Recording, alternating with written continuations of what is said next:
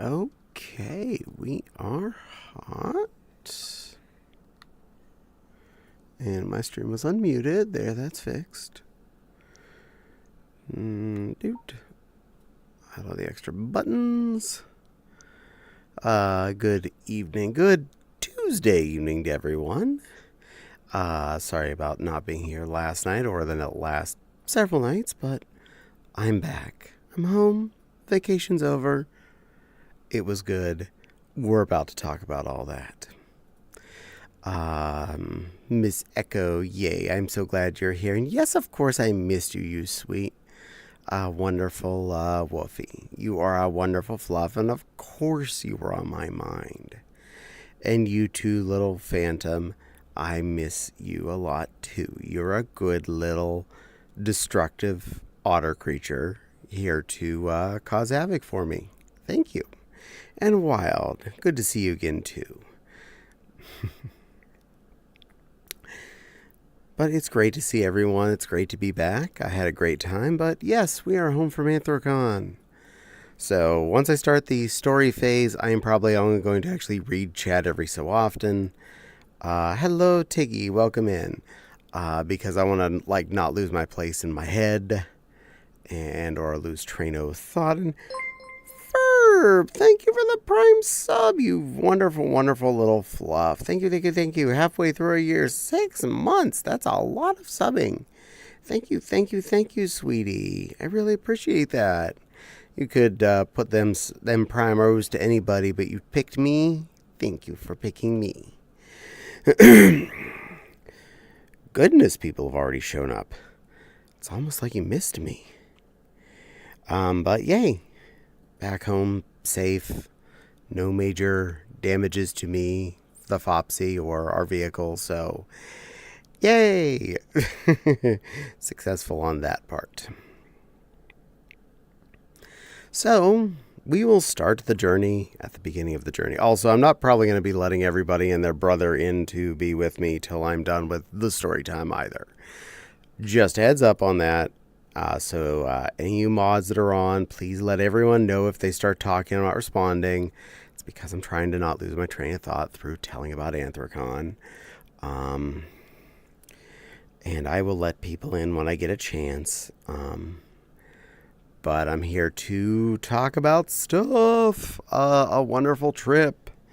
I did miss you, but my aim is getting better. Keep up with that.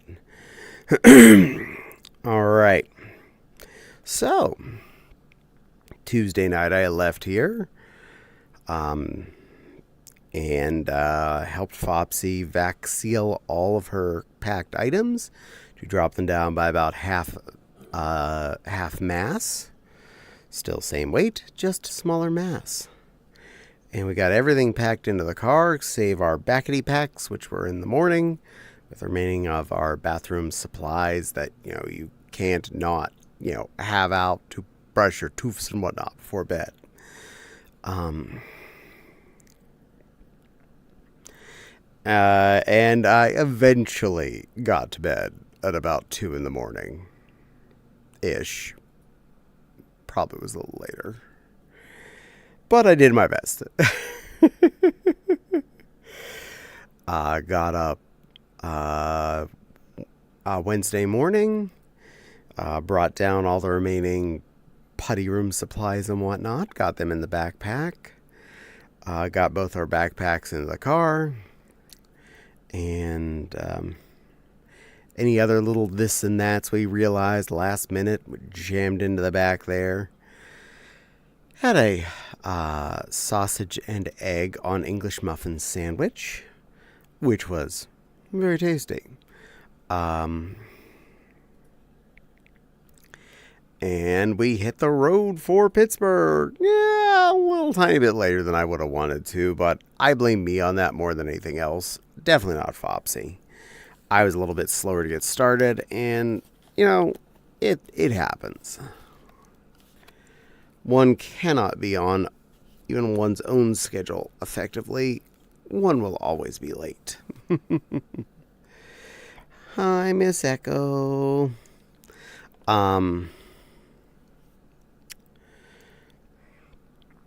The drive from here to Pittsburgh was actually quite non-eventful, which was almost to the level of boring. Thank you for the bets, Miss Echo. Um,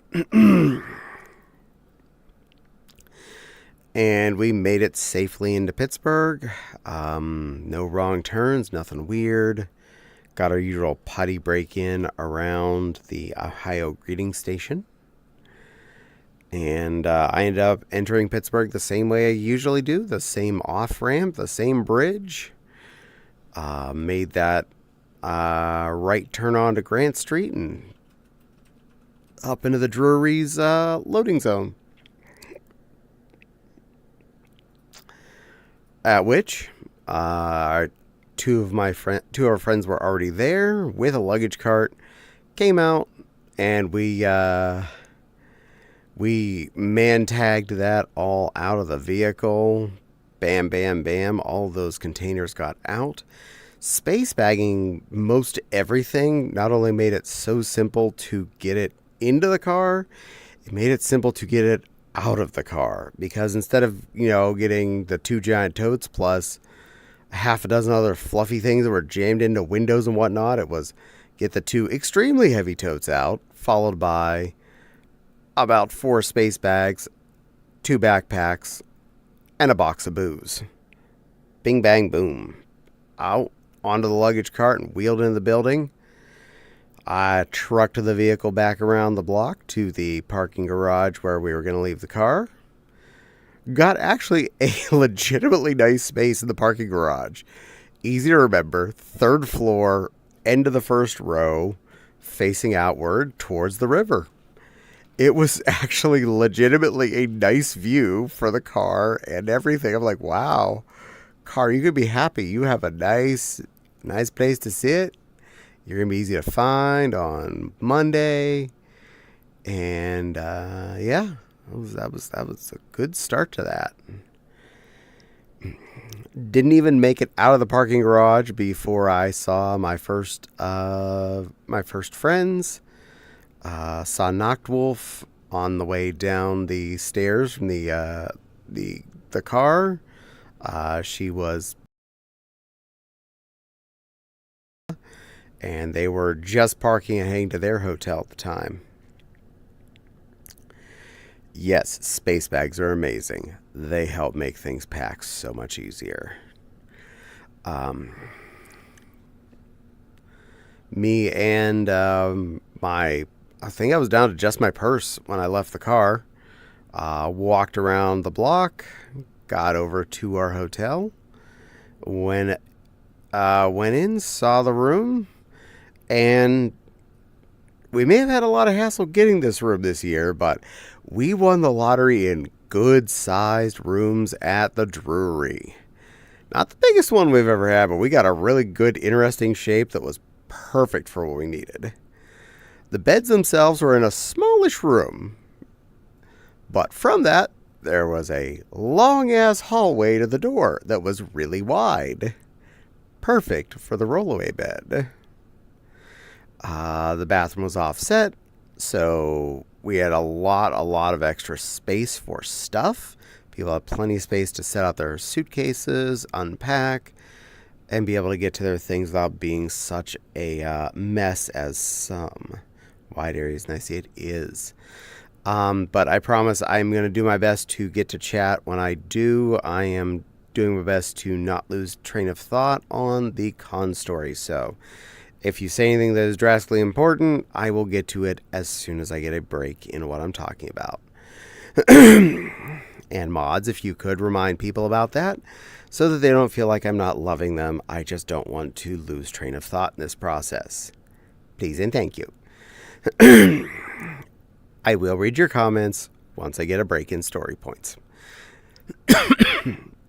So, we got all our stuff in, and we had 2 of our lost children that had not arrived yet. Thunder and Tavia were still both on their way in. So we took a few moments to sit down, unvac some of our containers, get some things unsorted again.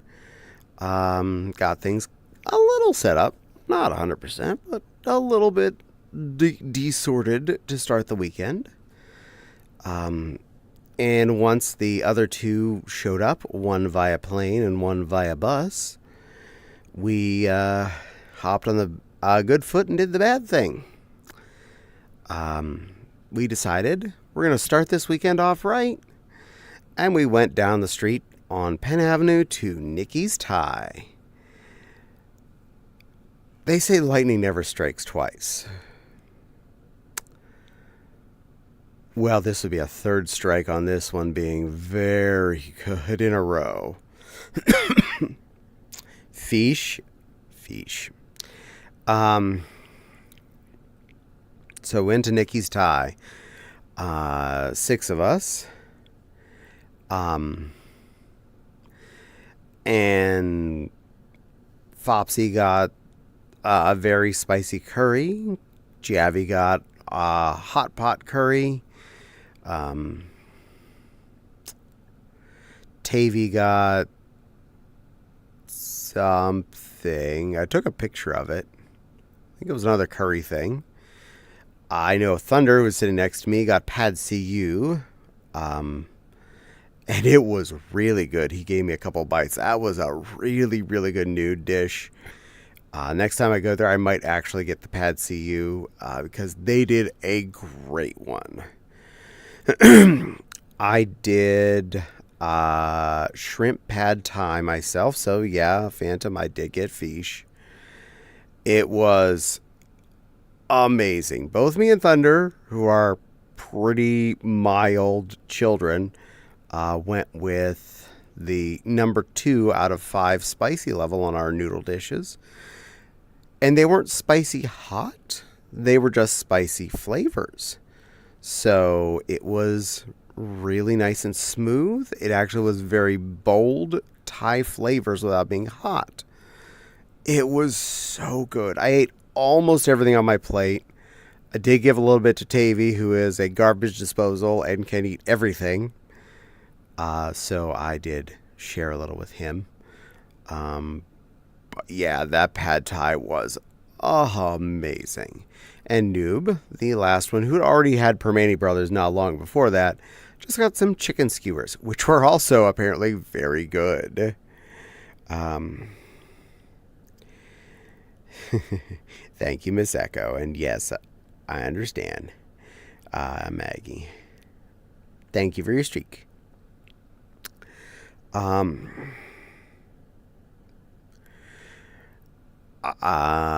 After that, we went back to the hotel room.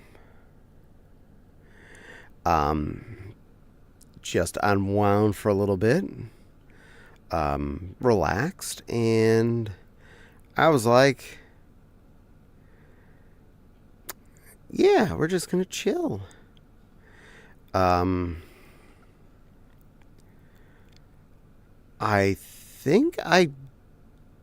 don't think I ended up fursuiting that night. I think I ended up actually skipping. I was going to, but I didn't end up doing it then.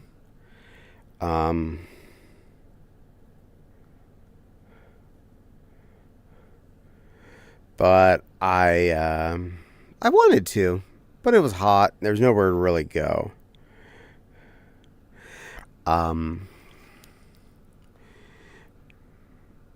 After that, slept that night.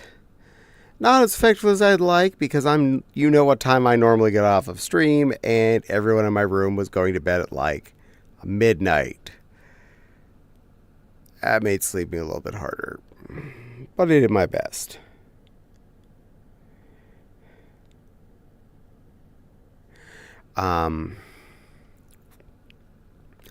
Thursday morning is registration, which was supposed to open at noon. Spoiler alert, it definitely opened way sooner. We went downstairs and had our usual Drury breakfast, which is buffet and included gratis breakfast. Always best breakfast. They have the usual spread as always, and generally the usual spread as always as of the Thursday morning before they figure out all the pigs they just invited into the room, which included the extra kind of eggs, the cheesy bacon ones, which some of our party does enjoy. I don't, but hey, gives an option. but I had some scampied eggs, sausage patties, a biscuit, and some sausage gravy on it. And of course, copious amounts of coffee, because I didn't sleep well. Followed that up with getting dressed in my French maid dress, because of course I did. Of course I wanted to be fabulous for registration.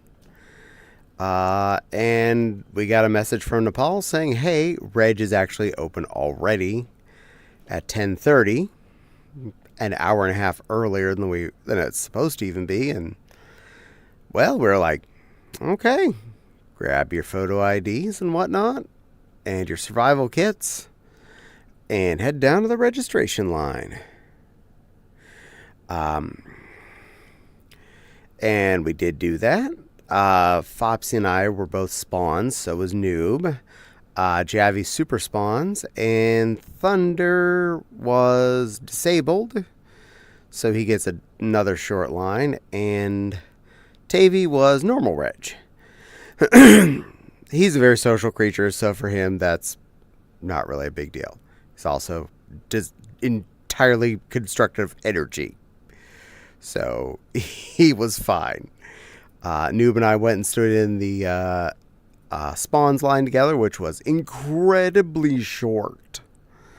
And I think we actually got to the end of the registration line right before Thunder and Autumn did, coming out of the disabled line. I was like, wow, that says how fast the spawns line was. We actually beat the disabled line slightly. That's pretty awesome. So happy about that. Got out of there, went to get our t-shirts, found out they didn't give Fopsy her ticket for her t-shirt. Fortunately, Nepal was there and went, fix this. Ran back in, got the ticket for her and handed it to her. So we both got to pick up everyone available that needed to pick up t-shirts, picked up t-shirts. Then we went upstairs, and since there's no events going on, just mostly was kind of socializing and people watching a little bit, roaming around the area, looking at stuff. And we meandered our butts back and relaxed just a tib. And we did start to feel a little hungry earlier than expected, so we decided we're going to go out and get some munch. And after some discussion of how hungry people were, we decided to go across the street to Candadado Tacos. And I do loves me a good tacos, and they do a great array of options and whatnot, all super duper stupid fresh. So it is literally just 2 street crossings from our hotel's doorway, and you're there. You can see the door to Candadado from exiting the Drury's back door. You just have to cross a barely used street and a 4-lane street, and you're there. So we did do that. We got to sit upstairs. There was absolutely no wait, which was amazing because that place is always busy. We hopped up there. 6 of us ordered a bunch of stuff, mostly taco stuff, obviously. Noob was stupid generous and bought the big bowl of guacamole for the table. For me, at Candadado, the guacamole is by far the highlight of that meal. I don't like a lot of guacamoles that are like pre-made or sold at a lot of the cheaper places, because to me they just taste like a bunch of stuff colored green with other spice and things. And I don't taste the one ingredient I'm there for, and that's the avocado. This tastes like mashed avocado, as it should, with barely anything else in it. And it's a big-ass bowl of mashed avocado, and it's always so good. I had a lot of that. In fact, in the end, when we were about to end dinner, he handed me the bowl. So there's still a little bit left. And I'm like, I got this. I just pull out some more of the tortilla chips and just scrape that the heck out. I was probably the most boring one there with my meal. My 3 tacos are really simple because I don't like a lot of stuff. I'm a pretty picky eater. But, hey, I still enjoyed it. And I really enjoy the guacamole and chips, so I call that a 100% win. It's a relaxing time to be with my friends, a relaxing place to be, and it's a fun location to eat at. So we enjoyed that. After that, we headed back to our hotel, because shortly after that, it was happy hour at the brewery, which means we have our free drink coupons. Officially, there were 5 people staying in our hotel room, not 6. There were 5 people in the hotel room, not 6. Only 5 people, not 6. So we got 5 sets of tickets for drinks. And because of Noob's recent heart incident, he's told to not drink booze except super sparingly, so he didn't have any. Tavy doesn't drink. And Thunder is, unsurprisingly for his size, actually pretty lightweight. Doesn't like to have more than maybe 2 at most. So he wasn't drinking much. So the other 3 of us there were like, well, shoot. We have a lot of tickets. Each person gets 3 drinks. By the end of happy hour on the first night, I'd had 7. Yeah. Or was that Wednesday night I had the 7? I think that was Wednesday night I had the 7. Things are already starting to blur together. Don't worry, I'll do my best to at least make it make sense. Either way, one of the first 2 nights I had 7 drinks at happy hour, followed by Nepal coming over with blue.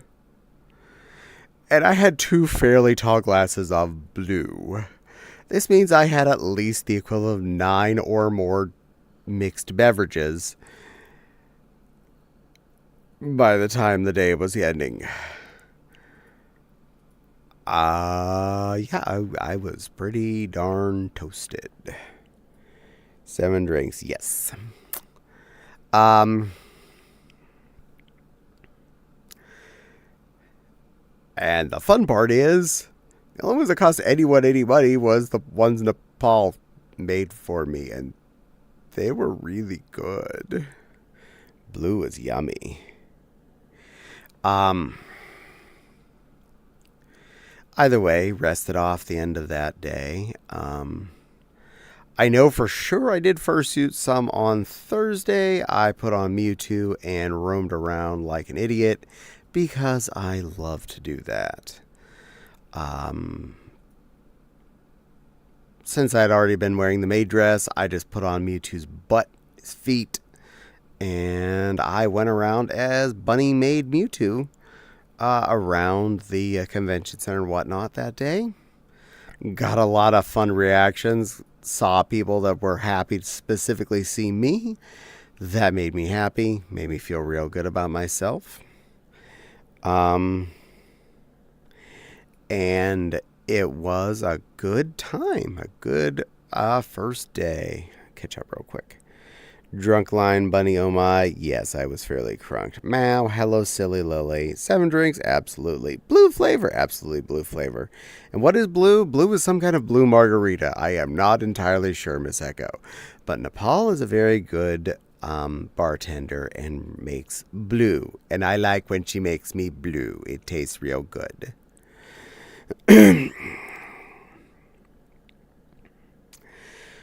And then Friday was the first actual day with stuff happening. Stuff is fun. Went to the dealer's room in a very, very pretty dress because it's me.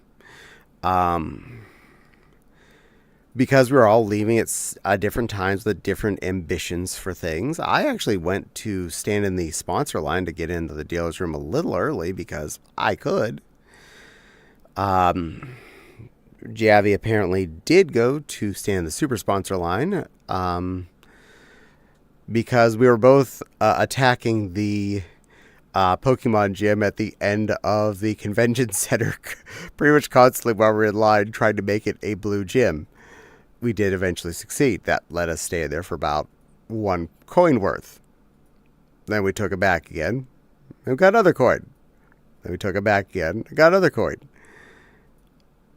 All in all, it was fun just sitting there doing something through the process of waiting.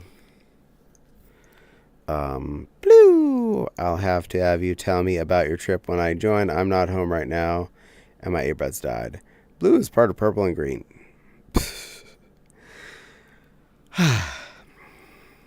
But while I was standing in that line, apparently, I was right next to both the people who run the baby fur panel and the person who runs the puppetry panel. And they were just talking about their panels to each other while I was standing there. That was actually pretty cool.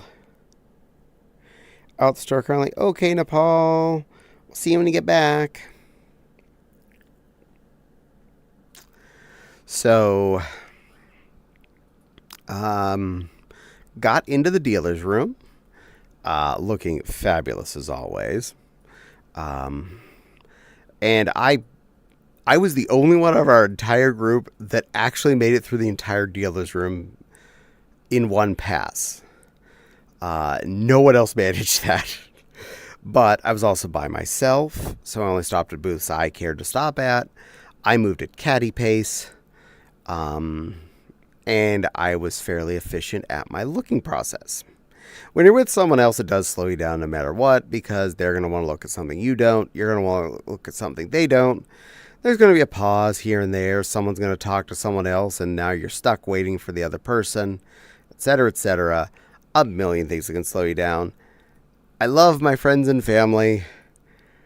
I like to shop by myself, at least on the power shop mode, where I happily take care of business. Fopsy went and walked around with Thunder, so they did it at their speed. Javi, as far as I know, made it to the North Shore booth, and that was it on first attempt. Not sure how much Noob got through, and Tavy was off being Tavy, so I don't know if he actually even looked at dealer's room or if he just was out having fun. Either way, everyone had a good first part of the day. I actively got compliments for just me when I was out and about in a pretty little pink satin dress. People saying they've been following me for years, letting me know how happy they were to see me, how happy they were to see that I was still just being me out in public. And that made me feel super good because I pride myself on not hiding myself out in public. Wearing my prettiest stuff to conventions especially, but still wearing pretty stuff out and about to just regular shopping and whatnot. So, yes, it did make me feel really good. I had several people stop and tell me that I was very inspiring to them to be out and about and be more themselves. And I'm like, well, good, do it. Do the thing. I appreciate that you're brave enough to do what you do as well. Good work. I only bought 2 things the entire time I was in the dealer's room. I picked up a pre-made like acrylic badge. It is a bunny head and it has follow me eyes on it. I've been seeing D. Bruin posting these on his FA for a while now, and then when I saw it in person, like, wait, that's only $15? Boop. Fine. That's $15 less I have and one more little badge I can pin on myself. Yay! And I got this really cool looking, it's like a 19 by 13 print of Mewtwo and both a shiny and a regular Mew with him. It's really freaking awesome. I will have to look for a frame for that while I'm out shopping on Thursday. That will get hung up. That was intense. But I didn't buy anything else in the dealer's room. That was it. Managed to get the picture back to the room safely, and spoiler alert, it did safely even make it back home. No bends or whatnot. And it's currently in between two bookshelves in a safe spot until I go to the store on Thursday to hopefully find a frame that will adequately fit it. It's not a lot of stuff I wouldn't mind having, but nothing else actually needed, so I was kind of skippied. Made it back to the hotel room, and apparently from our journeys, we at least temporarily gained a couple of people heavier than normal. We were at a group of 7 right then. And we decided we were going to try and go get chicken from the Eagle, which sounded like a really good idea. It's a bar. It's usually a quick sit down and getting fried chicken right away. That's an awesome thing. It's a bit of a walk, and especially in that heat, I was expecting to be less busy. So we make the long-ass trek there. Walk in the door, say, we'd like a table, please. And they say, do you have a reservation? No. We're only taking reservations. Fuck. Got back to the group, told them the answer. At least one person in the party checked, and there weren't even any reservations left for today. We could reserve for tomorrow. And we said to nope right then. And I was like, okay, I gave some options of a place we could still go to. Chinatown Inn was going to be a good walk to the north. And we just had Thai the day before, so not exactly a critical item. The other idea I had was, well, let's just go back to Siena Mercado, see if they have a table available, and we'll grab meatballs.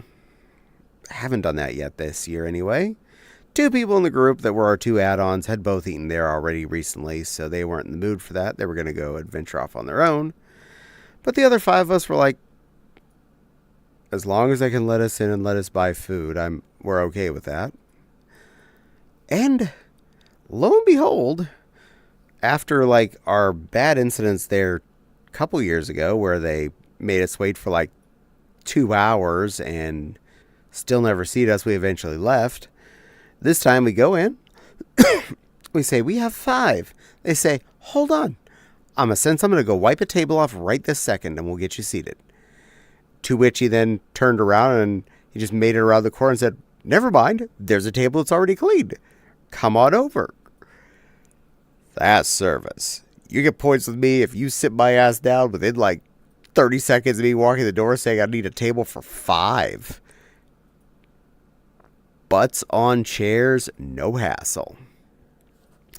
Their menu has definitely changed since last time we were there. It used to be like entirely meatball centric. That's like what that place was known for. But now there's a wide array of pasta and sandwich things on there as well. Fortunately, I did get one of my go-to old school staples, which was the 3 meatball hoagie, which I picked Italian meatballs and mushroom gravy on it.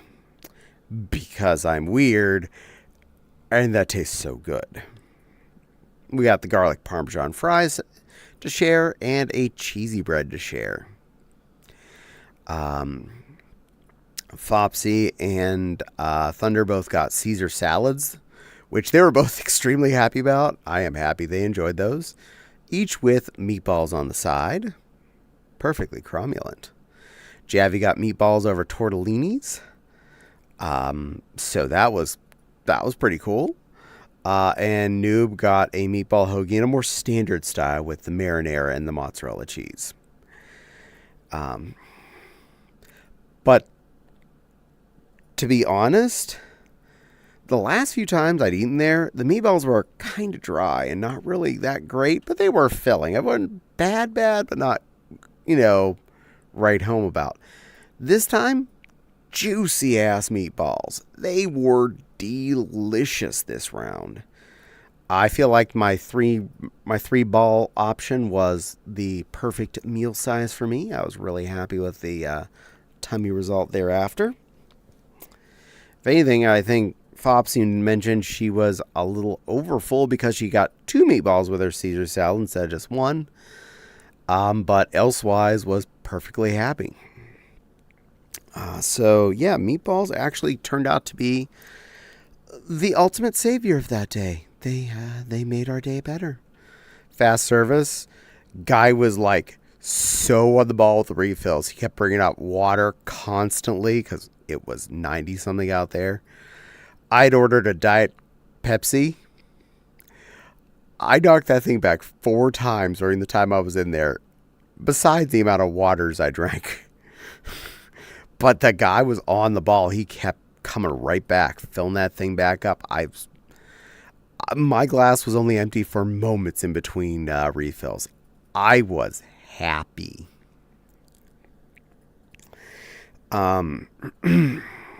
So Friday, absolutely on point. And I think it was Thursday night I did go to the dance with Nepal. We went and rocked it out. We both only lasted about 2 hours in suit, but I think we both had a great time. It was really nice. I can agree. It is hard to make a good meatball. Yeah, Tiki, it was all delicious. We had good food all weekend. Friday night, we did get the announcement officially that some Saturday events were unfortunately canceled. The parade, which I don't participate in, got canceled, and the block party, which I and all of Pittsburgh participates in, also got canceled due to the extreme heat. The reason why they lasted that long was because they were trying to make it happen. But unfortunately, the weather was not cooperating, and to save both the normals and the suitors from getting too much heat stroke issues, they did cancel it. I am not complaining about that. I'm actually really proud the convention thought to do that. No matter what you do, there was no way to keep all of the Pittsburgh guests cool, as well as all of the fursuiters cool, out in the out and about. There were no enclosed areas where we could put everybody. Normally it is like the length of multiple street blocks, city street blocks, or the people crammed in, as well as up and under the convention center and whatnot. So we didn't have any way to keep everyone cool, even underneath the convention center where it's in the shade. It was still boiling lava hot. So even if you just moved everything under there, everyone was going to melt and get sick. And no, we're not having that. And that's okay. Lana, sweetie, I'm going to let people in after I'm done storytelling, okay? I'm pretty good at making meatballs, and I'm saying that as someone who sucks at cooking. That's all good. I can go into detail on that if you'd like when I get back. It's all good, Nepal. Yes, I wouldn't mind. So, Saturday, since I was free, Nepal was less busy, I met Nepal in the second floor of the Westin, and we went and we walked around the dealer's room again. This time, me in fursuit. Ran around, had a great time. Got to go about the entire dealer's room with her, more or less. Got a lot of good compliments and stuff on my outfit. Had a great time. Felt real social. And saw a lot of people. I didn't buy anything, but that normally doesn't happen when I'm in fursuit. So that was a good trip around all the places. Happy about that. Friday night also was the Pokemon meet and greet. I went simple with my outfit for that, so I went with Mewtwo in a tutu. So it was my Mewtwo partial option suit, but wearing a tutu on it. That worked out really well. Quite a few people loved the joke. And that meetup was cramped AF.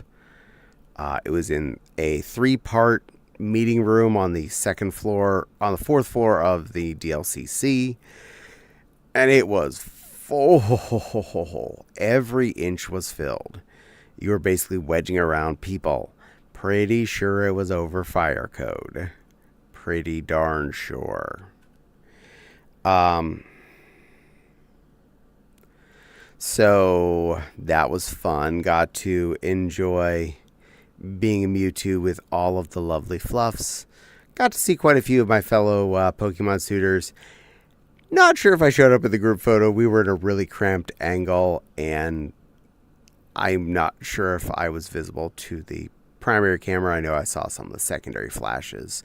Still not spotted any of those pictures yet, but hey, I'm hoping I run into them soon enough.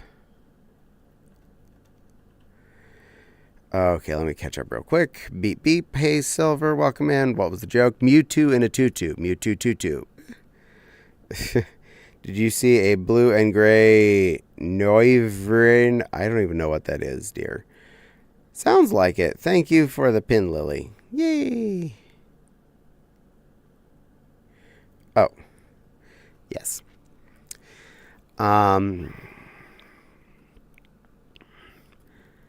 The things are starting to radiate each other, and I'm trying to do this as unmessily as possible, but I'm doing my best.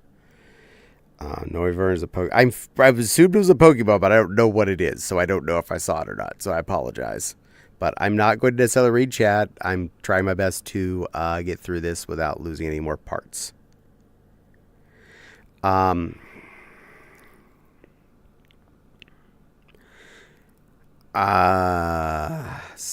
Saturday night, we did successfully get our drinky tickets.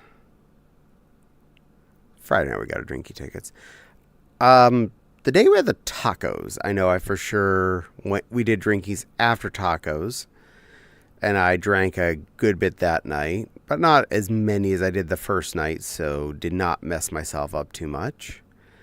One night I did personally skip happy hour, but some of our other people in our room did go down and try their darndest, but did not make a dent in it hardly.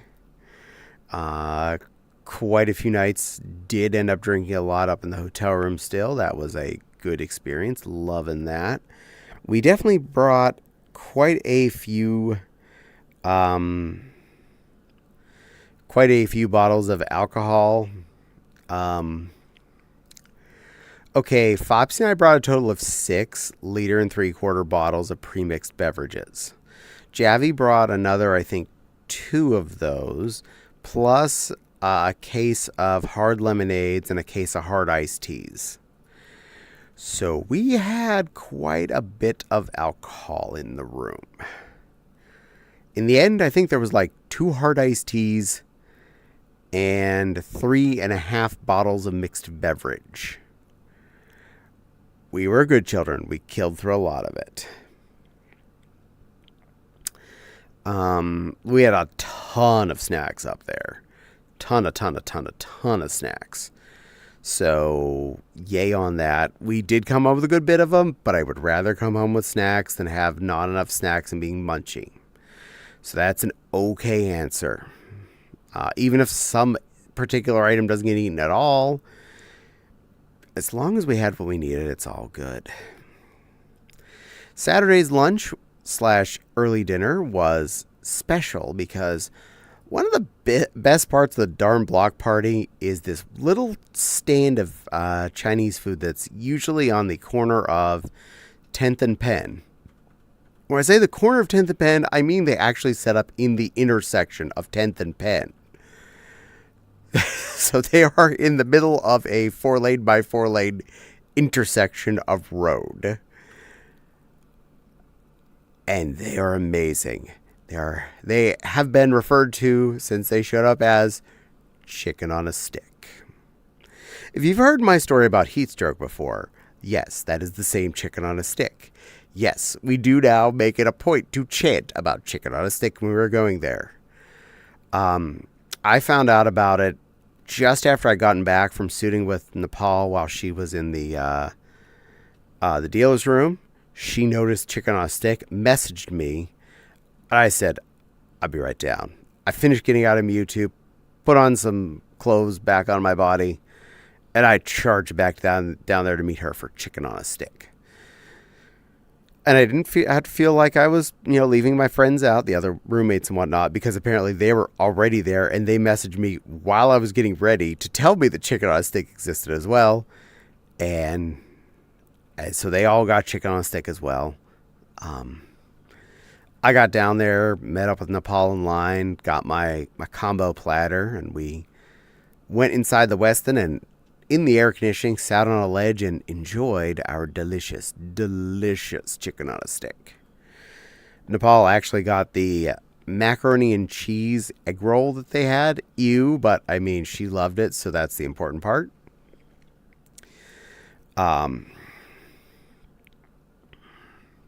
So that was an amazing meal. Flat out, no questions, no notes needed. Beautiful meal. It's junk food, but it's junk food that's made fresh, hot, and fast on the in a little tent. Like they're making the fried rice there, in a wok, on a grill. They're making the chicken on sticks there, on a grill. They're deep frying the egg rolls there that they made fresh. It is intense and amazing. Almost too filling. I barely made it through my combo Play-Doh chicken on a stick. Didn't eat any more food that day. Didn't care I didn't eat any more food that day, really. I think I may have had a hot dog at happy hour later. 2 hot dogs. But I figured that was acceptable. That was much later, and man, good dinner, good time. Chicken on a stick. Chicken on a stick. Yeah, Nepal. Always a plus. Chicken on a stick is apparently a popular... I'm learning. What do they do to the chicken? They put it on a stick and they grill it. I have no idea. Same though, it's not really a dream, just something I'd like to do. My dream is to attend a con, but I doubt though. I'm sure it'll happen, Miss Echo. Eventually we'll get you dragged out to one, and thank you for clipping that. Hey Nepal, hey Wild, hey Maggie. Hey Plushie, sounds like a food truck food, which is very good. Hi Wild. They come in a U-Haul, open their crap up, they put up a pop tent, and set up all their hardware. I am sure they have a restaurant somewhere, and this is how they do for this sort of thing.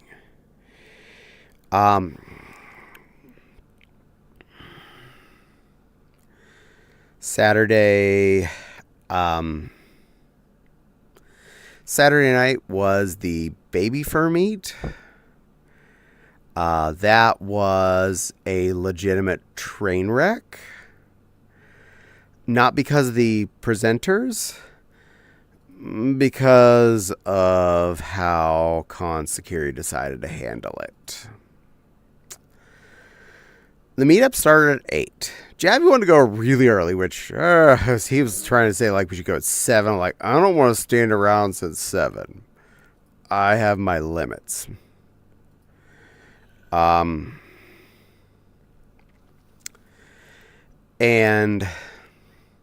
But we went at about 7:30, which is, in my opinion, pretty darn good for being early for a meetup, especially if there's going to be an ID check. We got there, had our IDs ready. We went up the escalator to the 4th floor to go towards the meeting room to be ready to line up to hand out our ID and say we are, old AF. Only to get to the top of the escalator and told, no, go back down. We're checking everybody's IDs before they're allowed to come up the escalator. Your security, I have my ID right now. Can you do that now? No. Go down the escalator. But you weren't stopping me from going up the escalator. And now you don't want to look at my ID. You're just telling me that I have to get my ID checked, not by you, but by someone else, who's another person with a security jacket that is not going to do anything more than just look at my ID and say sure and make me walk by, which is in the end what happens, but we're not going to get there for a while. So we get shooed back down the escalator, and there are like 5 security people standing there like, okay, well, are they going to check my ID now since we're down? Okay, here's my ID. Can I go back up? No, you have to go wait in line. What line? And they point over across the hallway where they'd made a line formed. Oh, good. This is going to be fun. First off, we have a disabled person with us who can't stand very long. Him and Autumn were about to go back to the hotel room. Fortunately, they found out there's an elevator and a line for the disabled people to go stand in that is shorter. So Autumn was the handler, and Thunder was our somewhat leg-disabled humanoid that got to go up the elevator and go sit on a chair while waiting. They had enough fun in the fact that they got ID checked, got up the elevator, got to the top of the elevator and told to go back down the escalator to get ID checked, to which all of the people that were with them were like, we just got ID checked and we're told to come up here and wait. And after some discussion, they were allowed to sit on the comfy benches and wait. Fortunately. I'm already pitching enough of a fit. We did not need more of one. So, after I had those of us who are going to wait in the magical line of doom started to go our way, walked across the pathway to where the line started. Like, okay, here's the line. All right, let's go back and follow the line. Okay, we're still following the line. We are still following the line. We are a long way. We can't see the escalator anymore. We've passed the next escalator that goes up the other direction. And we're going deep down the other hallway. So there's a long ways we've walked. And I finally get in line. I am nearly to the other end of the convention center. Standing in a line that is not moving at all. All of us are there and have our IDs. The line ends up making it back to the end of the hallway and curves past that into the next area. So the line isn't even done there. It kept going. And the line didn't even get to start moving till well after 8 o'clock for this panel that starts at 8 o'clock, mind you. And by the time we made it through the line that was moving stupidly slow, we get to find out we are already up there to a room that's over fire code full, and we get to stand in another line. It's well over a half hour into this meetup before we're even allowed to go in, and of course by then, all of the tables, every chair is filled by then, so those of us who are finally sneaking in, well, we're either sitting or standing by the wall because that's the only place you can be. Wow, this is magical. I'll be honest, I did not have a great time at that panel at all. Couldn't really hear the announcers because they were all the way at the one end of the room. Couldn't really hear story time or anything because I couldn't really maneuver over there and there were no chairs over there, so I'd just be standing at story hour. So I was standing where I was. So I just stayed where I was because at least I had a wall to lean on. I cannot sit on the floor because I cannot get up off of the floor very easily. My knees do not think that is a fun party. I should probably aim for that disabled line sooner or later, but, I don't want to get in the way of anyone that's, effectively really disabled, not me, who just can't do a lot of things anymore in my age. So end up leaving that meet about an hour of me actually being there because I was bored and there was nothing to do. No, I even tried to socialize, and because a lot of the people there are introverts, almost nobody talked to me back when I tried to talk to them. Like, oh, cool. I am an extrovert. I'd like to communicate with other humans. Nope. We're not doing this talking thing. Okay. I'll just stand here and be quiet if that's all right then. This is great. So that was kind of a bust. I believe after that we did go back to the room and had drinks. Because drinks. Sunday, start off, I believe I did start off just by straight up fursuiting to that one. So I strapped into Mewtwo after breakfast and went out and had fun. Got back to the hotel room and unsuited and found out that Fopsy and Thunder had gotten some permane sandwiches, which I'm really happy they did. Fopsy was sorry that we didn't get one for me. I was like, no, it's okay. I'm not hungry. I'm good right now. I saved myself for dinner that night. Chillaxed a bit, unwound, chatted, sipped a little more naughty beverage. And then did think ahead and put in our reservation for dinner that night. Sunday was a bit of a special one because Sunday is a special day. It was July 5th. It's mine and Fopsy's wedding anniversary. And we were going to the Texas Day Brazil across the river, a.k.a. a Brazilian steakhouse, a.k.a. a meat faucet. And all I'd eaten so far that day, food-wise, was a waffle and 2 sausage patties for breakfast. I was going on perfect empty. I was ready for this. Swift and Sill, who were not actually attending the con, but were hanging out with us here and there, said, we have to drive there anyway from where we're coming. Do you want us to just pick you up? And we were like, hell yeah.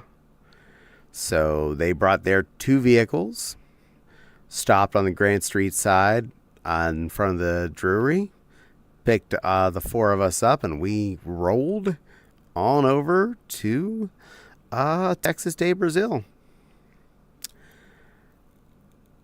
I am happy I went there empty. It was delicious. Start off with some stuff off the salad bar, and I say that the biggest quotes ever because half the stuff over there is definitely not salad. I got some sauteed mushrooms, some prosciutto, some smoked salmon, and just a little bit of, probably shouldn't but did anyway, shaved fresh Parmesan to start my meal. And follow that up with all of the meat. I don't know how much I ate. I do know I had quite a few different parts of steak. Some wrapped in bacon, some not. Some that were rarer than others. At least one piece of pork, which was fine. It was a little dry, but it was actually still good. A big slab off the leg of lamb, a lamb chop, and just so much cow went across my plate and into my tum-tum. And a rib. There was definitely a pork rib in there. There wasn't much meat on it, but I was actually okay with that because I was trying to pace myself through the whole process. So if I'd wanted more, I could have had more. It was divine. Waddled out of there happy, not in pain, happy. and back to the hotel room. Ended up having some guests over and hang out for the rest of Sunday night and chilling till Monday morning. Monday morning was a little bit of a problem because we were up kind of late and most of the people in our hotel room wanted to sleep in. Fopsy was up at like 5:30. I was up first time I checked the clock at like 7:30, and I was like, I want to pack, but I can't because I have space bags and those things are noisy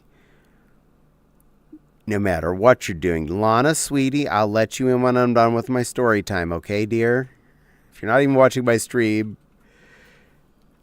I'm a little annoyed if you're asking to come in without it, without that first. But fortunately, everyone, it was about 8:20 when I found. I was like, whatever, I'm packing it. We have to get out of here before they kick us out. So I got up and I started pulling out space bags and packing my stuff in. We successfully got everything vac bagged and re-vac down with little hand vacuums I brought. Crammed all into our smaller containers. Got all out nice and safely. And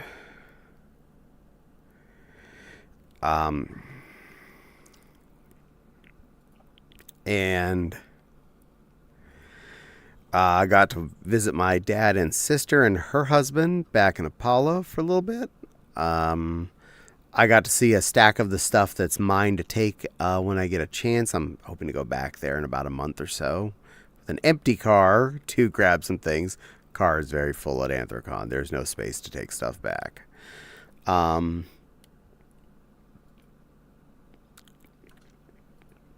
Hit the road, came on back home, grabbed Arby's when we were almost home, and around 7 o'clock, we were back in the house. All of our stuff quickly got in and out of the car, and we sat down and ate our Arby's, which was tasty. The space bag thing may not save us much, but it does make things easier to pack more into the big totes, which means one large object is the majority of the thing for each of us, and it has wheels and a handle. Anything that didn't fit in there was almost entirely in space bags as well.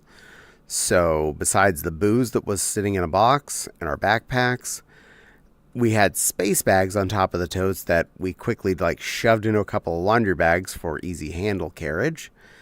And that was stupid efficient. It was so few items to get out of the car, quickly get onto luggage carts and or get back into the car in the end here when we're packing to go home. And even so much as when we were unpacking out of the car at home, pulling all the space bags were on top of things, the boxes, the backpacks, and then just wheel the totes in that had even more space bags in them mostly, and the couple of fursuit heads, and boom, easy to unpack. One of the few other things that I missed was, I don't remember which night we did it, but Javi was like, let's go down and actually see what the second floor bar is like at our hotel, because we've never actually been there. So we went to the bar on the second floor, and several of us got desserts, and Tavy got chimkin wings.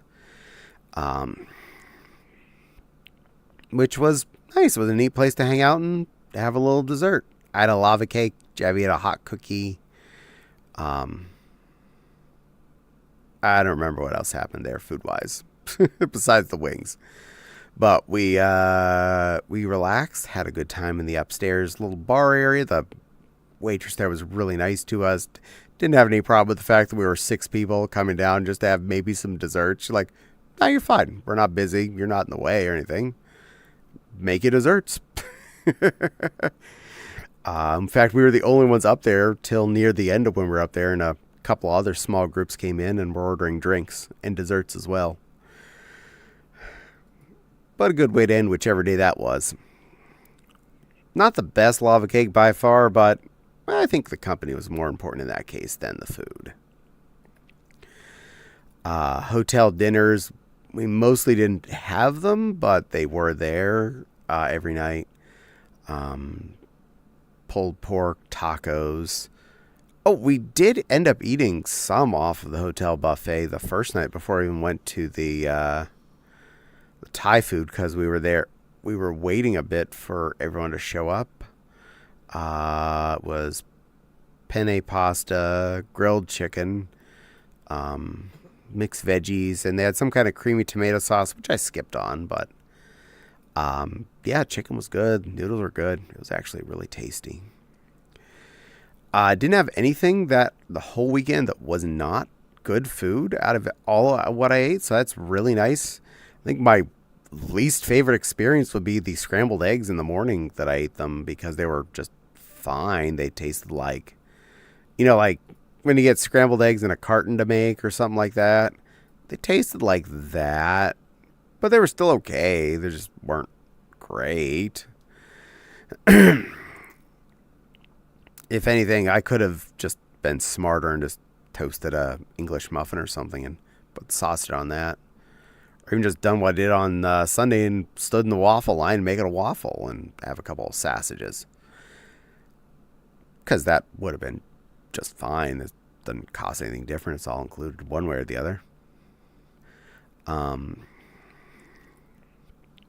Either way, successful. Food was all good. Hanging out time was great. I fursuited pretty much every day for several hours, so I call that a win. I know at least one day I did suit twice, so double win on that. Got a ton of compliments, a ton of people enjoying my presence. That was all heckin' amazing. All right. Let's check some stuff here.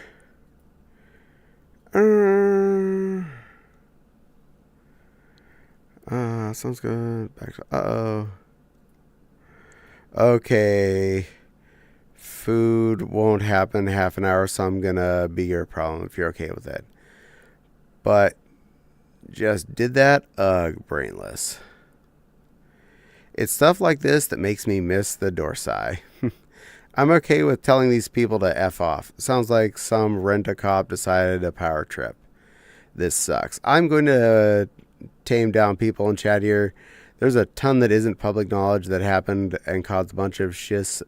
Just suffice to say, doing ID checks in this manner and having 18 plus panels in this area is all new and there are learning curves.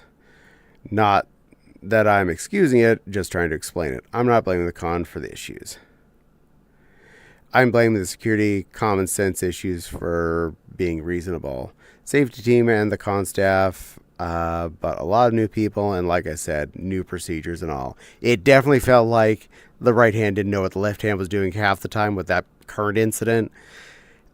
And I am 100% saying there should have been planning that somehow you would have had that floor cleared out or managed a way to clear out the remaining people so you could start clearing in.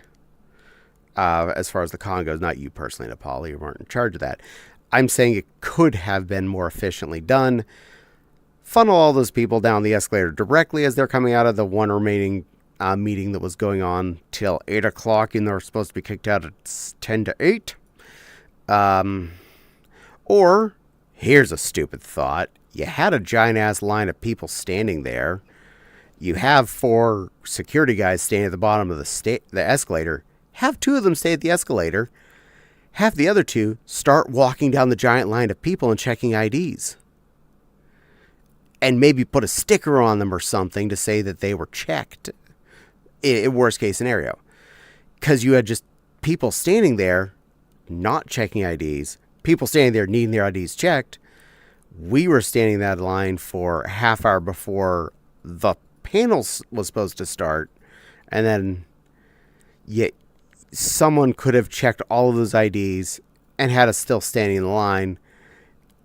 And it would have been fine. Heck, even if it would have been about halfway up the line checking the IDs, then you could have just had that first half of the line actually just move down. There are people you can still see. The first people that are sitting in front of the escalators could have actually seen what was going on. Checked them, moved along. That would have made at least some level of sense, and you still would have gotten to check everybody's IDs. The fact that they would not check a single ID until they were ready to let us go up the stairs, like, you are just wasting our time now, aren't you? And then the fact that it took over a half hour after the panel started for me to get into the panel, and I was there a half hour before it, that is bullshit level. That I am calling extreme bullshit on. That was a failure on Anthrocon's part to get that concept right. If you're going to check IDs, check IDs. If you're going to kick people out of the floor beforehand, kick them the hell out well ahead of time. You have all those panels ending at 10 till. Every panel ends at 10 till, whatever the hour is. Get them out of there, or find a way to mark them off. Don't have them being up there and being a problem for all of us who came early for our event to have us not be at a quarter of our event. Either that or move the baby fur panel down to Hall C, because if we're too many people for fire code for that room, let us have the big room. If we're a line outside of that room the entire time that panel's going on, it deserves the bigger panel room. This is not the first time that's happened. It's not the first time I've been stuck outside of that panel because there wasn't enough space. So that makes me not want to go to that panel, because I can't get to that panel 2 years in a row without waiting for over a half hour for it. And not, when you're waiting that long for a panel, you're missing so many of the things that are going on. And by the time you get in there, you're into a crowded room that has no space for you, even though you're theoretically within the fire code. That was the worst experience of the entire con, was trying to go to that panel. And that's sad, because that should have been a highlight. And unfortunately, it becomes a bad experience as a whole.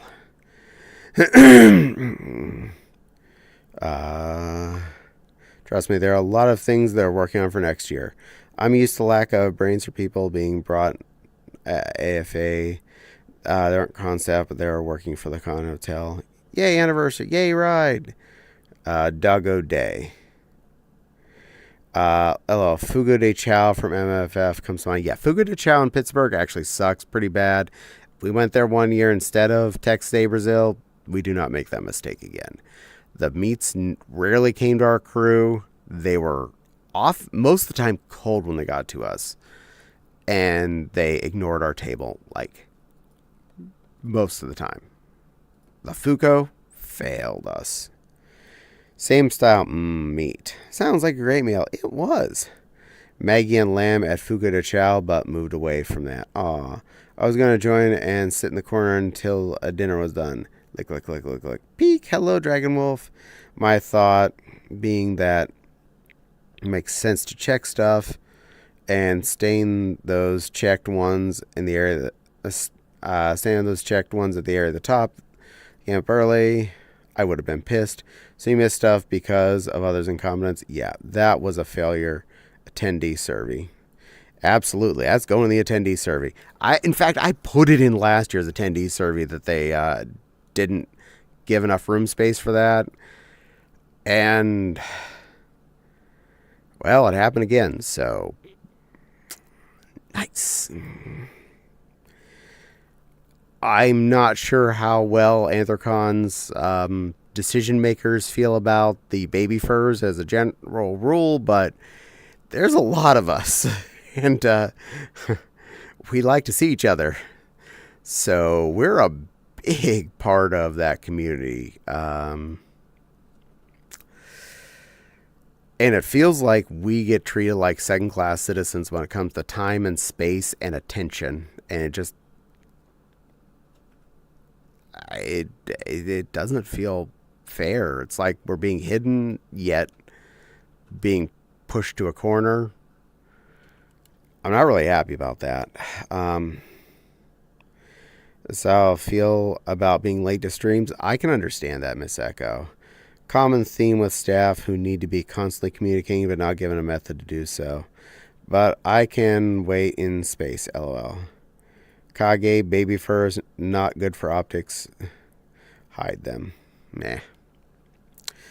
So that is my biggest complaint about the entire event. And it's the same biggest complaint I had last year, too, was the lack of ability to get into that panel. Standing in line, waiting to be allowed to go in. I complained about it last year. I'll complain about it again this year. I'll expect nothing to change next year. That's my opinion. I'm sorry for anyone that, has high hopes on that one. When nothing changes in 2 years, it actually got worse this year than last year.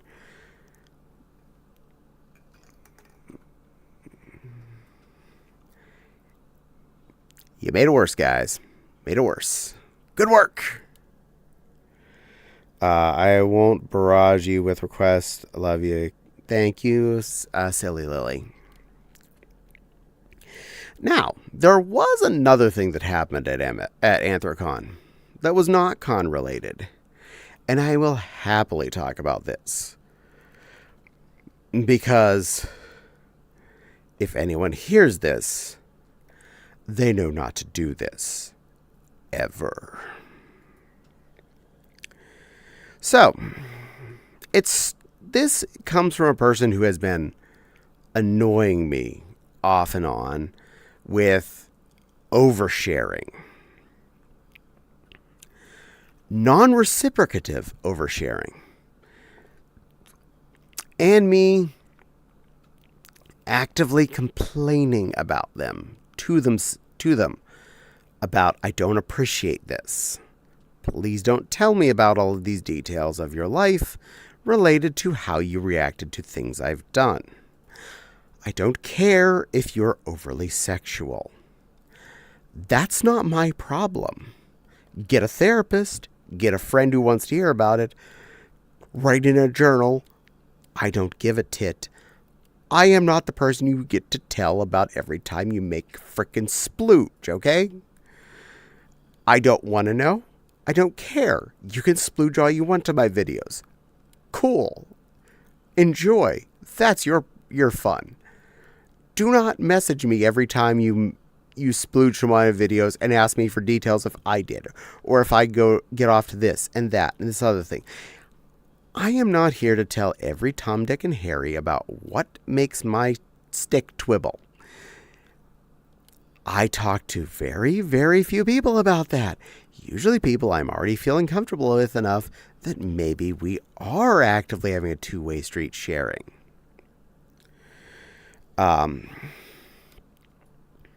So, while I was at dinner on Wednesday night, eating my delicious pad thai and being, yes, that was after the 7 drinks, so I was actively fairly crunked, and I was okay with that. They start messaging me. I get like 6 paragraph long Telegram messages in a row. I'm like, I should answer this. Okay, hi, I'm at Anthrocon. I'll be back Tuesday. Okay. Oh, you bought something off my Etsy store. Thank you very much. Okay, thank you. Okay, I'll ship that out Tuesday. Okay, bye. And then they started to make requests. Oh, could you wear the shorts first? No. I send out clean products. At most, I put things on for a photo or a video, and then I don't wear them again, so no, I'm not going to do that. I don't respond. Also, could you make spoopies in them before you send them too, and leave it? Big stain in the front for me? I'm not sending biohazards to the mail. I'm not responding to this. Keeps going on. I keep saying I'm at a con, and I will send the stuff out on Tuesday. This keeps happening. They keep messaging me all the way through Thursday. Long paragraphs, very sexually advancing, getting mad that I'm not responding to them very quickly. And I'm like, also got mad at me that I didn't want to make them my boyfriend or that I didn't want to make them a close friend. I was like, friendship's a two-way street. First off, I have to actually want to be your friend too, not just you want to give me things and give me attention, I become your friend. That's not how friendship works. That's how bribery works, and I'm not into bribery. They wanted me to become their boyfriend, and I quickly said, I'm married, dear. I have a loving partner. We are definitely married. I'm not looking for a boyfriend. This kept going and getting madder and madder that I wasn't responding fast enough. Is this how you treat your followers? Is this how you treat the people that support you? By ignoring them, by not responding to them, by not letting them have things. And I'm like, dude, told you since Wednesday I'm at a con. I'll be on Tuesday. I will mail your product. I'm not responding to you when you start to talk to me about spooing in your shorts or asking me to spoo in my shorts. That's not happening. I've already told you I don't respond to that more than a few times in the past. I'm ignoring that. And then started to go like, well, why aren't you responding? Why aren't you responding? I'm like, okay, I finally was like, I'm tired of this. Okay, you're way too sexually, aggressive. Your advances are not really appreciated. That's why I don't respond. I don't appreciate a lot of that conversation. I'm not here for that. I don't enjoy any of that. Please stop doing that. That's why I don't want to be your friend. Oh, this is how you treat your only fan. I am your biggest fan. I'm your only fan. I'm the only one who supports your channel. I'm the only one who's doing anything. I'm the only one who wants to buy things from you. I'm the only one who supports you. It's only because of me that people watch your YouTube channel. It's only because of me that you have anyone that pays attention to you. I am the only reason you have friends at all here. And you treat me like this? Dude, I was just saying, calm down with telling me about every time you nut off. I didn't say you had to go away, but now I'm kind of feeling that. I want a refund now. I'm like, I'm on hotel Wi-Fi. I'll send it when I get home. You're not going to even do it. I'm going to report your channel, your Ko-Fi page, and say you stole my product and my money and you didn't give me my thing. I'm like, dude, one, you put in that order on Wednesday. This is now Friday. Do you realize how not instant, creator type pages are on delivering things? Half of them don't even mail for a week. More than half of them don't even mail for a week. Easy. The fact that it was yesterday and you're saying I haven't given your product from me in Indiana to you in Canada, well, bull, fluff, and shit. That has not had a chance to even not happen yet. I was still at that point willing to ship the product. And I was still offering to that point, okay, I will either refund your money or ship your product on Tuesday. Your choice. I will do whichever one you want, but I don't want to talk to you anymore. No. You'll refund my money. Okay, I'll refund your money. Fine, that's what I'll do. I'll do that on Tuesday when I get my ass home. I'll give you 1 hour to respond. I'm reporting you to coffee, and I'm going to report to my bank, and I'm going to get everything closed down and get you canceled and make sure no one ever sees or watches you again or can buy anything from you again. No. It was about that time Nepal was just getting off her D&D session. And I just messaged her and said, can you help me with something? This person's being unreasonable. Send me screenshots. And I did. And the plushie attacked. So that was Saturday night because that was the night she normally does her D&D.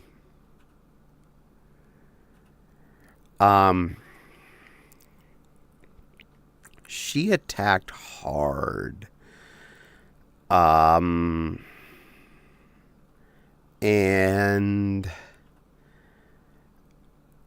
I'm not sure if that person ever had calmed down in the process, but we made it clear to her that there was no shits left to be given. The refund will be processed. I still got a message the next day asking when they were getting their refund. I just didn't respond. I responded on Monday when I did actually get to do it. I was still well conscious enough Monday evening to go to my PayPal account, click and do the refund, and get that sent off. Both that and the about $6 tip they added on afterwards. Okay, that's fine. You gave a tip. First off, you shouldn't have auto-bought on something. It says specifically in the details, if you're not in the United States, message me. I will actually get you an accurate shipping price. But no, they didn't. They just accepted the $50 shipping charge. Okay, that's on them. They're dumb enough to do that without, checking on anything. Cool. So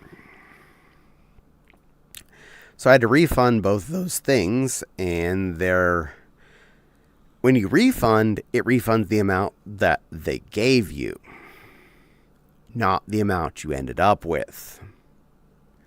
So it ended up costing me about $8 to refund them all their money because PayPal fees had been out of that money before it was put into my hands. But I had to refund the entire amount if I do a refund. So I'm out $8 for being harassed by an asshat.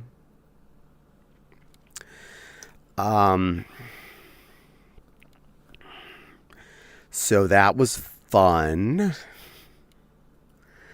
And that's now been all sorted, and I have made it very abundantly clear I never want to hear from them ever, ever again.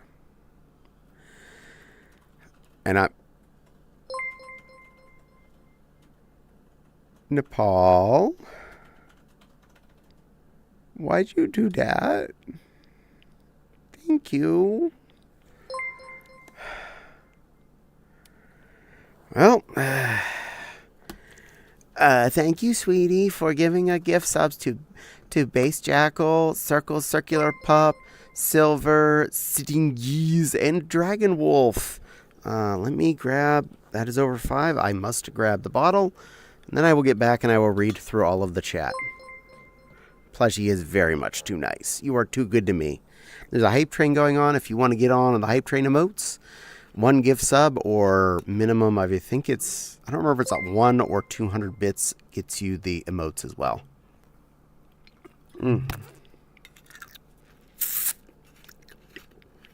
Oh, that's good squishy. I'm going to have to buy that brand of coconut rum again. Oh, hot dog. Hot diggity dog. Okay. Now that I've finished with all of that chaos, I'm going to scroll up and read chat.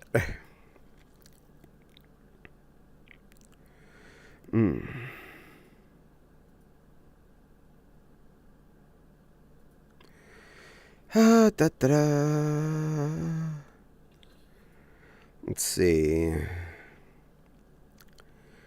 So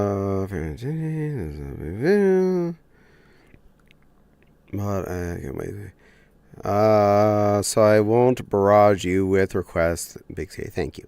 Maggie watching the femme fursuit photo shoot evolve. Exactly, same thing. Oh, I had fun with this.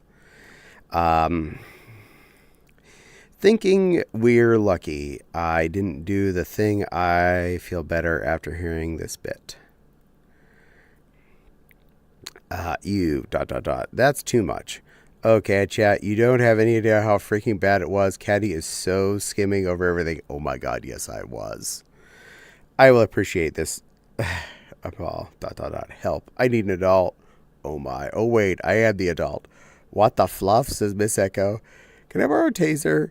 This is where I'd block them and not want anything to do with them. Yes, the problem is there was a transaction hanging, and they can hold that over my head until I can deal with that, and I can't deal with that until I got home. Oh yeah, oh yeah. Oh Chad, give Kenny's story a chance to evolve. Yep. Maggie worries at times she'll come off part this way. I feel better about myself. Plus, yeah, I need snuggles. Come here. Hugs Maggie. Trust me, Caddy is safe. I know, I feel dirty. Oh, Caddy, can I tell the other half of the story when I get into art? Absolutely. You are welcome to tell your parts of these things when you are here. Fwee, I had a product shipped from Canada on Thursday, July 2nd, and it's due on Monday, July 13th. Yeah, so, like, even if you order something, you're not going to expect it to get from the United States anywhere to Canada in a day. They can't complain you're, failing to get your object. You haven't even given it a chance. Haha. Nepal would fail. She sure as hell did. Good. That was Friday night. It was Friday night? Okay. I am... Everything blends together at a certain point. I am bad at being exactly which night things happen, but I'm good at knowing what happened. Good, Nepal. Sad I missed it. Oh, Miss Echo, I had fun. Protection plushie. You were. Your fund has been denied. Faff off and have the day you deserve. Caddy, thank you for my... And that's when we did that. I think my ego is slightly broken because anytime people talk about negative people in her worries. Oh no, run away. Okay. Plushie is too nice. Caddy, I told you that refund wasn't going to be an issue, didn't I? Yeah, I know, but you didn't have to. LOL. Thanks for the gift sub. Yay! Read it. 100 biddies. Okay. You're welcome, Dragon. I have $30 in tips. Smiley. Dragon Wolf is looking all cute and blushing. Sorry, negative talk gets me worried. It's okay. All of the stupidity is over and dealt with. And the hype train is about to end. Thank you so much, sweet plushie, for making that happen. You are too good to me. I really appreciate that. So we'll get... what is the emote I get this time? Is it fish? There.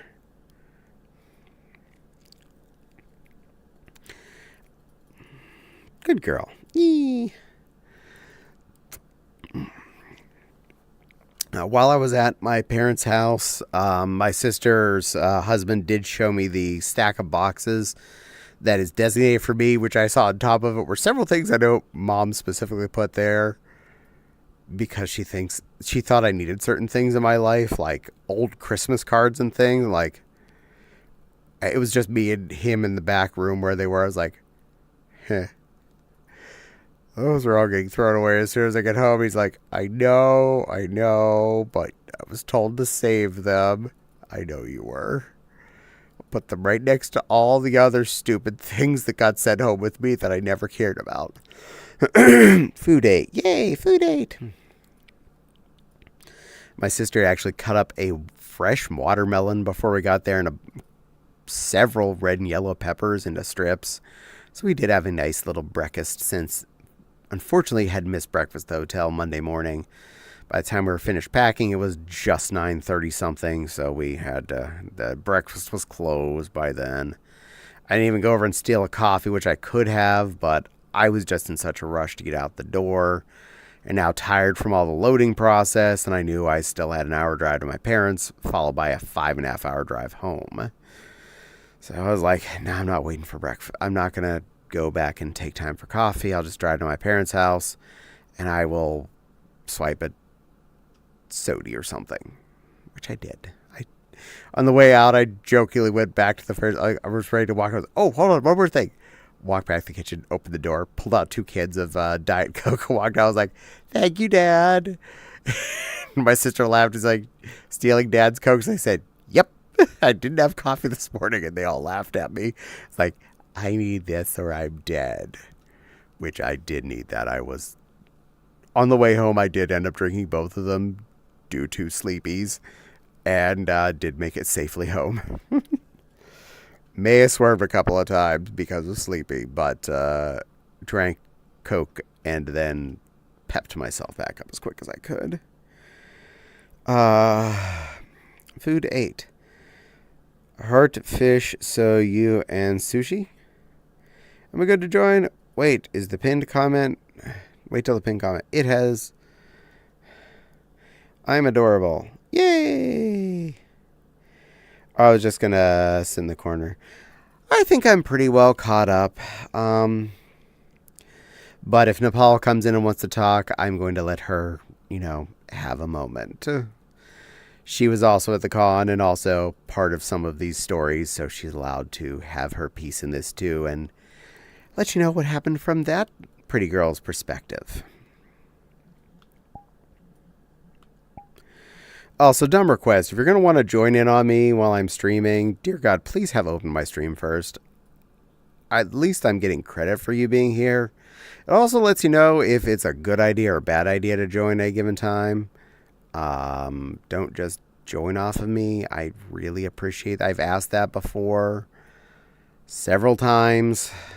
But yeah, before you join in visibly, please have open chat first.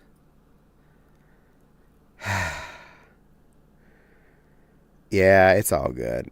I've been here. Yes, you have been. Someone else that's requested twice during my story obviously wasn't here. So there's that. You're allowed to come over, dear.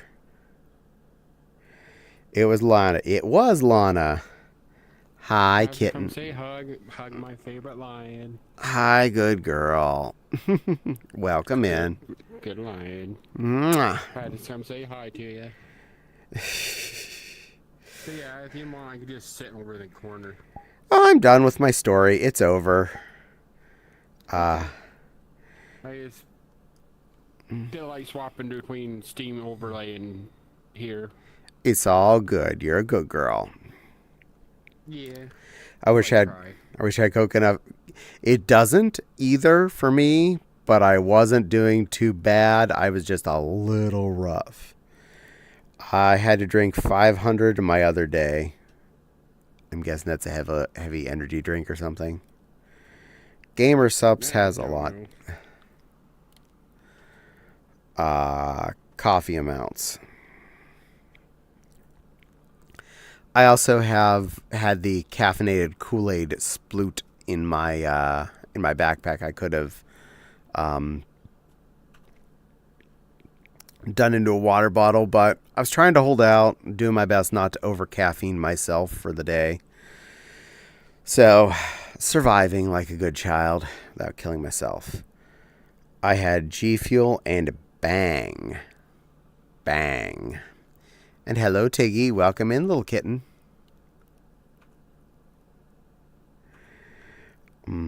I get to make jokes about drinking doggy style. This is actually my second cup of coffee right now. That's not too bad. I mean, I have no problem with eating this, having a second cup of coffee. I think most of the mornings at the con, I had 3 cups of coffee before my day actually started. And between this morning and this afternoon, I had 3 double shots of espresso in the end. I actually had forgotten I'd had my second one already when I went to make a third one. I still made it and drank it because it was good. 500 milligrams collectively. Oh, that's a lot. I just have your tab muted so you're not double in my... This is fair. You're allowed to do that. I do that when I visit anyone else's streams too. Flavor is an apple peach tea. I'll take the apple side, not the peach side. Peach to me is yucky. That's what you're supposed to do. Yay! And Jack is lurking. Have a good lurk there, Jack. All in all, yeah, Anthragon was really good this year. I had very few negative occurrences out the whole thing. No matter all things put together, I had a lot of very positive experience. Ran into a lot of wonderful people. I didn't list everyone I ran into because I'm going to forget if I try and do that.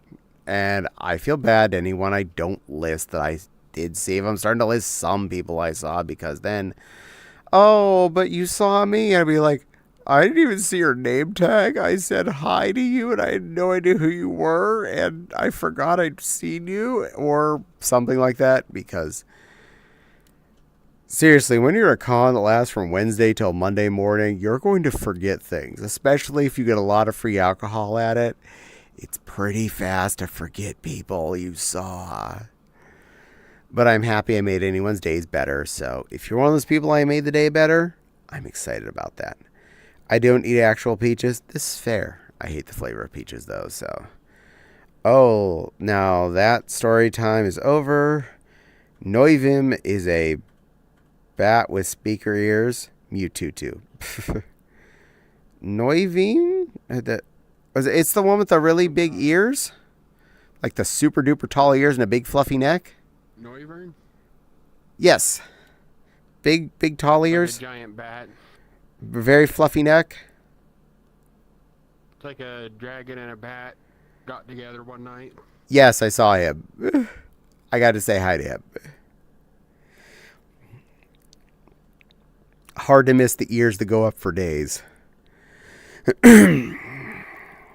I don't remember all new Pokemon's names. I apologize. I'm bad at this.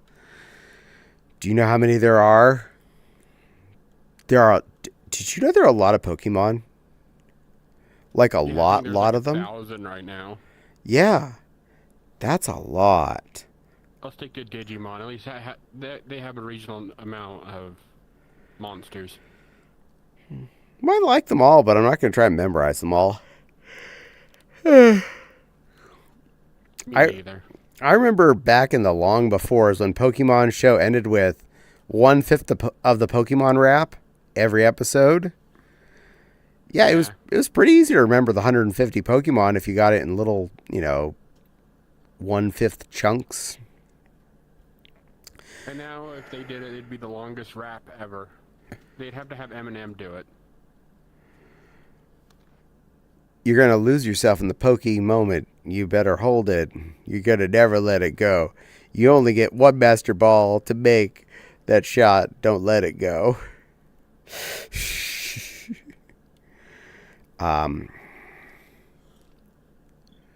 Unless, you type in the Game Genie code to give you infinite Master Balls, and then that's no longer a problem. You don't need a Game Genie code for that. In the original one, you just put the Master Ball in the right slot in your inventory, surf up and down Cinnabar Island until you get Missing No show up, take out Missing No, item in that slot gets multiplied by 255. I mean, I never did that cheat. Oh, and don't forget, you also have to go push the truck to get Mew. I tried that. Never worked for me. Because that was never a thing. Well, that makes more sense. The childhood rumors. Mew was actually... I don't think Mew was actually in the game unless you got it from a... It was a promo, theoretically, over in Japan only. Like, you had to go and trade it a special thing. There's a purple one that's shiny and the blue one's lavender. They were partial when I saw them, so I don't know if they were shiny or not shiny. I saw one of them. I didn't have my glasses on. I gave it a hug and said he was cute. 150 or more to see. 1,060-ish. Yeah, that's about right. Thanks for the gift sub, Nepal. Over 1,000 Pokemon, and I can't remember them all. It's about right. Boop. It's silly hearing fan versions. I only remember them from when they come up. No, please not the Vaporeon. Then said hi to Missing No. To get Mew, you hear to trigger some very specific stuff. Shine the Noviern. And thank you, Nepal. Good girl. Who's the adorable tiger? That is Tiger Paw. A local friend of mine. A very, very good kitten. And a good girl. Good girl. Good nerd.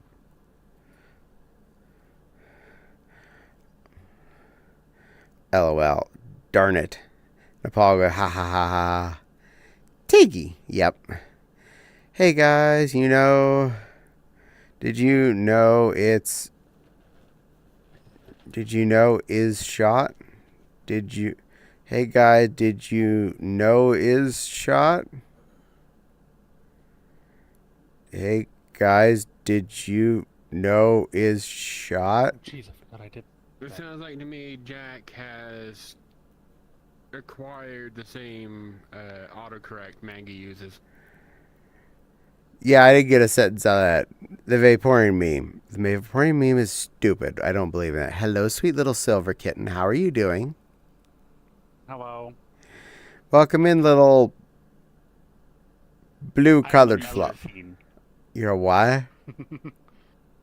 I am something called a Melusine. A marshmallow. Silver's a ba-ba-da-ba-da-ba-da. Got it. Melusine. Menemina. Oh, she's mayonnaise. I was referencing the Are you Vaporeon an meme. instrument? Jack getting shot for starting the meme. Nah, you're fine.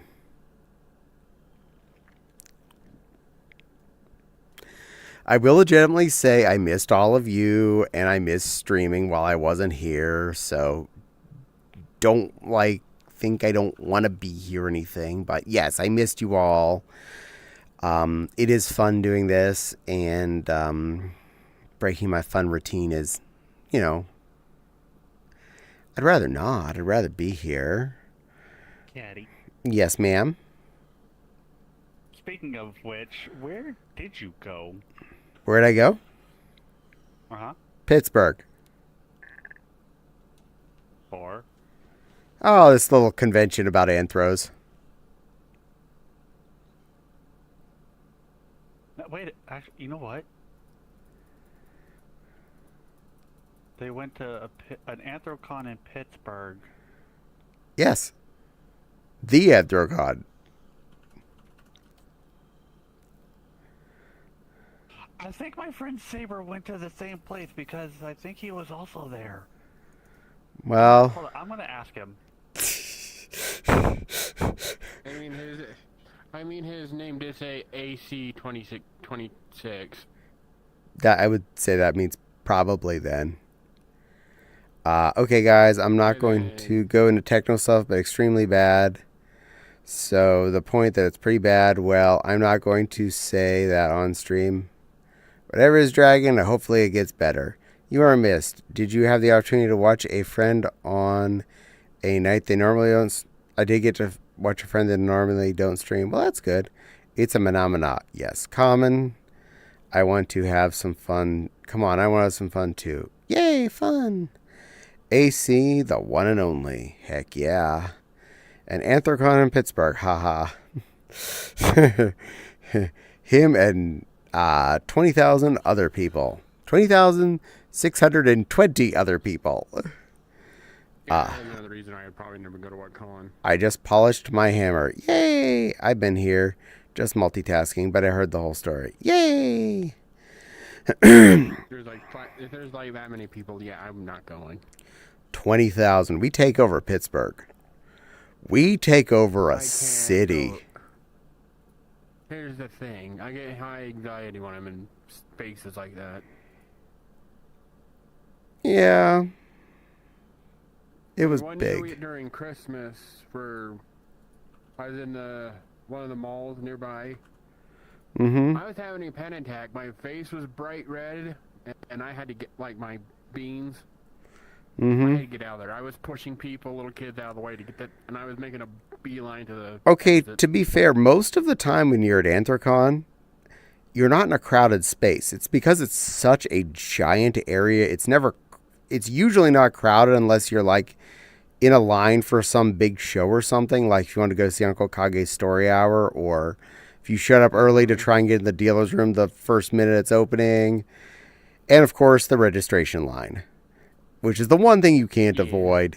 But elsewise, no, for the most part, it's not a crowded existence. You're just in a whole city that just happens to be filled with furries right then, as opposed to, norms. It's surprisingly less cramped than MFF because of how much space it takes up. Yeah, that's understandable. It's not like they get 20,000 people to be all staying in the goddamn West End. There's like 20-some hotels in town that are all full of us. Yeah. And I heard tales of people that were outside the hotel room block out of town, so they had to drive to their hotels in the evening. So, yeah, there were a few people, but spread very far out. Now, Yeah, come yeah. over here. I pet the pretty bunny catty. Hi, puppy girl. No, she's Yes. a big, scary, ferocious predator. No, bunnies are not predators. Look at these sharp teeth. They're for rending flesh. I know. I'm pretty sure a swift kick to the Nah. face with by a bunny would knock a few teeth out. Cute little puppy girl. Pet the bunny. And now I didn't get to stay for very long. I gotta go. There's a fun event happening right now. But first, before I do, I want to activate my favorite redeem. Okay, I'm going to read down till it real quick. 20,618 of today. Oh, I forgot. I thought it was 2021. 2621. Sounds like a fun time besides trying to rue it. Yeah, it happens. Oh, good. Kage would have shot someone to subtext one. Huh? Official number from Reg was 2618 LOL. All trying to get into one room. God, no. That's a lot of attendees. It is. This is why we can't have nice things, and much of it more was going through my mind. Haha, as if. I'm a teacup bunny, sweet little silver. I'm a teacup bunny here to make your life better and to make you smile. I'm a teacup bunny who goes out into the world and dresses in cute outfits, does my best to try and entertain the world. I'm a teacup bunny. Good. Meow. Good girl. Meow. I'll keep your stream open in the background. I'm gotta go to a special event. Have fun, little girl. Because they're gonna be a special guest. Dun dun dun. Yeah. Have a special time. Haha. E621 COD. That would be very appropriate. Can't happen. It can in Amsterdam. Fair. Yeah, and my hedgie is back from camping. Oh, your hedgehog? Yes. Okay. Well, tell your boyfriend we said hi. Yeah. Not for Kage? Nah, he's kinky. I'm gonna go get dinner, May, but I'll keep stream open on my phone while I go. Yay! Enjoy making some din-din, sweet plushie. Good He kitten. came back, and we sat and watched Dragon Ball for a little bit. Durgan Burgles. I made fun of him for his Puritan attempts for furry, but don't actually blame him. Okay, Kage is not G-rated. Kage is definitely not G-rated. Kage tries to run a convention that is G-rated enough to let the G-rated creatures come in. That's all. Trying to make something that's inclusive for everybody can be daunting. I give so much credit to anyone that can manage to skirt that line as much as cons do nowadays with adult sections, roped off adult areas, adult events, while still having enough events available for people under the age of 18. I couldn't do it. I don't know what you couldn't do it.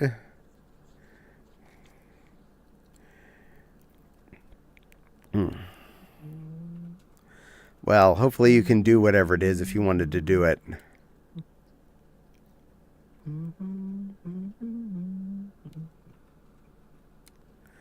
But But some of the things he's done are silly media-wise. Run a con. Oh, run a con. Okay. Yeah. Well, he tries to be entertaining to the media and tries to make sure that he does not say the wrong words. I actually fully respect anyone that's part of the media-facing teams for any of these conventions for a very important reason. You can sit there and talk for 3 hours to a reporter about all of the good things that a con does. You work with a charity, costuming, children are happy to see all the critters, Oh, sorry. and I thought I muted. and all the other fun, good stuff that happens, the dealer's room, the amount of money we bring into the city, all of the fun we have. You say sex once, that is the only thing that shows up in the report. And that's it. I do apologize for that. I thought I muted myself when I was cracking my soda open. You're fine. Pat. Yep. So, very important rule number 1, if you are ever at a furry con and a media person comes up to you, unless you know what you're doing, refer them to the media contacts, not you. Because it is so quickly to get one word you say twisted, and that's all that makes it into the report is the one thing you said that they, coached you into. Or you just avoid the media altogether. Keeps what happens in rooms in closed rooms. Exactly. If you do stuff in your hotel room, that's fine. If you do stuff in a adult-based event room, that is also fine. If you talk about stuff with your friends, perfectly cromulent. As long as you didn't talk about it in front of a minor, then we're all good. If you do talk about it in front of a minor, you have to use code words that they're not going to figure out, which is usually fun. I like when I talk about naughty stuff on G-rated streams, and I use the most whitewashed conversation that I can think of to squeeze it in there. And generally, when it gets read by the streamer, they're like, how did you manage to say all of that without making it not PG-13? That was literary artwork. Yeah, I'm good at that. I come from the days of the long before when furry interaction happened in text boxes and we had to type things to each other. So I got very good with typing and typing interesting things, describing things, and finding very good ways to make it sound fun. Therefore, yes, I'm good at typing stuff in a way that is interesting as possible while walking that fine, fine line of it's safe. I'm so happy, says Dragon Wolf. Yay! I paid $3,000 for this suit. Of course I'm going to do things in it. Oh, hey, they already know.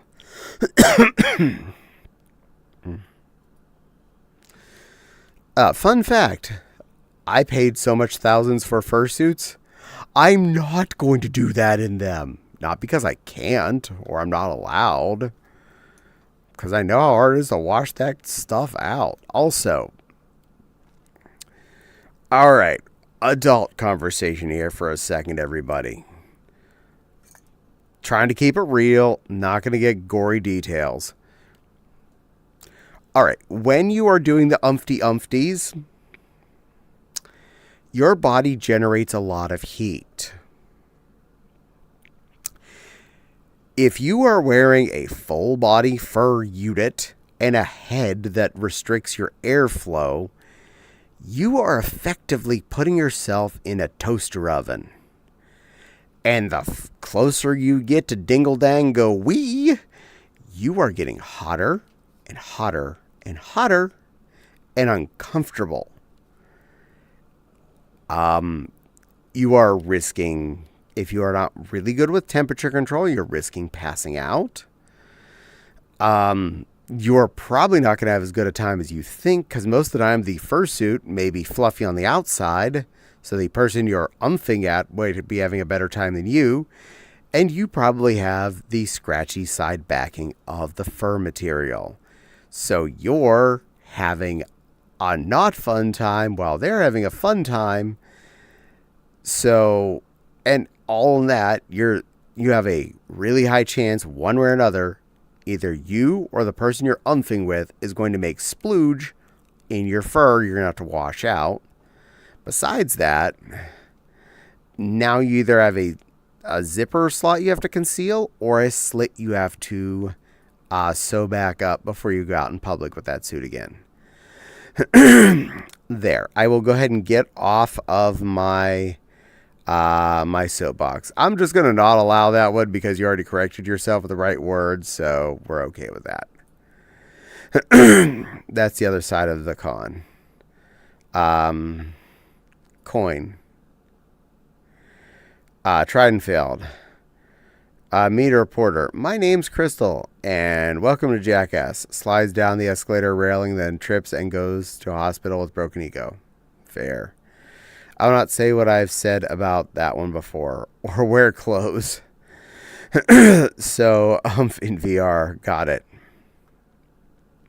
I mean, at least in that case, you can have like 15 fans pointed at you, so you're say cool. I'm not going to say no. I will say still to talk to the reporters about it, but I'm not going to say no. Joystick. I'm sorry, I had a little cough there. I hope that didn't come through the Joystick. Oh no. Oh no, I didn't say anything, did I? You know what? Oh, we're good. I didn't say a word of another streaming platform on this one. Accidentally, when I'm in my flying, I accidentally grabbed the wrong joystick. Happens. I'm a naughty kitty today. It's okay. Y'all can be naughty. This is perfectly cromulent.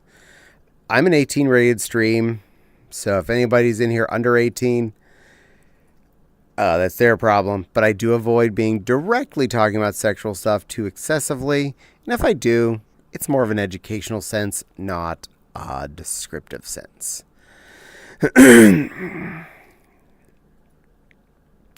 We're a fun group. Well, I'm fun. Money on that one place. Maybe I'll have to stream there if I can make money off it. Thinking about it, I may be registered there and cleared for streaming. If you can make money. Got to be entertaining though. Because I need to save up $800 for full body trackers and other things. Yeah. Okay. What was that, Miss Echo? I'll mod for you. Yay! Thank you, dear.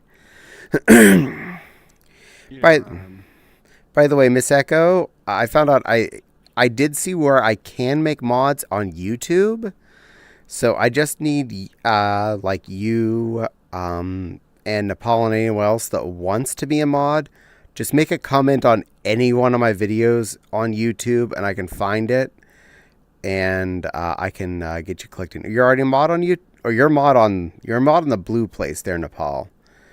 But if you comment on any of my YouTube videos, I will go in and I can click on any commenter and turn them into a mod. So that's possible.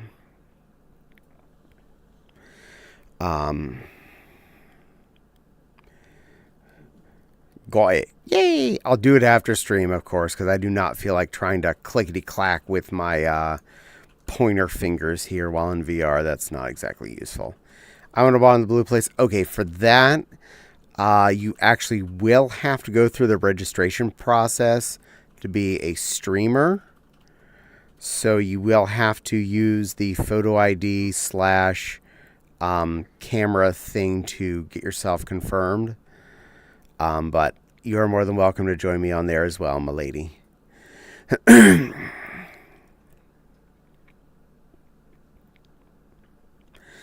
haven't... does it save anything? Theoretically, no. They said they don't save anything. The government already knows what you look like, so. Yeah.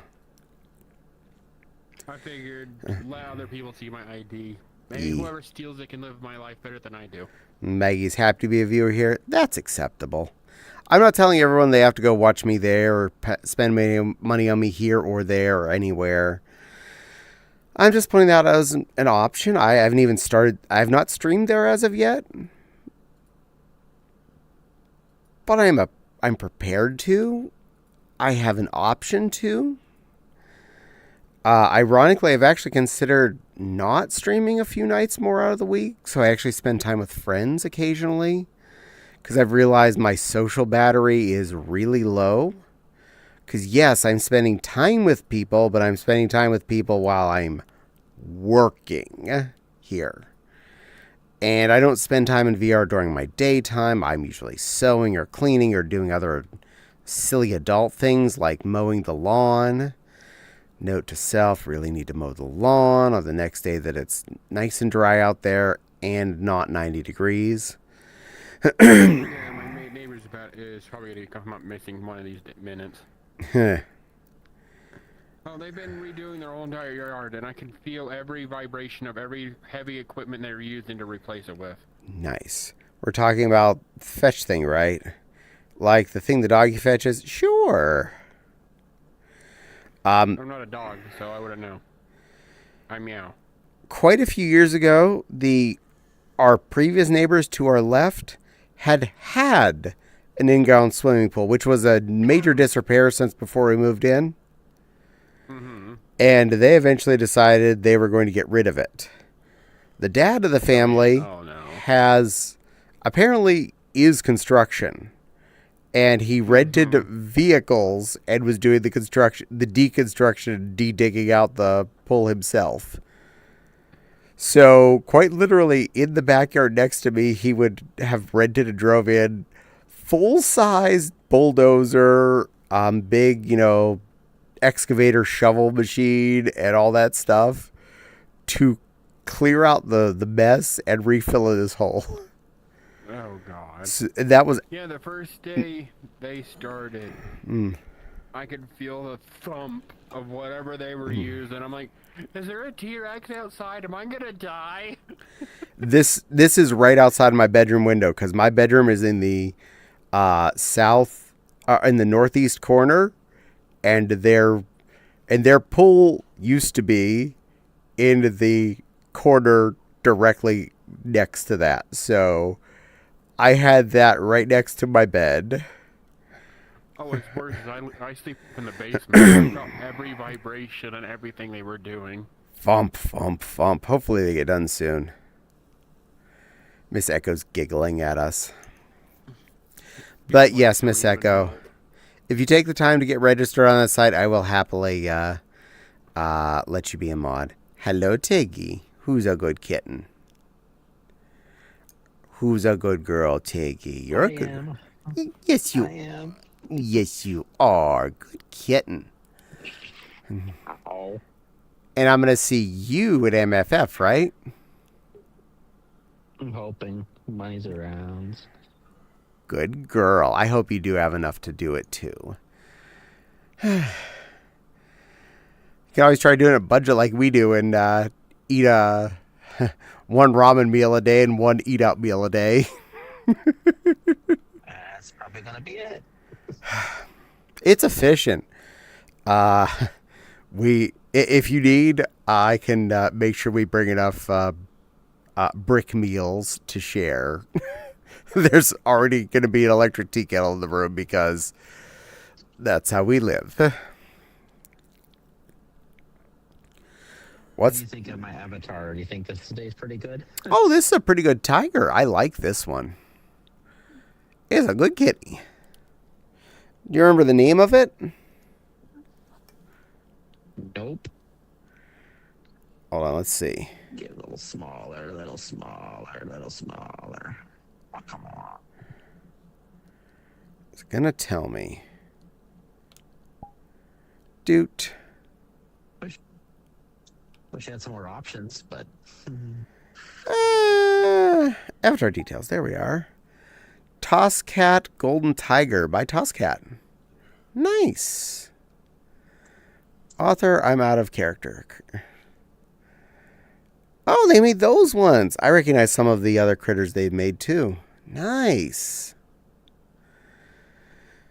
Nice choice. Yeah. More than likely, if you ended up with a purchased variant of it and got someone uploaded for you, you can have a lot more options as well. Like Go-Go Loco things and clothing if available. I feel Go-Go Loco needs to be a priority thing on avatars, preload and everything. I fully agree. I find it so necessary.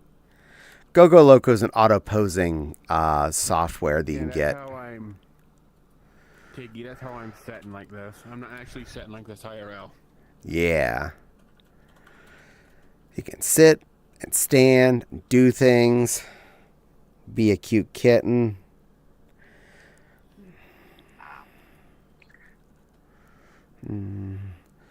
What is this? I found self-destruct. No self-destruct. I look like a bridge troll at the moment. You are not a bridge troll, Miss Echo. You are a beautiful, beautiful, wonderful wolf. Maggie will not beat MFF. Aw, Caddy, you should join us for Caddy will beat. Oh, you will beat MFF. You should join us for Portillo's Sunday. What's a Portillo's? Every time you say Tiggy by Ayers Park. Well, that's because you're both Tiggies. And you're both cats. And you're both my friends. And one of you is physically here, the other one of you is just in chat. You're both cute. Much to participate in the blue streams. I meant to say how much. Participate? Hey, if you make it entertaining enough to make money come into me, that's not a cost thing. I'm an orange tabby cat, but yeah. That's a great tiger. I like it too. Ah, cool. Tiggy likes your tiger, Tiggy. Yay. Some free models have it. Yeah, they do. My fox has it. Portillo's is greasy Chicago food. I am tempted. Femme photo shoot group goes to a restaurant Sunday. Ah, what's funny? I would compare avatars not having Go-Go Loco to websites not having dark mode. Those should be eliminated and removed immediately. Very fair. Quite a few that I go on I wish had it. We are cats. Like I go to a website without it, it's like, my eyes! I know a few tabs that are open that are that way, and unfortunately, nothing you can do. We are cats, and you will see me on VRC when I fix my computer. Yay! Our post-con group dinner. Ah. WoW goes to the staff dinner, but has come before. Nice. Well, hopefully see me. I'll ask permission before showing up when you're streaming. Yes, normally streaming is very restricted, even for people I know, because I'm very protective of what is and isn't on camera here. Trust me, if you make me grubby, you're not let back in. I'm a cat, meow.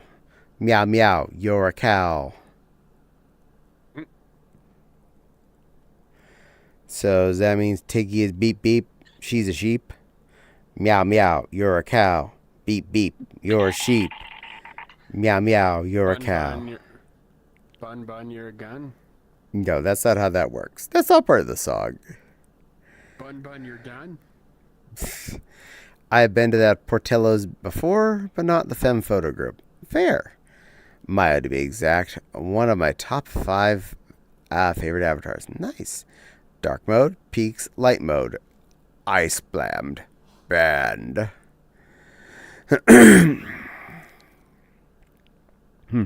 Miss Echo did the shy emote, the 2 little eyes going to the left. That's her favorite one. Hey guys, do you want to go skateboards? No, I'm bad with things on wheels. I thought you had, my bad. It's all good.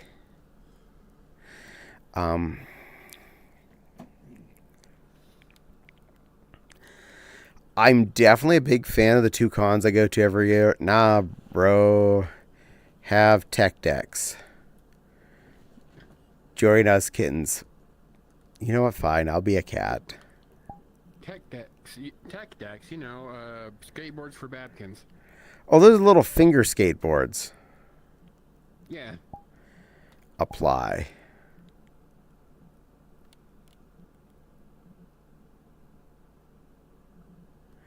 Bloop. There.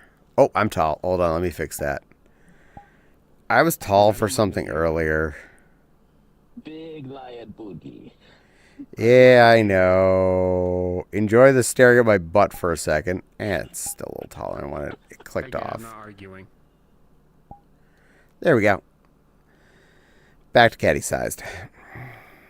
I swear to God, for the past week, my personality has been changing. It's weird.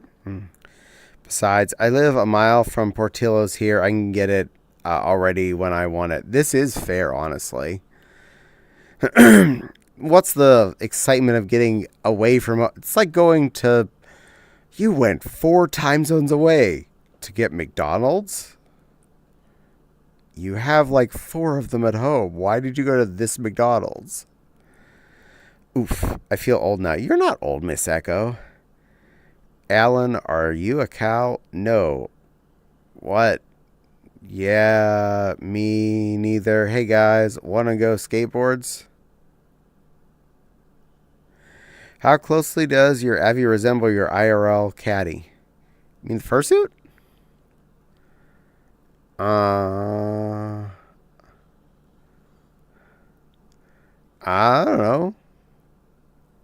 It's got the right colors. Yeah, more about the group hangout. Nice. I'm old. No, you're not, Tiggy. You're a model now. Close? I can send you pictures of my fursuit later if you want. I got lots of pictures. And I can post them on the Discord.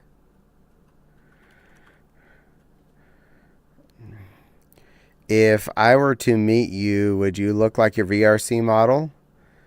Depends what I brought with me to whatever con it is. I've been bringing Mewtwo a lot lately, so I'd probably look a lot like that. It sounds stupid, but I've been writing stuff and I'm starting to feel like I'm swapping between each of my main characters. This is fair. Cat, cat, cat, all adorable. Well, they're adorable. That's an adorable little tiger. That's adorable little Mayu. And this is a strange lion creature in the middle. Big, strong, brave, sexy lion. No. Tiggy, if I'm not older than you, I am damn close. So, yeah.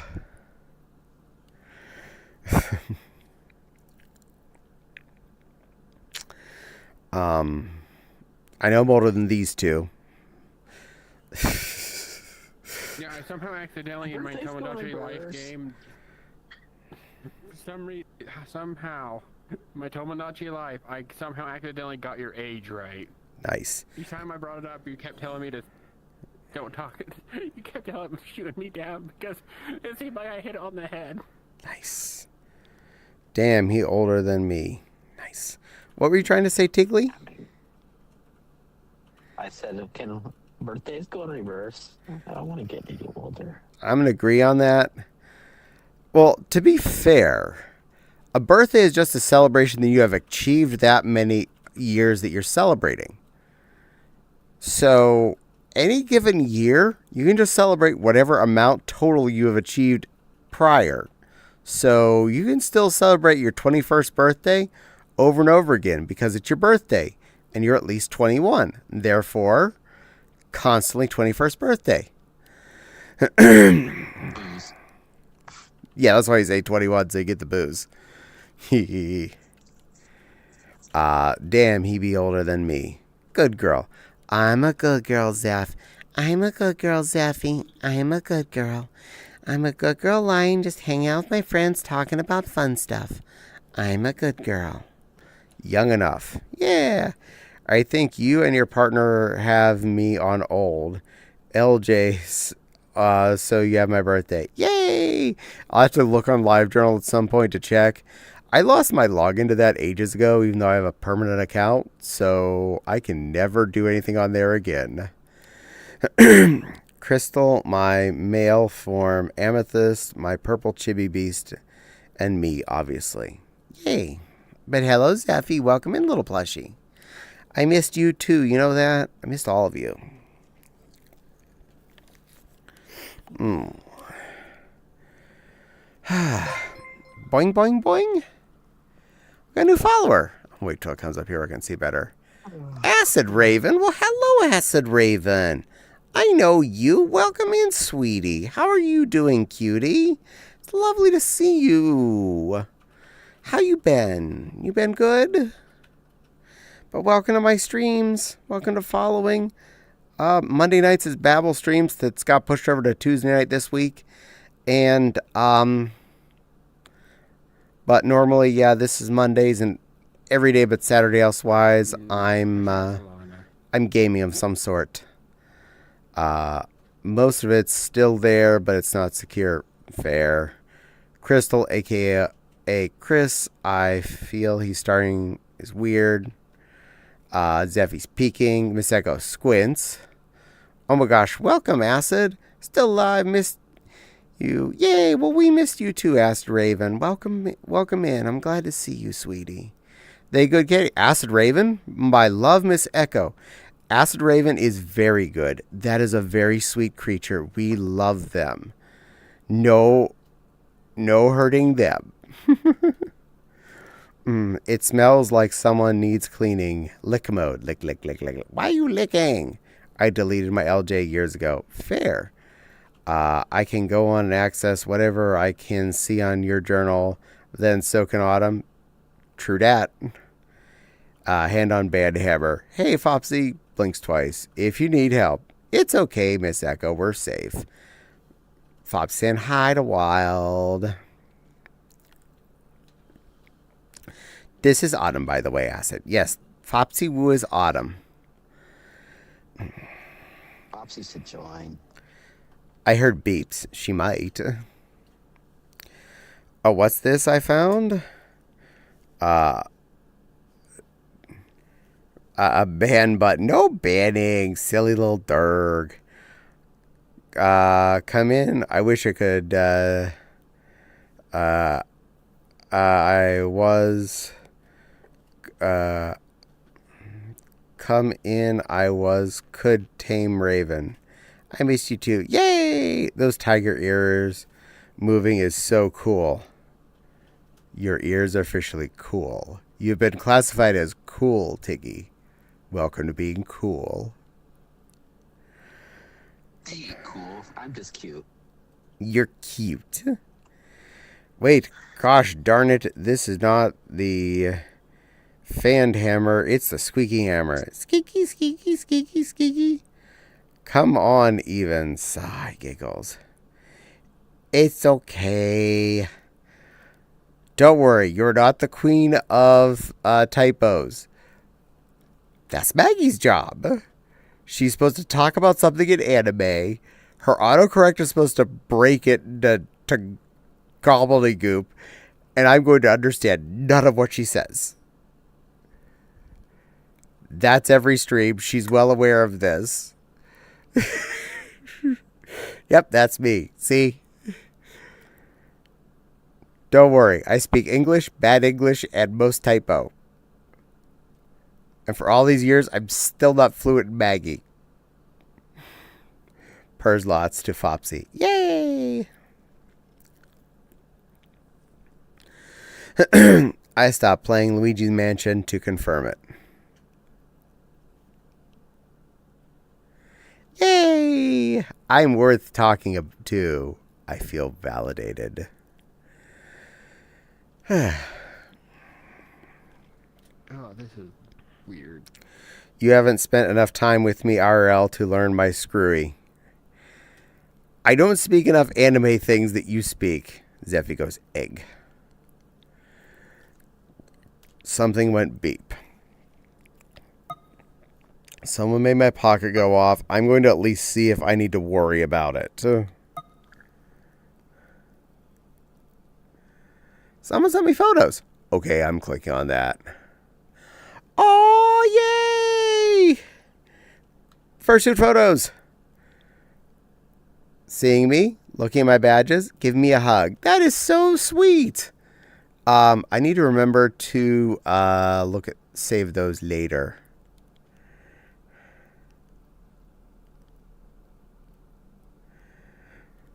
Oh my god, I just see the previous only message they'd sent me in Telegram. Hey there, just wanted to say that if I saw I love your content. If we ever met at a con, I would give you all the hugs. That was back in May of 2021. And they did get to meet me on July, when we were at Anthrocon. Yep, I am streaming. If that is you there, if you're in my stream, hi, I'm reading your message. Yes. And just read this aloud. Bink. There, someone inadvertently made it on the stream. Yay. I need to save those files afterwards, though. There you are. Hello, Bacon Butt. Welcome in for the day. Egg. And Dragon is nomming in Veggie Kitty form. Post the Discord. I will after stream. Now that when I have my fingers free. But hello, Bacon Butt. Welcome in. Zeffy's giving me licks. So I do, at least for the moment, frequent 2 conventions because I'm near dead center of the 2 of them. They're near opposite poles on the calendar. And they are both totally opposite vibes. And I love each of them for what they are. Your Poofy Mewtwo is still very great. Aw, thank you. I'm glad you like my Mewtwo. He's so much fun to be. He's also really comfortable being in the summertime because he's mostly spandex. I mean, I was probably cooler than most of those people you saw wearing shorts and a t-shirt because I was wearing less than them. Hey. Oh. Anthrocon is a very spread out vibe where we basically envelop Pittsburgh. Take over every restaurant within like a 5-block radius. Fill every hotel in the town. Fill that frickin' convention center to its capacity. And just fill every street, every gathering place, and whatnot. And we are busy but spread. It is amazing. MFF is mostly contained. Yes, it is in several hotels, but most of the actual activity is either in the main hotel or in the convention center. So it's much more consolidated. It is a very large convention center, mind you, with a lot of space to spread out in, a lot of event rooms, hallways, and stuff. And the area in the main hotel for hanging out in is also like 3 floors of spaces, plus a lot of side meeting rooms, plus all sorts of places to gather, a giant front end to go outside in your fursuit when it's nice and cool out, and quite a few of the event rooms and hallways to be in. So it's contained and condensed. And almost the same number of attendees, which is scary considering how much of Pittsburgh we take over with 17 to 20,000 attendees, comparing that to how much space we get, about 18,000 last I remember that it was, into a hotel and a convention center most of the time. Hello, beautiful. How's my pretty? Mwah. My beautiful little snaplet. Hey, wolf puppy. Meow. Mwah. You're a good girl. Ugh. Good girl. Give the other kitten pets. And of course, give this kitty pets. She's also a good girl. Meow. It has been so long since I saw you in Fopsy Woo. That was so many lifetimes ago. Well, we didn't forget you. We know you're still amazing. Oh, sweet. Now it's really cold in here. Yay!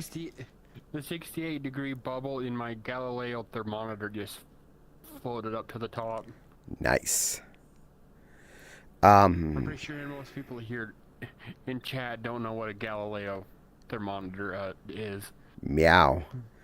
I only get Furlandia. It's a local, and I get to go with our amazing teenager. Oh, that is so sweet. Most cons that I've gone to in the last quite a few years have been with this beautiful critter here, my wonderful wife, Fopsy Woo.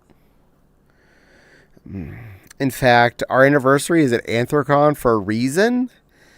I think it was 11 years ago now. We went off-site on the 5th and got hitched during Anthrocon.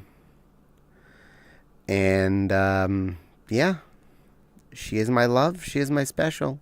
She's my one and only wonderful. I'm not counting that against what I'm about to do. She is very important to me. But because it was requested, I shall go into extra detail.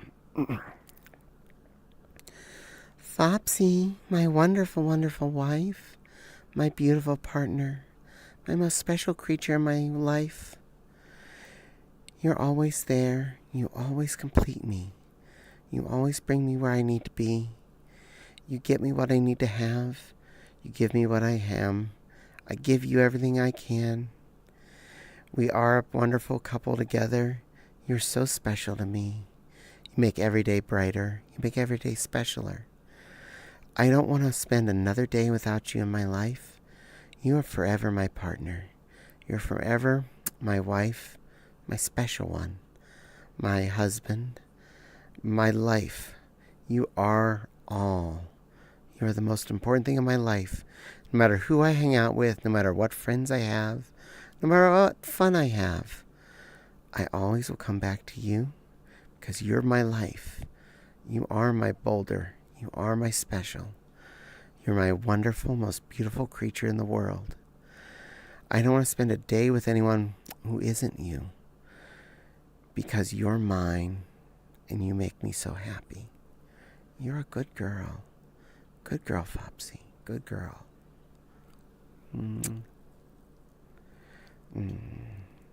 Yes, I went above and beyond on that, but that's only because of how much I love my wonderful wife.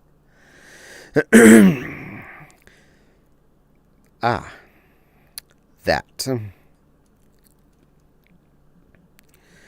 Well, I have to change avatars for that. Is that my recently used list still? Hey, there one of them is. That'll deal. So, why did it change back? So,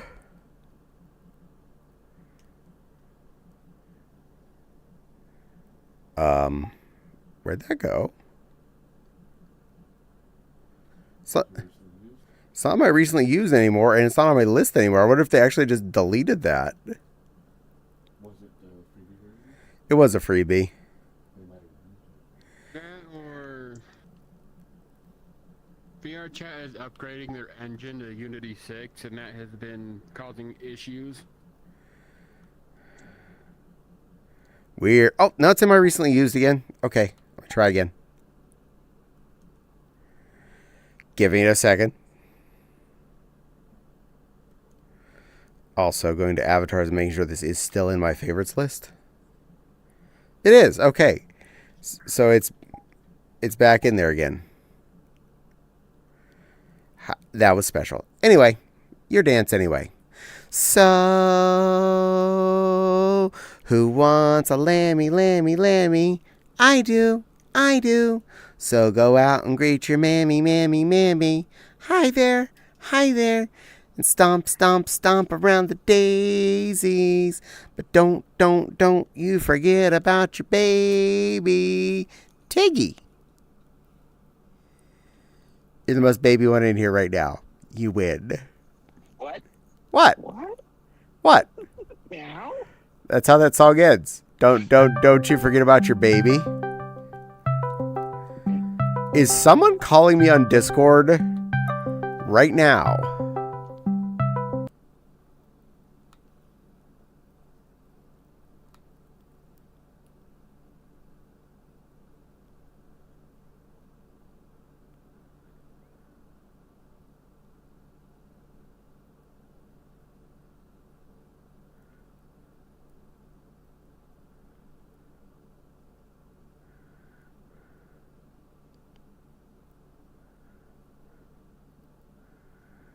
Wow. Wow.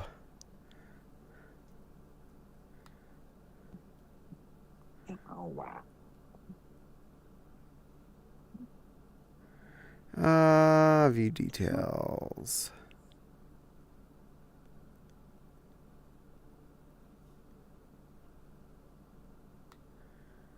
Blocked. There we go. You going now?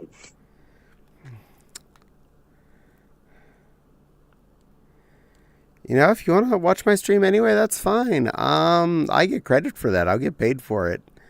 If you really want to watch me, I don't mind. I'm just not going to let you talk. Grabs band hammer, nods to Nepal. I love you, Miss Echo. Hydrate, absolutely. Zeffy's going bonk. Miss Echo is squinting. Well, that's another place they're blocked, so that's taken care of.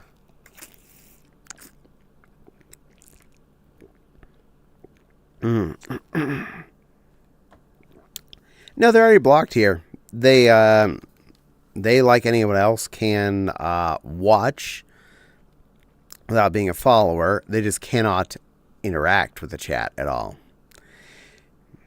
So yeah, it is who you think it is, Nepal. So if they want to give me ad money by watching, fine. They get nothing back out of me.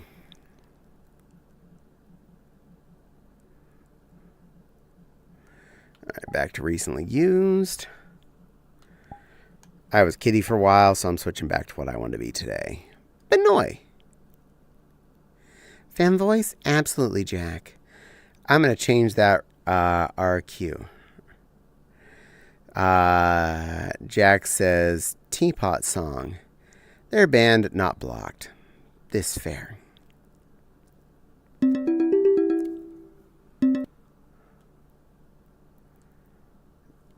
Did someone try and do something else to me? I got a weird noise. Yeah, you give me money by watching me. You cost me $8, so fine. If you want to watch me for help me make back up the money it cost me to pay you back, feel free. Oh wait, if it gives you money, yeah, because they'll get ads and then I get paid for those. But Jack, I'm a little teapot, short and stout. Here is my handle, here is my spout. When I get all steamed up, hear me shout. Tip me over and pour me out. Banned people can still watch, but can't interact with chat or anything. Exactly. And despite what anyone thinks, no one is going to steal me away from my Fopsy love. She is very important to me. We have been together for now 17 and a half years we've been living together. 17 and a half years. This creature is my everything. She is my wonderful. No one is going to replace her. Ever. She is my forever Sumbony. She is my special creature. we've known it since the day we met. It clicked for both of us. We knew we loved each other from the day we saw each other's eyes the first time. It couldn't happen for about 3 years till after that, but we knew from right then that we had to be together. And we wound up, making it happen. And I have shared my space and my life with my partner for 17 years, and for 11 of which we've been legally married since we were allowed to make that happen. And I think everyone should and always will know that, because I never hide the fact that I have a loving partner. Someone's doing something that's making a noise in my headset. I'm wondering what program they're making a ding on.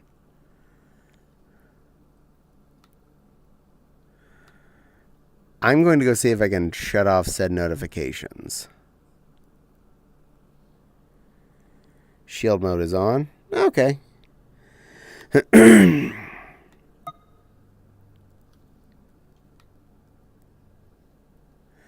Ah, there.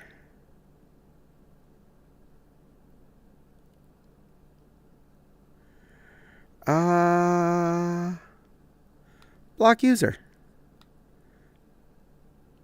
So I'm going to read this real quick. Screenshot shot if you can. I will. Let's see. Keyboard. Control. Where's control of this thing? Shit. All right.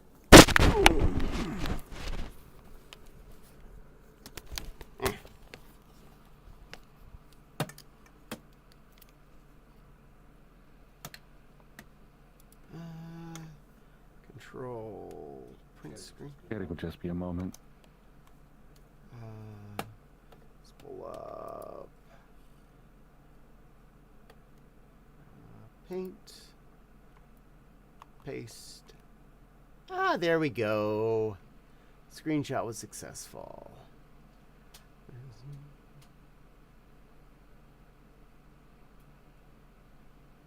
I would.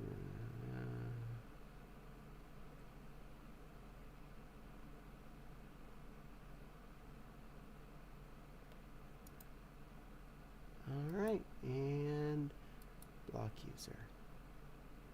There we go. Okay. It didn't delete any of the messages, so they're there for future as well. And I did block them there as well. That's taken care of.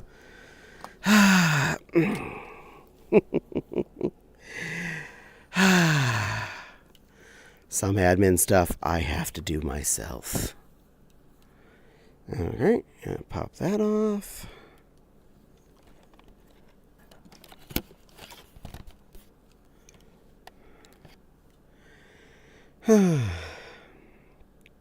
The ad break is finishing now. You're making both make noises when we're pet. I'm gonna go ahead and turn that back off, Miss Echo. So this one growls when she's pet. Or could you turn that back off? Whoever turned the mode on, please. Actually sampled deliberate sounds.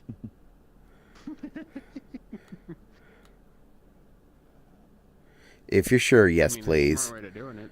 Yeah, no, don't worry. They were trying to annoy me in places that weren't here, so they can watch all they want. Hey, Caddy, Yes, ma'am. you're married to a genius.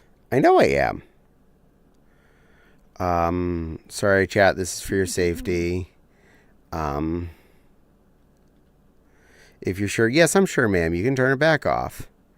Glad you're both happy. I remember meeting you. You both, happily meeting you, and will always remember getting called Auntie Acid. Yes, you are Auntie Acid. Chaos Fops, I need to make sure you get hugged at MFF. I'm back on my computer. Yay.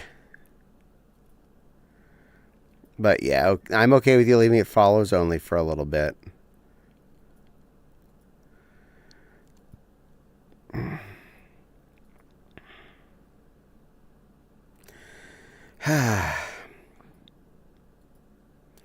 Yeah, we should be in followers only mode. That is how that works for chat anyway. Followers only. So if you're not doing that, you don't get to talk. By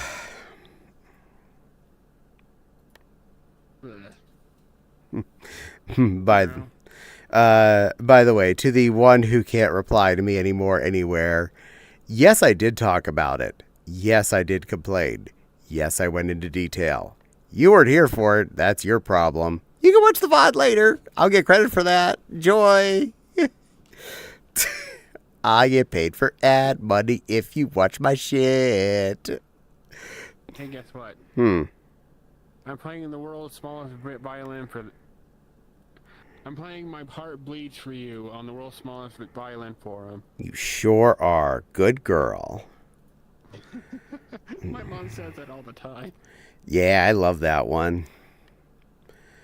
And then there's the other one she goes with. Not my circus, not my monkeys. I love that one.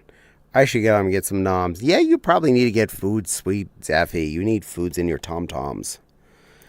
Yes, you should, cutie. We are all in agreement that Zaffy should eat food. So, Nepal's eating food. That's good.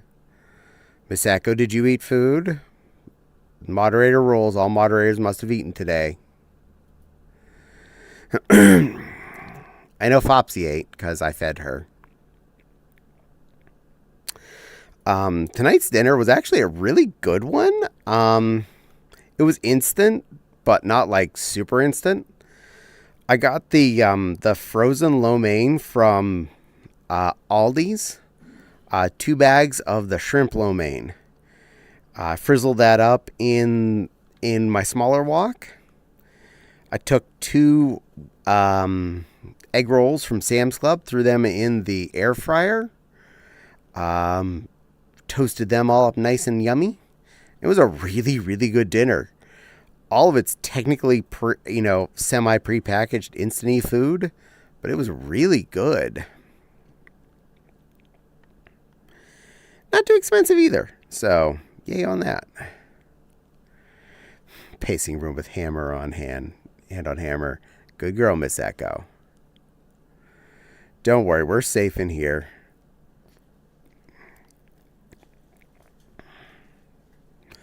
I stand by anyone's allowed to watch. But if you're an asshat to me, you're not allowed to talk. Them's the rules, kids. Them's the rules. Hey, I'm an asshat on occasion. You'd let me hang around. Trust me, you're an asshat, but you're a fun one. I appreciate. Caddy, no. What? I am not an asshole. I am a hemorrhoid. I irritate assholes. True dat, yo. Have you got a name for your hammer, Miss Echo? If it's Milbeer, I'm worried. Maggie's laughing.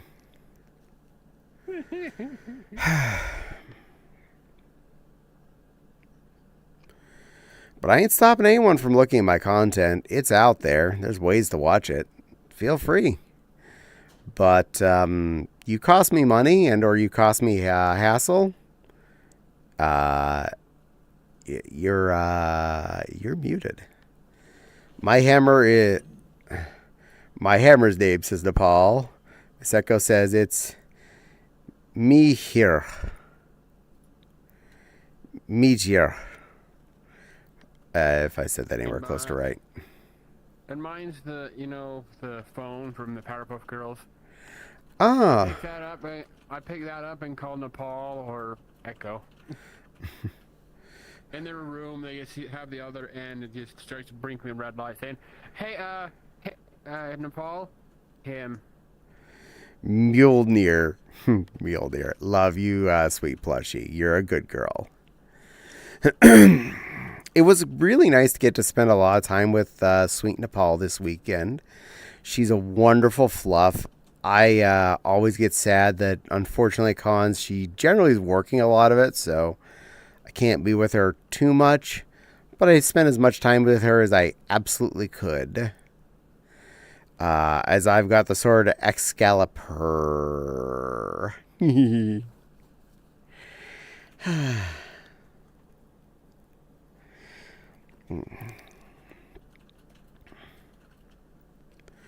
Fopsy's such a good girl. I appreciate my wonderful partner. She's too good to me.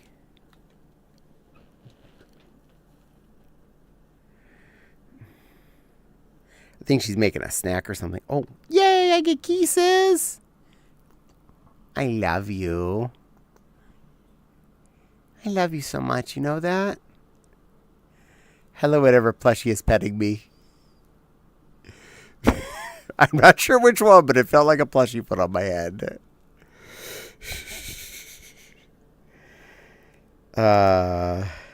Purr. Hey, that's my sword's name on Fuzz's stream. Oh, jeez. Yes, you got employed by Miss Fuzz. I approve of this. You're a very good little modda kitten. Thank you for taking care of our friends. You're a good moderator, Nepal. Good girl. Miss Echo's also a good girl that takes care of other streamers as well. So is Zeffy. And so is Phantom. They're all very busy little critters that go around and protect the Twitch streamers from the bugaboos that would bother us. I volunteered, and she said she was considering asking me anyways. Nice. I'm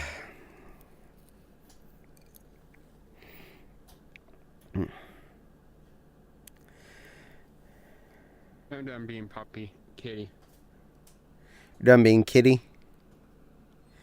It's puppy time. Yes. Hello, Ryder's twin sister. It's so funny. She's actually been adopting that. I like it. She keeps telling me, "Hey, twin." You're a good little twin.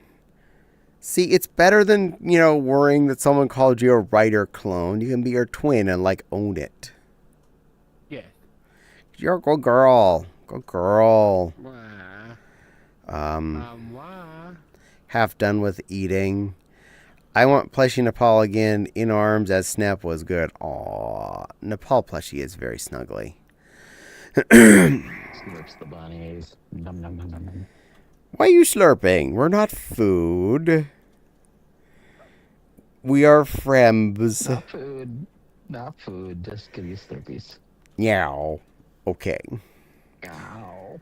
Boat is fun. When I got to my parents' house and I pulled in the driveway, I saw a nice sized gray outdoor bunny run under my sister's car, which was parked in front of me. I'm like, oh, how cute, an outdoor bunny too, because she has 3 pet bunnies. I remember Luna and Nibbles, and I can't remember what the other girl's name is. She doesn't watch my stream, or she'd come in and tell me right now. And I told her about the fact that I saw the bunny outside. She said, oh, yeah, there's a mommy bunny and a hutch full of baby bunnies that live under the shed. The kitty has spotted the fish. It happens. Cute kitten. I don't think they want those fish because they might taste a little pixelated. And I will happily snuggle Nepal in or out of fursuit. She's a very good cuddle. She's a good girl. No, I'm not a good girl. I'm just catty. I'm just this guy, If I wasn't saving up for things, I'd make you admit it. Ha. I made an excuse why you can't spend points. I win. I'm like 25k away. A little over 25k away. You'll get there pretty quick at the rate I stream, and you're here most of the time. It's so cold. If my sub went away, that would be the only way it'd slow down. Yeah, or me being away for a convention for 6 days. You're this guy, I know. I have points. You do have points, Nepal. You do. But remember, I have points too. isn't. I mean,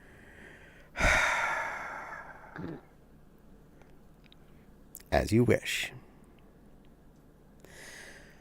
Caddy, you're a good critter. You're a good example. You do a good job being friendly to people, being outgoing, and always being yourself out in public. You're a good example to others, and it's appreciated, and you know it. You made a lot of people smile this weekend, and that was very good of you. And apparently you're an inspiration to a lot of people for just being you, going out in your pretty things, being out in public as yourself, as you want to be, and it makes people happy, and I appreciate that of you. Thank you, Caddy, for being good to yourself and letting yourself be yourself out in public. I hope that was adequate. Meow. Cheating plushies. I'm not cheating. I'm not a plushie. No. She did it, though. She's a cheating plushie. I mean, I could be a plushie. That was very good. Thank you, Nepal. Actually, I do have a new bunny I could put on. Benoy. I'll be right back. I'll go put it on. It was pretty eye-opening to hear that many people come up to me specifically to tell me how inspirational I have been and how much me just dressing as I do helped them in their journey to find out who they are. Like, I've suspected for years that I was trans bait for all this time because so many of my friends, after I met them, changed. So either I was part of what helped them figure it out, or I was just there for them when they were figuring it out. In some shape or form, so many of my friends switched teams after meeting me. Benoy. You know you've been an inspirational to me, right, Kitty? Errol, thank you, Nepal. I try my best. Don't ask why I ran to the bathroom. I wear pink these days. Stretches out in pink tail fin. Yay! I bet you are so comfy right now. Oh, that's a good one. I like that particular bunny. I want to get that bunny besides just a freebie variant. But, you know, things cost money. I can't be the Usagi because we both know Flopsy wants to punch that one in the face. I know. It's still on my wish list. I still find it weird she wants to just punch that one in the face. It makes no sense to me. She doesn't like it. It has a face that she doesn't like, so it's okay. That's why I'm not getting it. I'm being good. I know before I met you, so there. Yep, you're one of the few that knew before you met me, but that doesn't mean another one of my friends was trans in some shape or another. So there. I still attract trans people, whether they're pre-trans or post-trans. And right now, I'm wearing less pink. Now, I'm still wearing like all pink, but I'm wearing less pink right now because of something that happened before Anthrocon. If you remember me talking about... I'll do that first. Nepal, sweetie, you're a good little plushy girl. You're a pretty girl. You're very expressive of yourself. I really appreciate that you go out in public as yourself and are not ashamed to be who you are anymore. Thank you for being a good girl. You're a very good plushie for showing who you are to everyone. Good girl. So a few weeks before Anthrocon there, I decided I was going to go make sure that my insurance company did not have a cow if they came to inspect our house. And I went around and I took care of mowing, cleaning the gutters, and taking care of all the weeds around the house and around the fence border. Even trimmed a few trees off. I was very happy with that. After that, like a week before Anthrocon, I noticed some bumps on my arms. I was like, uh-oh. Oh my god. They were itchy. This was not good. And then I was like, okay, please clear up for Anthracon. It did not. It grew. Most of my forearms from just above my elbows down to where my fingers are became red bumps that are itchy. Some very clusterous. Some areas with not very much, but there are red bumps on all of my arms. I have a little bit on my chest, and a little on my legs. I was wearing pants. I was wearing short sleeve shirt, but I was wearing pants. But it still got to my legs. I got 2 big bug bites on the back of my right heel. And after the first day of being out at Anthracon, I had a very large blister on the inside of my right heel that inflated and popped. So everything around my right ankle was leaking since the first day I first suited Anthracon this year. Yeah, and everything was itchy, and if I would scratch it, it would then leak. Thankfully, it seems it washed out of the tights I was wearing. That was the first thing I washed after I got home. I went upstairs and I hand washed that tights and the matching color leotard in the sink. They're drying in the shower right now. I still want to do the other tights and leotards I wore in the sink, because no matter what I was doing, there was still leaking, and that was ewy. Fun fact, they're going to have fun when they change the sheets of those beds at the hotel. I am sure I left a few dots in those sheets. Nothing I could do about it. I was leaking everywhere. And when you're sleeping, you can't control whether or not you scratch yourself. So I'm like, I wake up and like half my scabs are now missing. Well, there's spots on this bed somewhere. That ain't my problem. Hotel can wash these sheets if they need to. Blushes. Eep. Yay. Silly's laughing. The lines on the tiger paw's face. She looks so pissed. Look back at her. She looks so mad. She's not mad. That's cat face. But the lines are like that. It looks like she's pissed off. You have angry stripes. You look like you want to get stab somebody. Like, I hate you guys. I hate this. I'm like... I'm glad you were lost in the tiger stripes as I was telling about the fact that I was itching and suffering. I appreciate this. Hey, well, Caddy, the John said they had to clean out of your sheets are probably the more less icky than the sheets of all the other furries that were there. Or anybody that accidentally has a period the time they're visiting a hotel. Or when they had the sessions at night. And hello, Lana. Okay, Lana, sweetie, I'm going to say this to you now that you're actually in my chat. Please be in chat before you request to come in. I was not accepting guests earlier. That's why I didn't let you in. And apparently you didn't hear me because you weren't watching chat. But please be in chat before you come into my stream, because then I get credit for you. You want me to be in Mewtwo? Okay, I have one of those. I won't stay in that long because it's not really a great avatar, to be honest. Avatar's the one. Better one. There he is. I have one I could share. Boop. That'll do for now. Wish Dream says, for you, your 2 eyes, lick, lick, lick, lick, lick, lick, lick. Thank you for the lick, lick, sweetie. Also, yes, I'll say yes to that. And I'm going to change my height because I'm now up in the sky. Oh, I seen the ugliest Mayu the other day. When I was going through Prismix. That'll do. See? No, I'm fine without seeing that.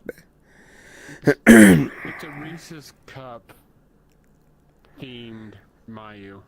That's okay. I don't need to see that. Good on-screen photo. Thank you, Wish Dream. Yeah, let's just say it looks like it's.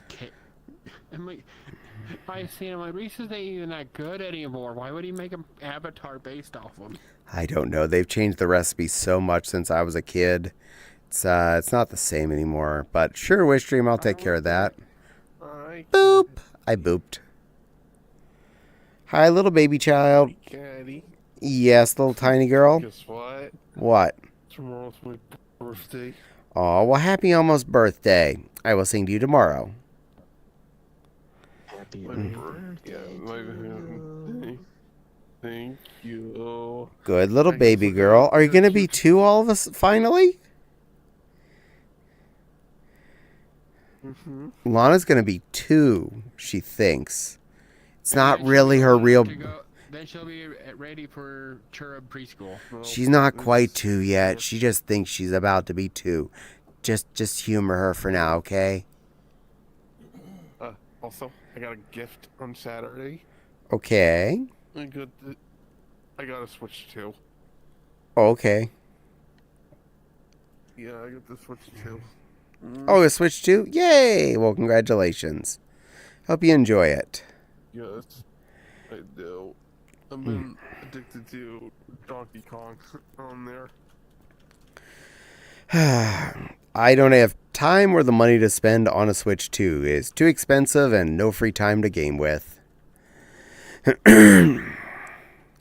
Or just wait a year for the sneaky people to make it easier to come by.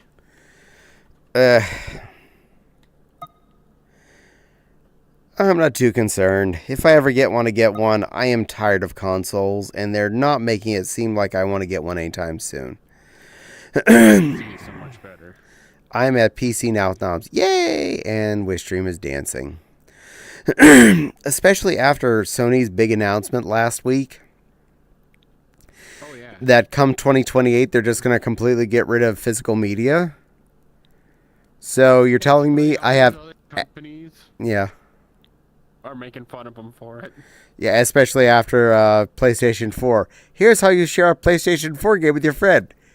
Here you are, Fred. Thank you. But, I'll wait for you to finish and I'll share. but the fact that they're making the PS6 then theoretically only downloadable content situation, it just tells me I don't need a PS6. If I can't physically collect the games, I'm not collecting the games.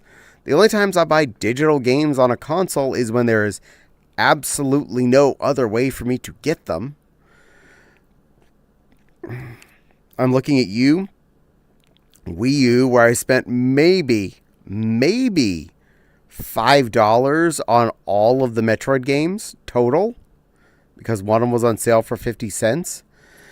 But I don't buy digital copies of things on these consoles because they'll close the stores on you.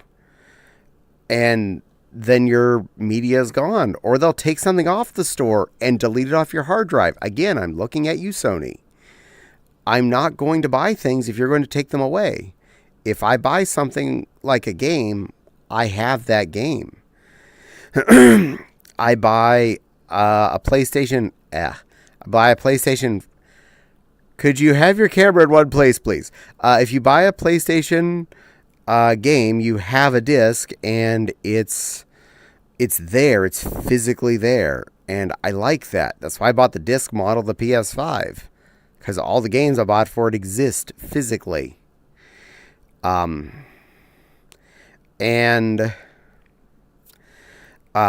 Switch games, I only buy ones that were physical copies.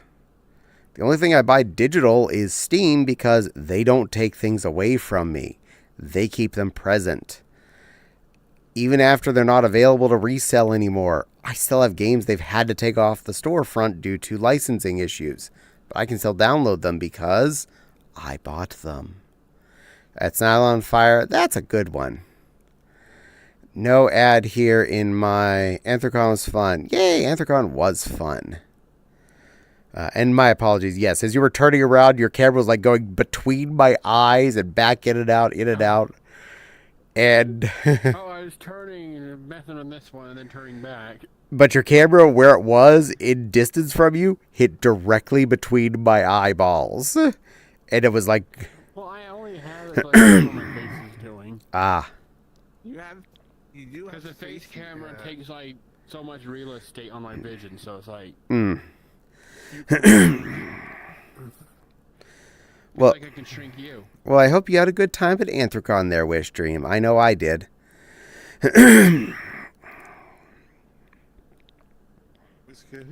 Just wanted to come stop by and say hi. I almost tortured myself for 5 hours. Well, you be a good girl. Yeah. 5 hours, almost because of Donkey Kong Bonanza. Bonanza got me so addicted to the game. Well, good girl. Go play your fun gams. She's gonna go. Like bananas, little monkey. She's gonna go play Pajama Sam and Putt Putt and Freddy the Fish and have a good time. I know, right? I've been stepping away from a lot of big tech companies over the past few years. There are so few exclusives. Exactly. Oh, try Star Fox. The remake is so good. I've seen people playing it. I'm like, yeah, it looks like Star Fox again.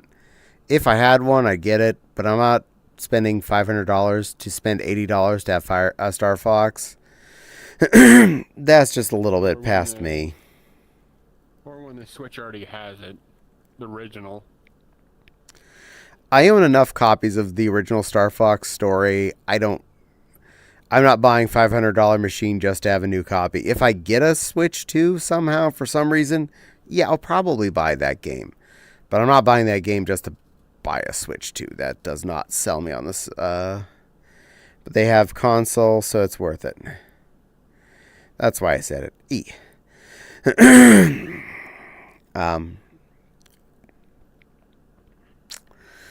Marv.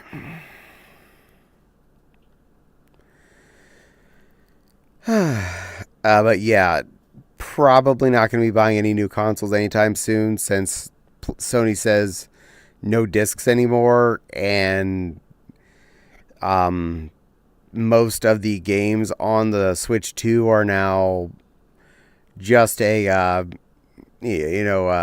poison tasting game with a download code stuck in it. It's doing the same thing. Yeah. So I see no reason to buy a console. Anything that's exclusive, fine. I guess I just don't play those anymore. There's You can play those. It's just you have to do it. yeah. Sorry.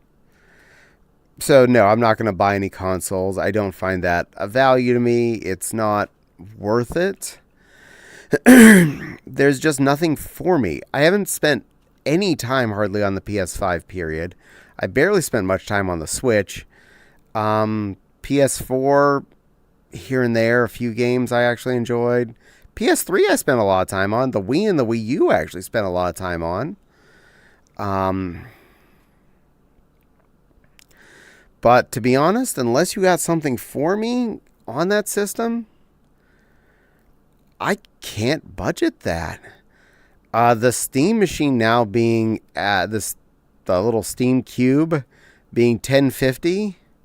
I don't look at that as like a one-off situation. I look at that as the sign of things to come. I'm expecting the PS6 and the Xbox gobbledygook, whatever they name the next variant, Xbox Series X2 Boogaloo, whatever it's gonna, name here. It's gonna be $1,000+. It's just how it's gonna be, and there's no reason to buy that. The whole thing of you only own a license and there being a way to make way too many subscriptions to watch the things I want. This is why I've been setting up a server the way I have. Fair. You don't need one? Yeah. We call my local media server Foxflix. That is awesome. We definitely have a local media server in this house. Also, I have a wall of DVDs in my living room and one upstairs. We like physical media. I like the fact that I own these movies. I own these games. The Steam machine is $16.09 base price here. Ouch. Like if you want a controller with it, it's like $1,500 here, which is stupid.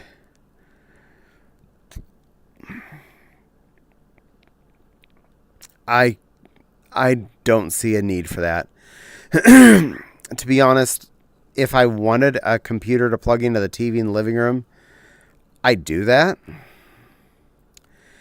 And fun little bonus fact, we actually did get one of those little Steam Link boxes a long time ago, and it's in our living room.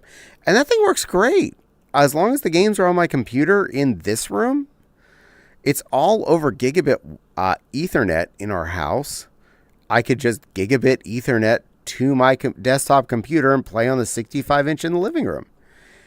It's right there. I can do that.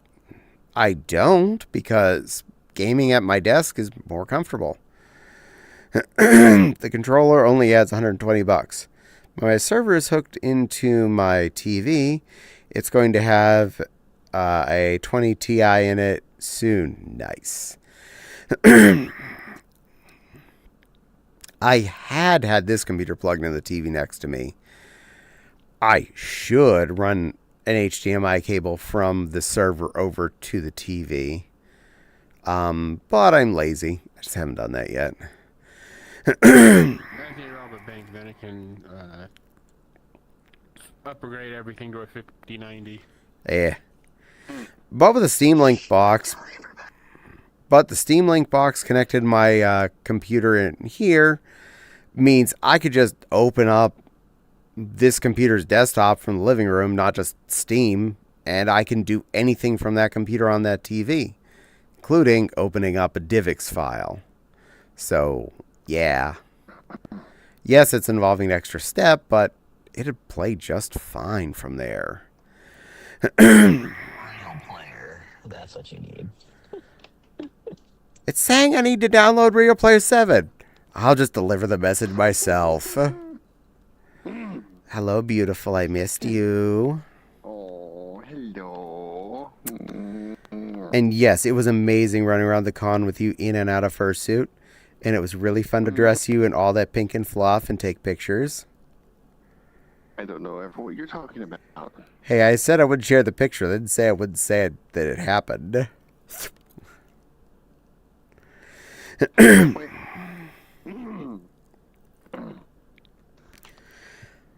Okay, you're here now. So Man. you have some other sides, some of those stories I told. Let me. The two stories kind of run together. So,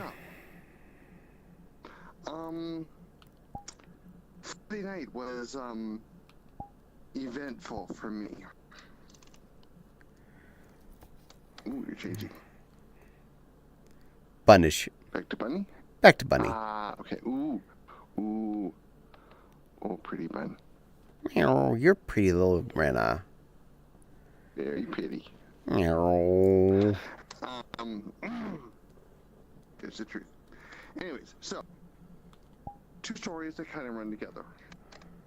First one is about the parade and the party on Saturday.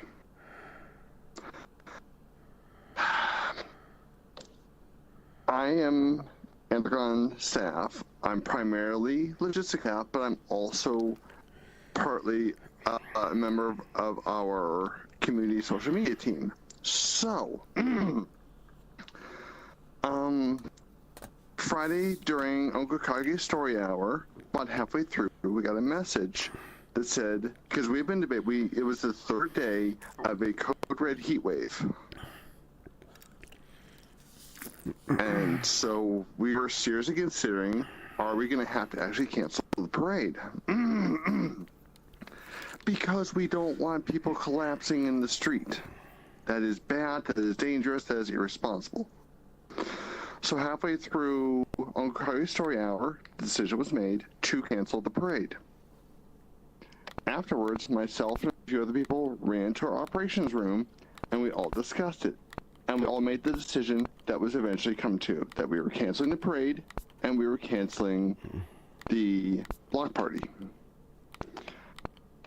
So kudos, 1,000 kudos to our public relations team. They wrote the release that everybody saw in an hour and a half. That's pretty impressive. So after we made the decision, I ran up to my room to get changed, to get comfortable, and then I went to a transfers AD panel, which was really good. And the original presenter never showed up, but somebody else did a presentation that she was going to give it for Philadelphia next month. Really, really good. So, as we're about to start that panel, I get a message in my one group that says, "Hey, we're going to release it. We're going to send out the press release at 8 p.m." Great, that's 15 minutes from now. Okay. We were prepared for so many people to be upset about canceling the parade. Crickets on that. There was nobody that I saw in the Discord that was upset about the parade being canceled. Everybody was, it was unfortunate but understandable. So I was keeping an eye on that even after I went to go to my D&D game that we were doing inside in person. I was keeping an eye on that. As I get out of the D&D session, this one sends me the message that she mentioned. I ask for receipts. I get 14 receipts. And yes, mister, I can't talk in English because you're banned. Yes, I saw every single receipt. You are an absolute cretin of an individual. After the second receipt, I was like, okay, somebody has chosen death.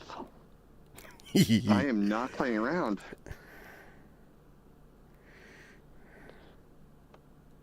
To the individual that cannot talk in chat, let me tell you something.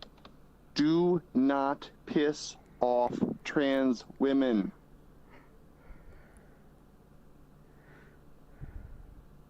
We will bury your ass.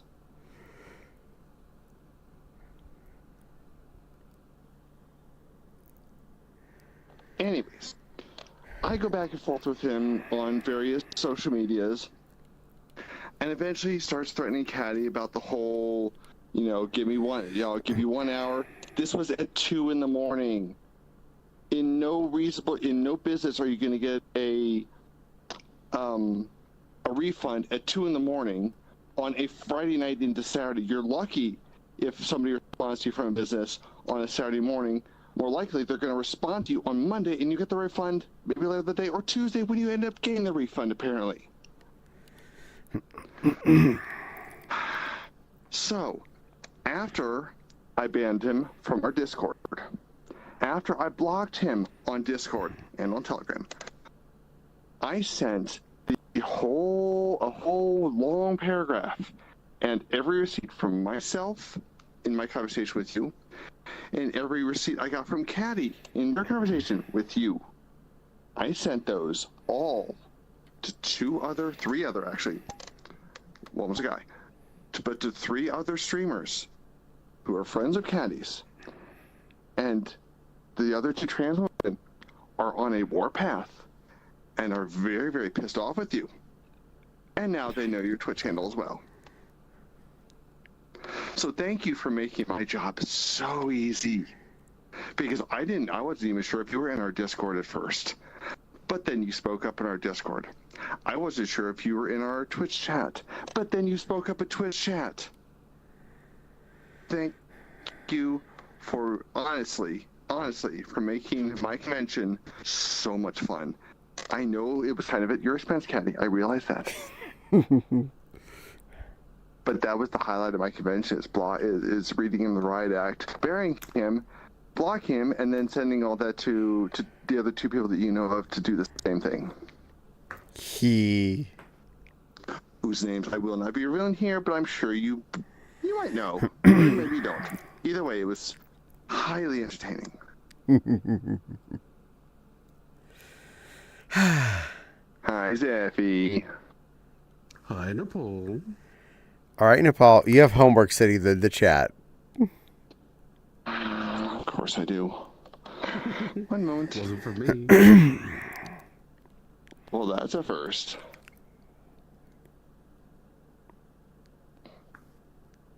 There we are. I was on the wrong screen. Okay. Jack, I'm a good go run one moderator. Yes, you are. All right. Now that the speech is over, I'm turning you back down a little bit. You're no longer screaming in my ear. I am sorry. No, I turned it up so it would definitely get up to everybody. This is fair. And hello, Zeffy. Good plushie. Hello, good Benui creature. Meow. Good little teacup Benui. Meow. Sweet plushie. Let me see. I go, aw. Yeah, I know you missed getting to have fun too, but Nepal got to do the thing, so she was the one who got to have fun. Amusingly, the moment I messaged her, everyone in my hotel room was asleep. I was sitting on the desk chair in my underwear because I was getting ready to go to bed. And, I couldn't sleep anyway because I'm not ready to sleep at midnight. One of them was already asleep before I'd gotten back to the room at 11. That's how early they were falling asleep on me. 11 p.m. at a con? God, I'm not even necessarily back in the room yet. Obviously, I wasn't back in the room because I came back and they were asleep. I'm like, but you keep me up some nights. I wouldn't have Nepal over. We'd have Blue.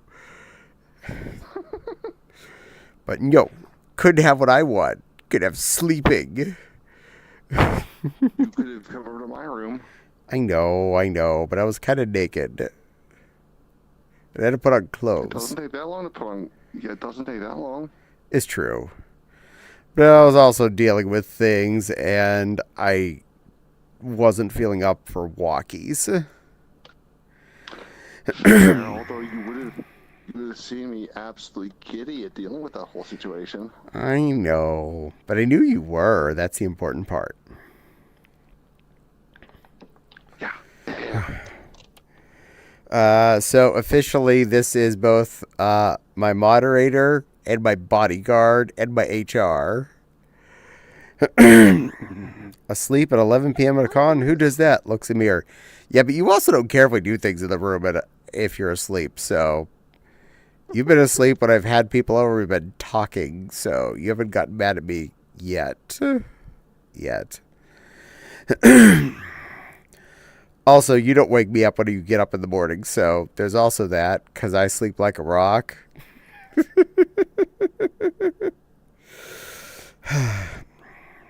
And you don't give me or Tiggy grumpy eyes when we come back from the dance at 1 in the morning. Which is correct. We do not get grumpy eyes for coming back from the rave at 8 o'clock. She came back later than I did. Quiet. I know. See, we were good. Quiet. We were good children. We didn't get grumpy face.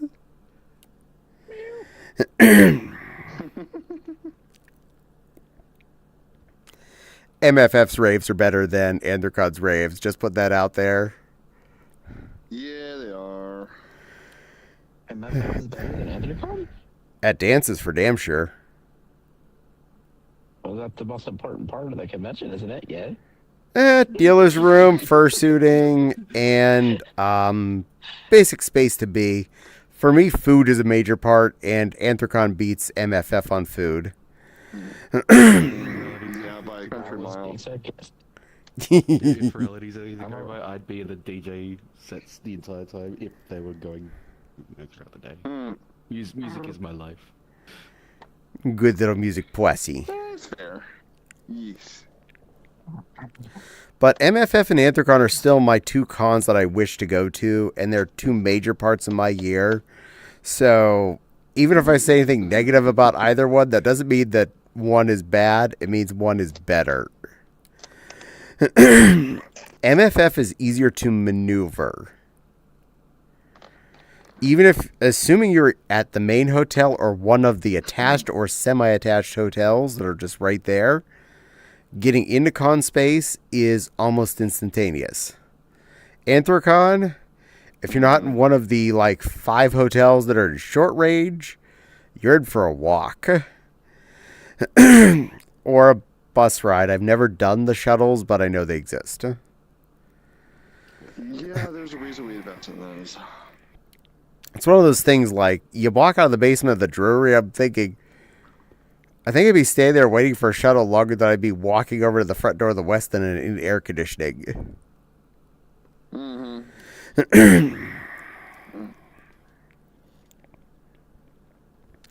So, yeah. But, do love MFF. It is a fun con. So there, you have the other side of the fun story there. And did you have fun walking around your Mewtwo pet while you were shopping in the dealer's room? It was a lot of fun hanging out with you at the con. You are fun. You're fun. Also, you know what I could do at the con real effectively to you?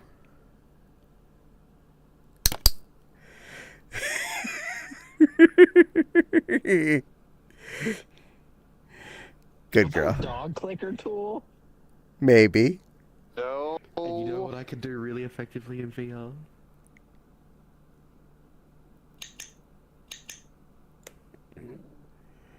Now.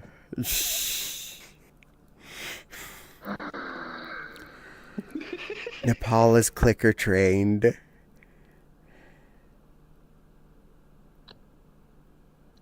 No comment. No need for shock collars then. Who's good? Who's a good girl? I legitimately don't like chalk. Who's a good girl? Tell me. Who's a good girl? I am. Good girl.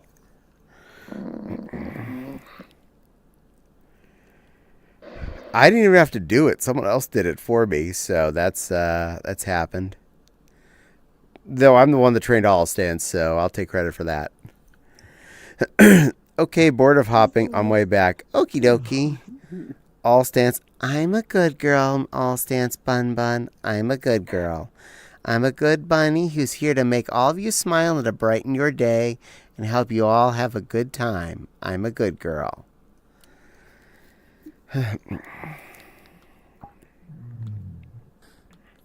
The silly adventures have ended. Lily is coming back.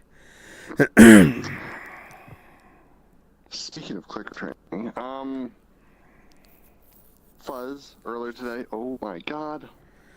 It was a vague mention of something, and I heard a noise. I was like, oh my gosh, she just grabbed the clicker. Yep. I heard her pick up the freaking clicker before she used it. You did you? Oh my god. Did you hear that? Did you hear the clicker being picked up? Hers I did, yes. Ah, see, mine's attached to my wrist, so I can just flip it up. That I heard. Welcome back, silly Lily. Cute Nova Beep. Cute. Cute.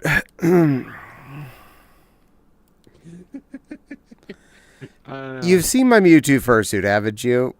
I call him I cute. think the eyes might be a little uncute.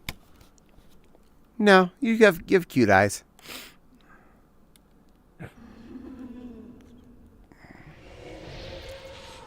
Oh, turn that off. Away. And the ad break is over. Cute little Nova.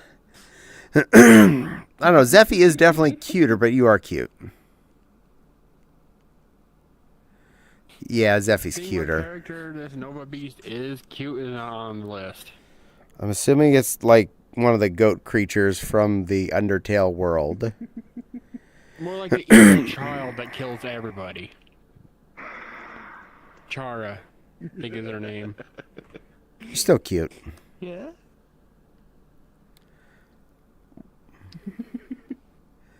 Zeffy, you're being cute. Boy. Yeah. Yes, he is.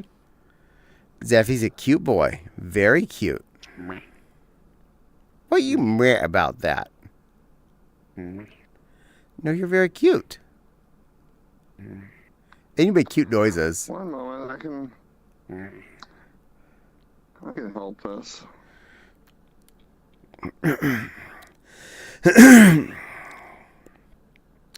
Fun fact, they're not goats. They have no hooves or tails. Fair. Pretzel. Absolutely. I am 100% on board with this. Thank you.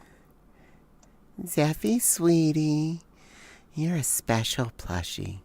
You're a very good plushie. You're a wonderful plushie that I really love, and I'm happy to see. You're a cute, soft plushie. A very, very fluffy plushie. One that's very good to me and very protective. And you're very, very sweet. And I love that. You're such a good boy, Zeffy. Such a very good boy. Thank you for being a wonderful plushie, Zeffy. Thank you for being a wonderful friend and protecting me and other important special critters who aren't me, because I'm not important or special, but they definitely are. Thank you for protecting them and making them feel safe, because you're a good boy. You're a good boy, Zeffy. Good boy. Mm-hmm. Mm-hmm. Mm-hmm. Yeah. Yeah. Yeah. Mm-hmm. Love you. Thank you for being sweet. I'm being Mike Wazowski. Well, you're the one that put you there. There was space. You could have moved over more. Yeah, but then you complain my camera goes in your face. Only when you turn your head and you like impale me with the disc. No, I want to see what's inside your head. Think about Phantom Sense and think about a little looking like metal disc that just every time she would turn like this, I'd have this Slaps you in the face. right between the eye. It was her distance was right between my eyes, so it was just like, ow, ow, ow, ow. Fine, I'll turn it. Make my eyes are less murderous. You a good girl, yeah? Hmm? You know what? I'll be right back. You being a good girl? Mm-hmm. I think so. Such a good girl.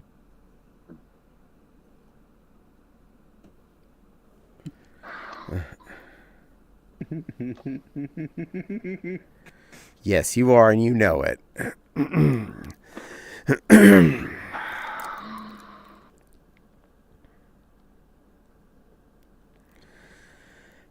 My children are well trained.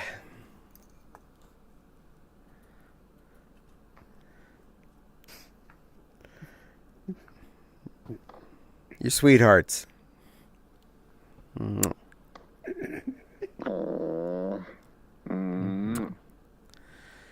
Good girl.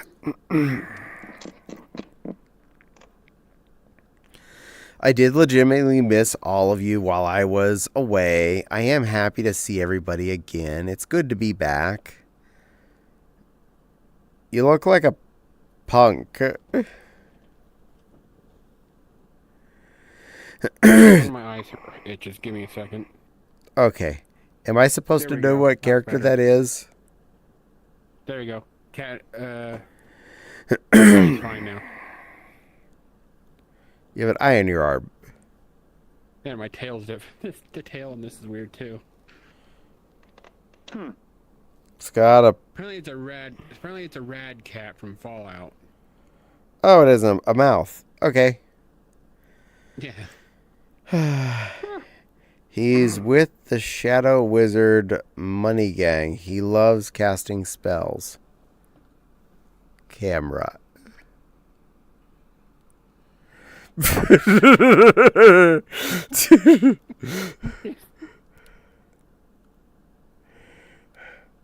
Just camera. Wizard Money Gang. He's trying to kill me with a camera between the eyes. How about we don't do that? I'm trying not to. Silly creature. I mean, I can see everything, but I don't see that happening. Meow. At least the eye on my back, I can see who's coming at me from behind. That's efficient.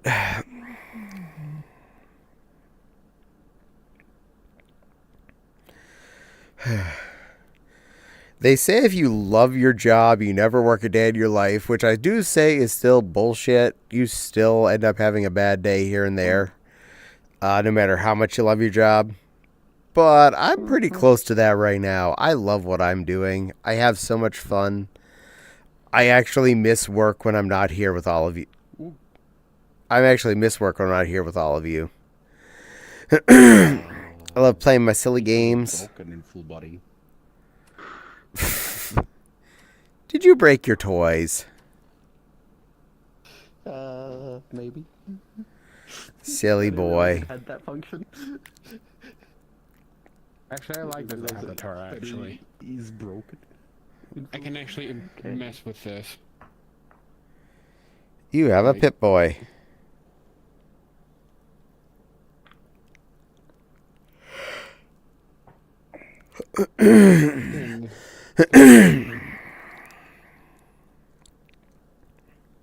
Fiddle with it's kind of cool.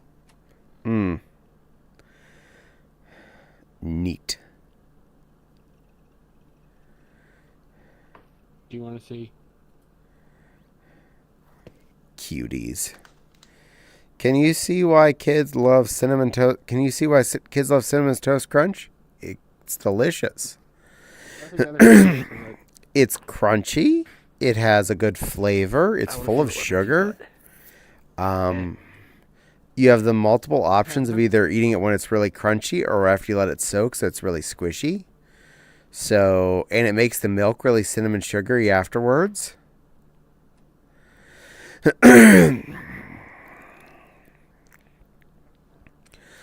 Also, just like that, the answer for Apple Jacks is it's a sugar-filled cereal.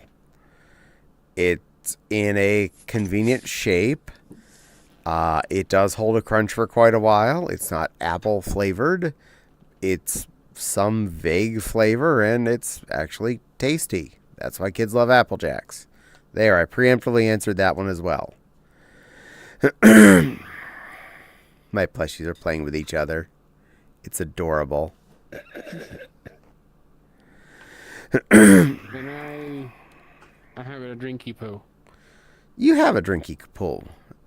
Enjoy your drink. Twice the caffeine. Yay! Still not enough caffeine. That's where the radiation kicks in. Javi did a really good smart this year with what he brought when he brought fluids to Anthrocon. He brought the case of water, which is my usual request, but he also bought 2 cases of little bottles of Gatorade. That was really a good move. That helped a lot. And like usual, we brought way too much snacks. And brought a bunch of them home. But hey, both of us bring snacks for the fact that we want to bring snacks for people to eat if they need them and not eat if they don't. I would rather people not, have a sugar crash or a protein lack or anything while they're out and about if they can.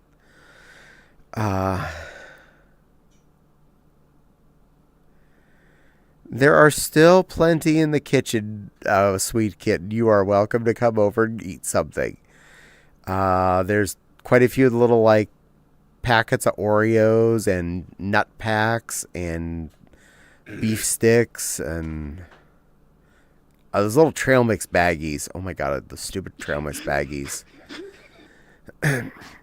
And the yes, I know what I said. Sorry. Yes, you're allowed to laugh about that.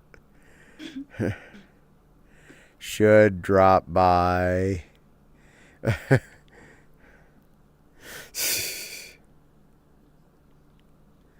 Sometimes, so you can let me try out. Yeah, absolutely. You are welcome to do that. We would happily strap you in and let you see if you enjoyed it or not. Hey, Amethyst, Okay, I'm welcome in, you curious. goober. Who was Alice Stance referring to Wizard Gang? Me? Oh, Or somebody else? no idea. Because I'm thinking of getting a Mita Quest 3. Good choice. I've heard good things about that one. And they're actually affordable. So, good option. Well, it lets me.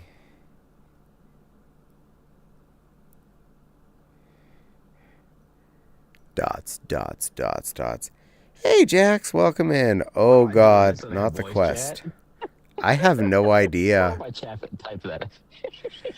Yes, you are allowed to Old use your school, I mouth guess. hole. I laid down my controller. How you doing? I am doing just fine, Amethyst. How are you? Maggie just shows up on your doorstep for costumes, but instead for snacks. Fair. But yeah, you are definitely welcome to hop on over here some night, and we'll strap you into one of our headsets and let you see if you like it. Yeah, because I'd have to go the quest because I don't have a PC to run this. I'm actually doing this all over the internet. So True dat. this is that NVIDIA Go GeForce Now thing. It's actually really well. I'm actually on a Mac doing this. And the idea of getting an index right now would be probably a bad idea because they are discontinuing them, so... They are. They You already need a have. dedicated PC for that. Yeah, true dat. Oh, yes, technically they already have. They should have waited till they had the Steam frame physically out before they discontinue it, though. That seems stupid. We have no cars for sale. Very much is. Then how you work? Technically, what is the best VR setup these days? That They really you... should have released a version of it that is PC VR. Yeah. The answer to your question is everyone has their own opinion depending on which aspects are more important to them. Like what responds the best. In my opinion right now, the Index is the most versatile, but it does require a PC. I have heard great things about the Samsung's headset being really light and really high definition with tracking. But they've been having battery issues. They've been having battery issues. Samsung battery issues. Oh. Gee.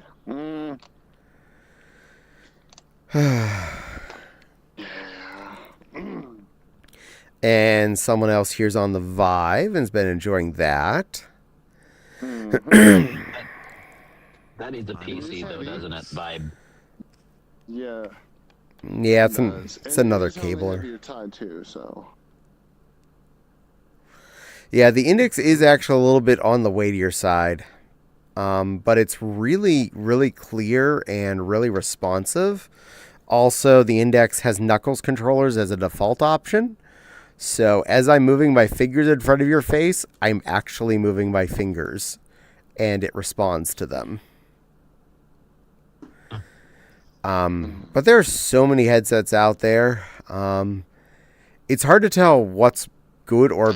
Like, you can go and see what's good and bad about any given one. But to say what's the best...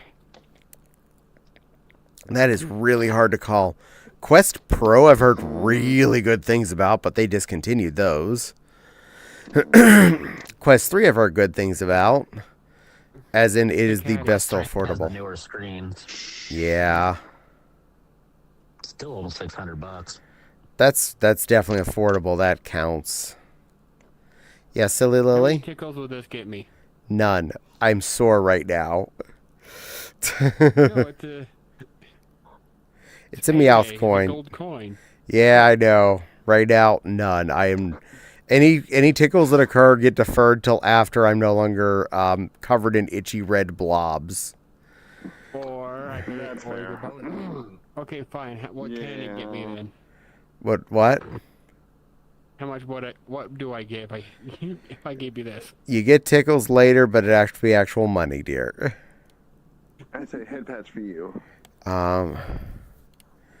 Did you say you got into poison ivy? Index- Is that what I overheard a little bit earlier? Wasn't poison ivy, because I know poison ivy. I didn't see any of that back there.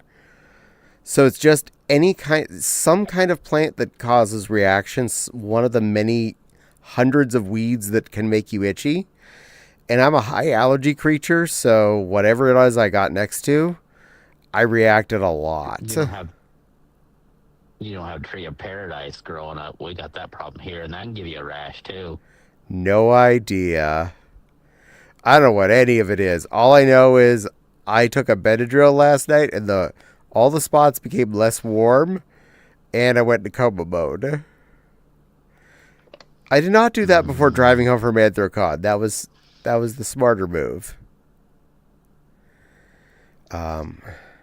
Index are discontinued. Yeah, I've got a new Avi. Am I allowed to join? Yes, you are. And you have now. Samsung VR is a headset. Yes, it's categorized as an XR headset, but the Angelic Marshmallow use it. Yes, they do. It's also got eye and face tracking built in, which is really cool. I'm waiting for the Steam frame, which should be coming out this month. Knock on all of the wood. Also, what do you think about it? You are cute. Not even knock on all of the wood. I can almost guarantee it's coming out this month because they've been updating its software and publicly releasing the updates. I don't trust them.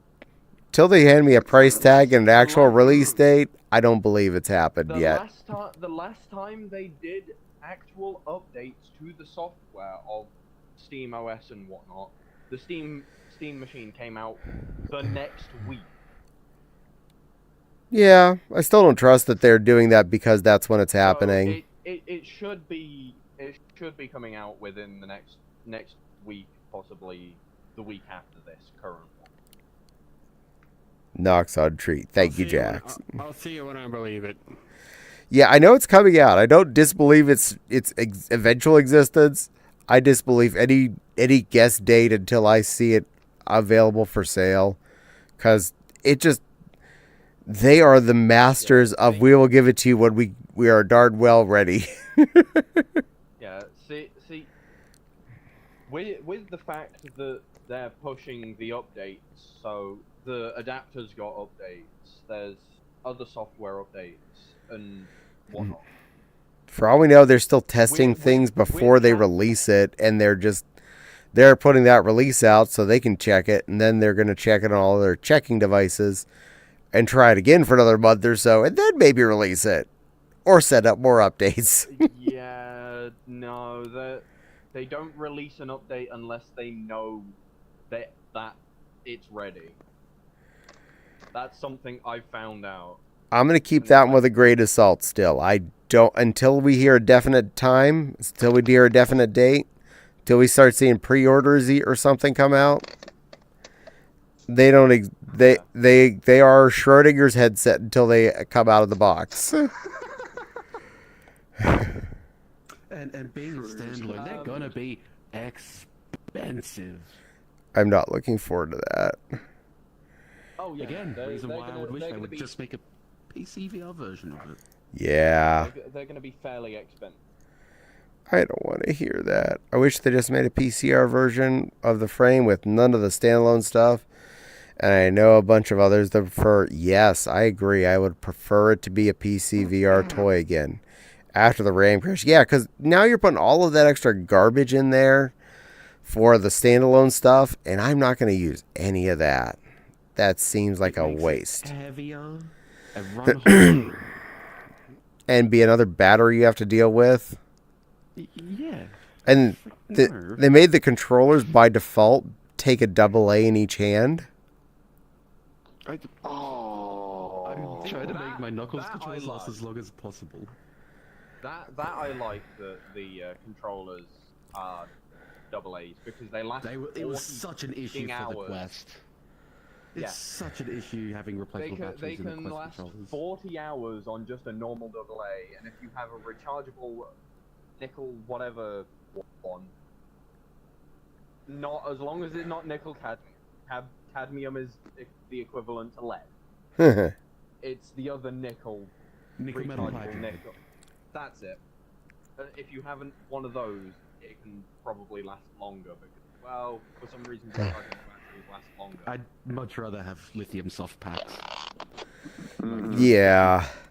I like the fact that my controllers, I've had these for 3+ years and never had a problem with them. I love that. 6.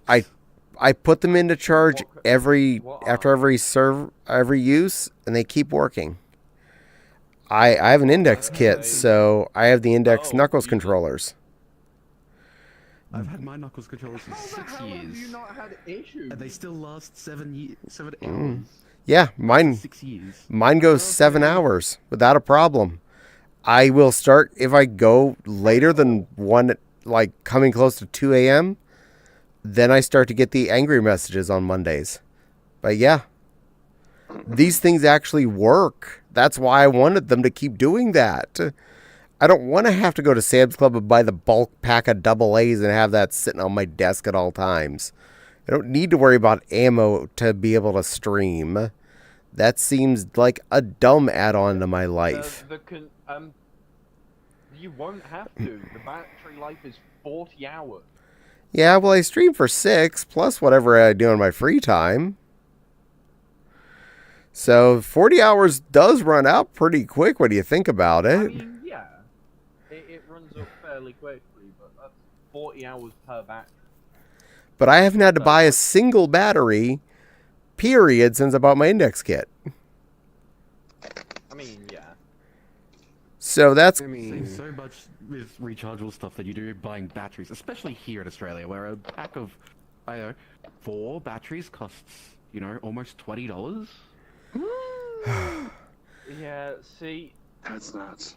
If you get rechargeable ones, then the cost dwindles over time if you're reusing. My problem with the rechargeable regular batteries, though, not the packs like you have right now in the controllers here, they don't have as long of a lifespan and their charge cycle starts to dwindle real quick. I used to do rechargeable batteries for a lot of things in my life, thinking I'm going to start saving money. All I ended up doing was creating a new headache in my life of having to cycle things on and off a recharger constantly.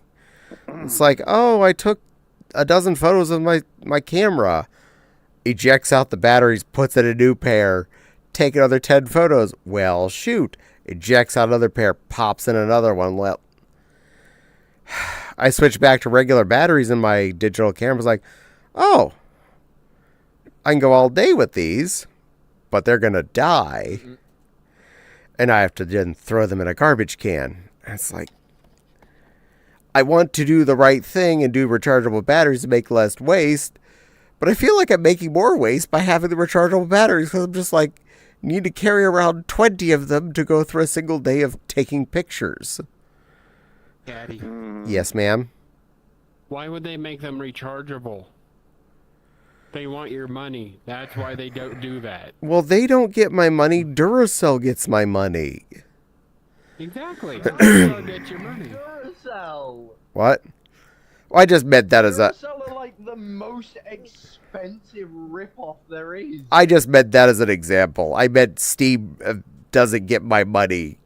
Some battery company gets my money. Energize or whoever.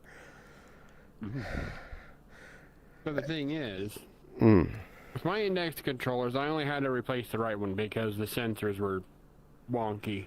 Yeah. That's it.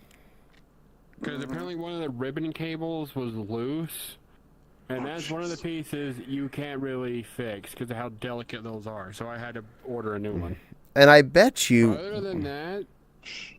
Yeah. But I bet you worst case scenario, I could probably look online and find a replacement battery pack that someone's already got cabled up for a knuckle controller if these ever went bad. And pay them a small amount of money and unscrew it, plap it in. Hell, there's a website on the Steam support that they are partners with that they will have a link to that will show you how step by step how to take it apart and to repair it yourself. I fix it. Yeah, I was gonna say, from memory, it's iFixit. Yeah, iFixit. And I think Steam is actually partners with them. Funny enough, Steam and Xbox have got partnerships with them. Xbox for the Xbox One. iFixit's good company. It is more expensive to buy the parts separately for the Xbox One than to buy just a new Xbox One.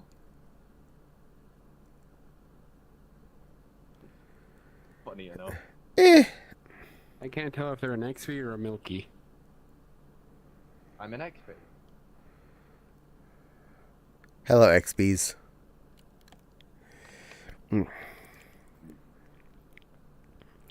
I like the fact that I can open up my computer and fix things. I like the fact that I can open up most of my hardware and fix it if it's possible.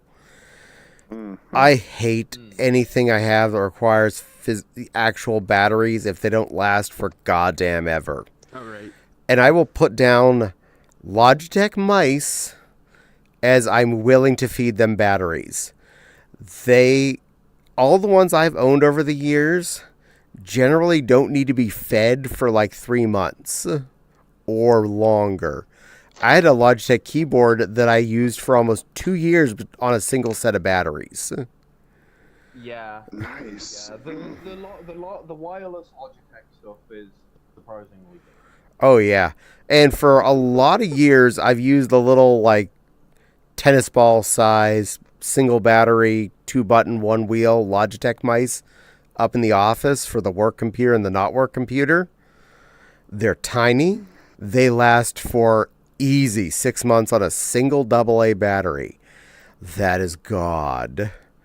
I miss my OG Logitech MX Master.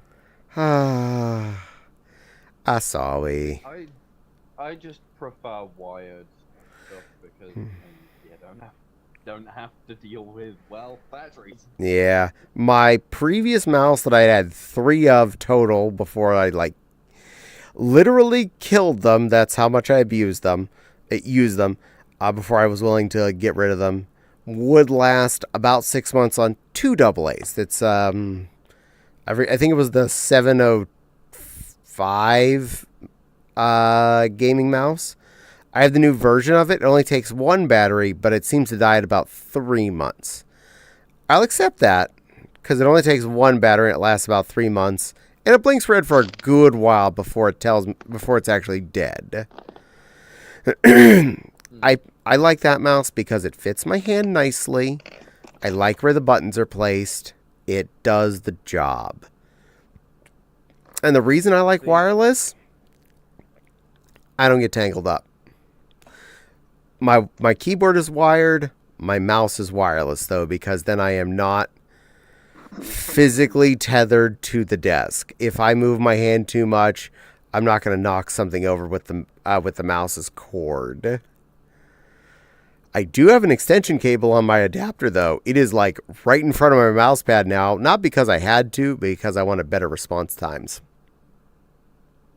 See, with my mouse cable, most of my mouse cables are light as hell and usually hang slightly off the desk, so I don't have to worry about knocking anything over. Yeah. And also, so I had a wireless mouse keyboard from Logitech a while ago. They eventually did die. Yep. Like, completely die. To the point, even if I put new batteries in the thing, they just wouldn't work. But wired mouse I had after that from Logitech was a Logitech G200. Mm. It was one of the ones with like obviously the normal buttons, but it had another 2 buttons on top and like 4 buttons on the side. Nice.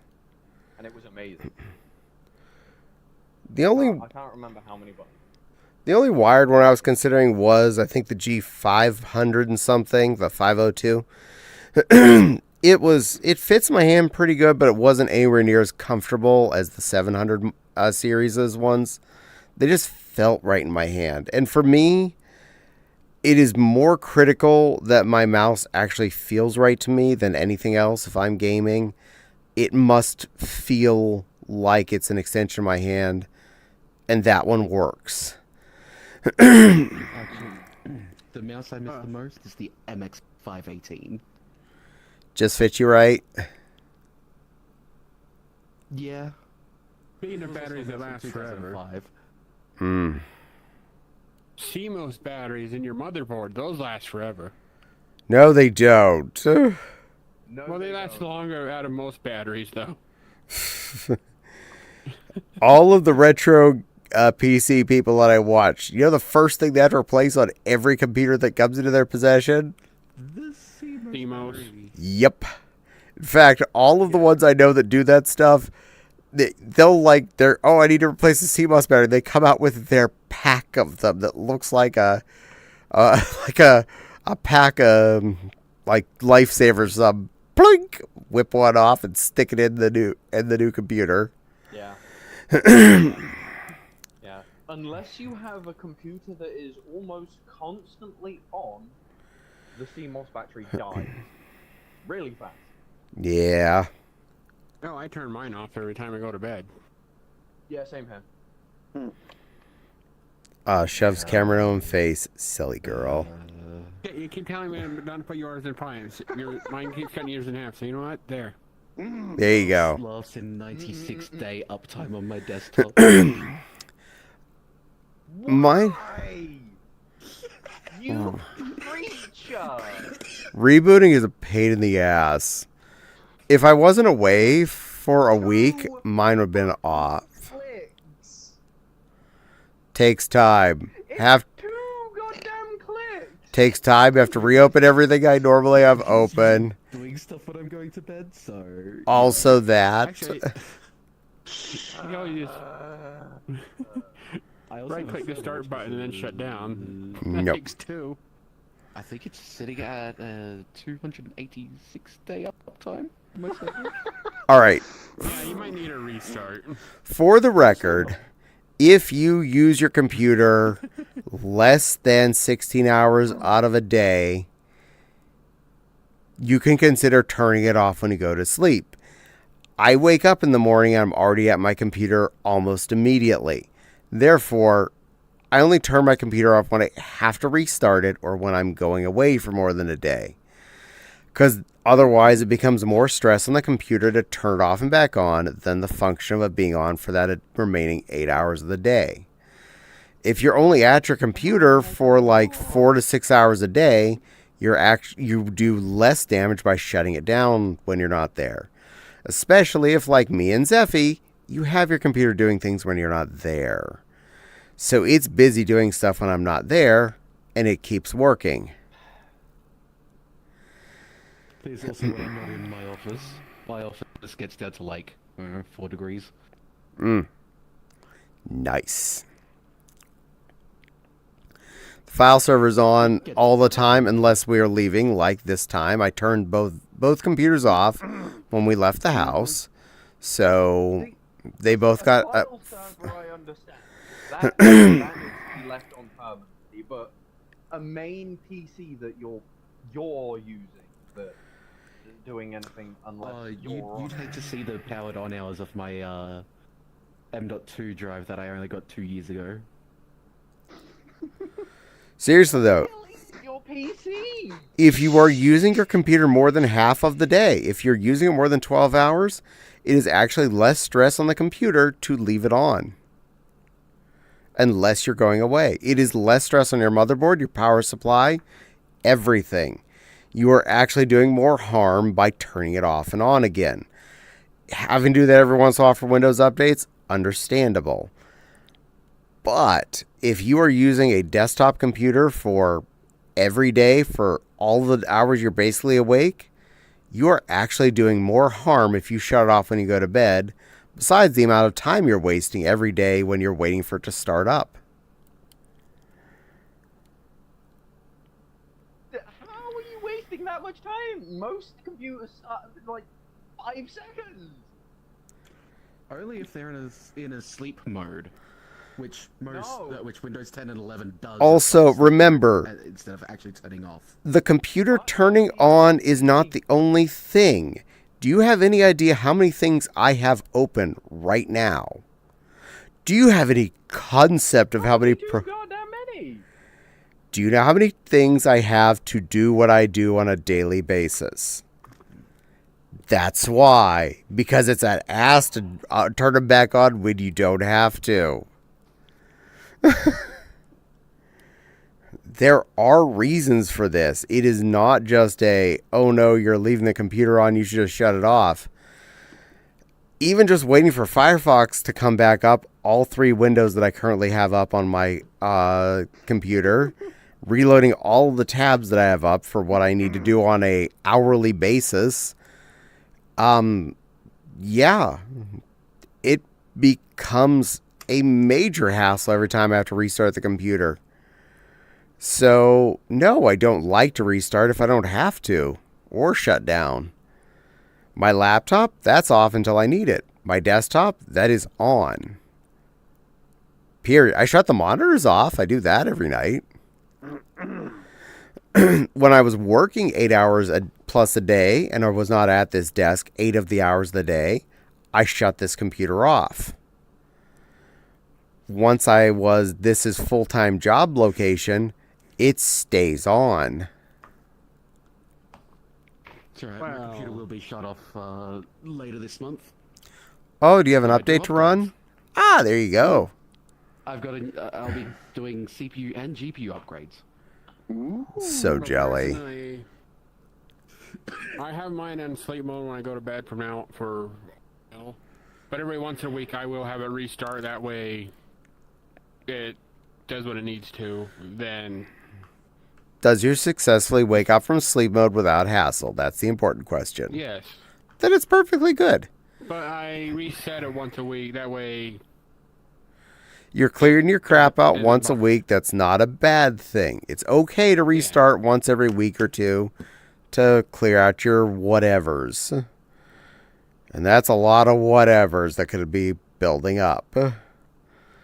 Alright. Yeah, so I understand keeping the PC on for a while, but probably stop it, like reboot it, like maybe once every couple months at least.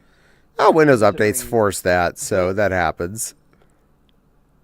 Considering the longer you run a PC, the more shit builds up in the RAM, which slows the PC down significantly. Yeah. That's why I have an almost 60... no, sorry, it's a 60,000 gigabyte page file. Nice. You mean 60,000 what's the Avi on my No left? gigabytes. Some kind of an XB, I That's believe. 60 terabytes. milky. Oh, sorry, not It's a Milky. I'm 6,000. sorry. A Milky. 600. As you can tell, Bruh, my brain. they're I'm still They're waking off up. camera. They Shapes are can't different see than them. 6,000 gig is Well, then still they don't even 6 exist. terabytes. Yeah, but no, my primary drive, 4,571 hours in a year and a half. Jesus Christ. See, I can't even remember how to check that. My older drive, still an NVMe, 20,582. Yeah, I can't remember how to check the total of mine. And then my 2 terabyte spinning disk drive, 47,692 hours. What the fuck on a fucking HD? Really? On a 2 terabyte spinning disk. Why do you have one that small? How is that not dead yet? I mean, it's 2 terabyte. It's old. That's fair. It's got 47,692 hours on it. On How a sea is it on a not Seagate dead Barracuda, no yet? less. How? Oh, How is it just not dead?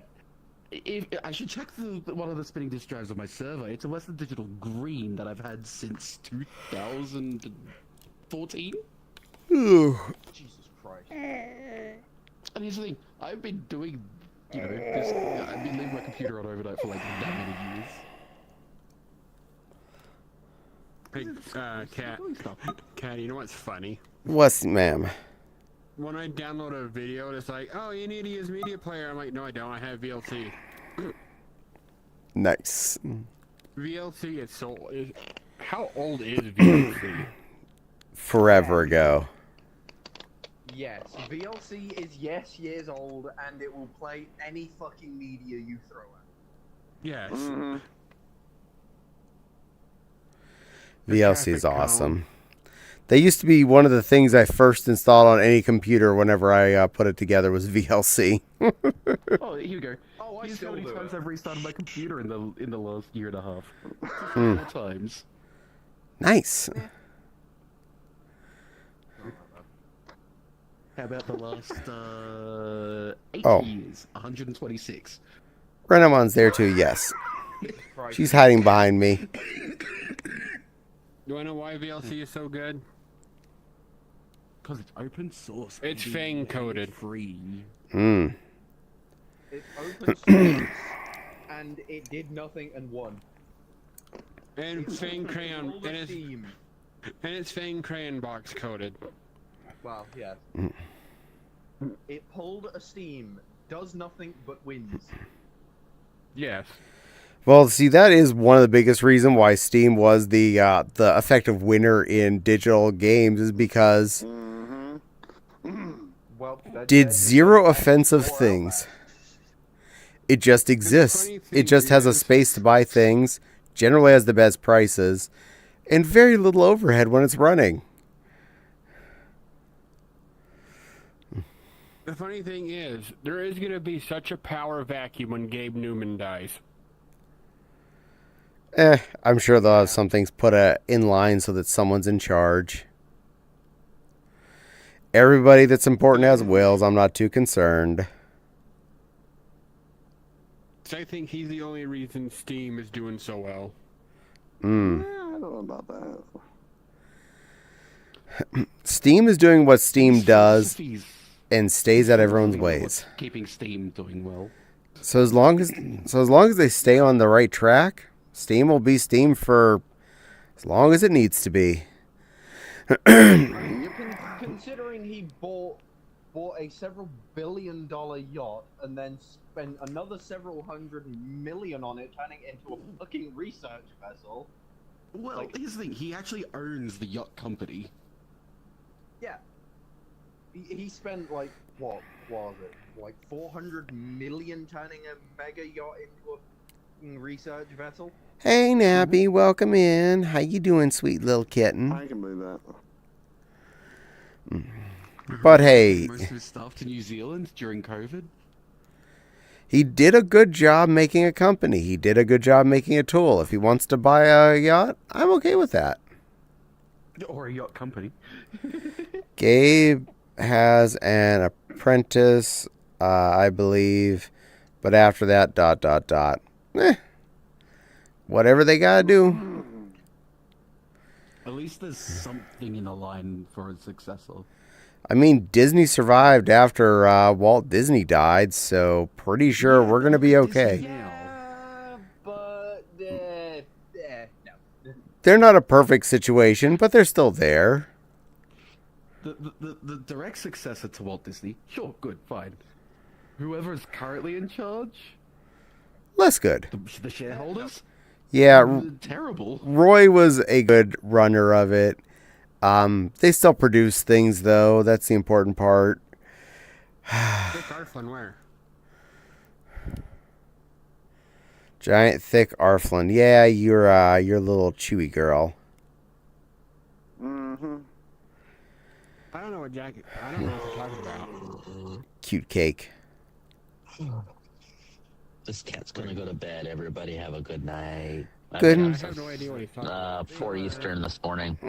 Good night, Tiggy. Rest well, okay? Okie dokie, thank you. Give Wild a hug for me. Night.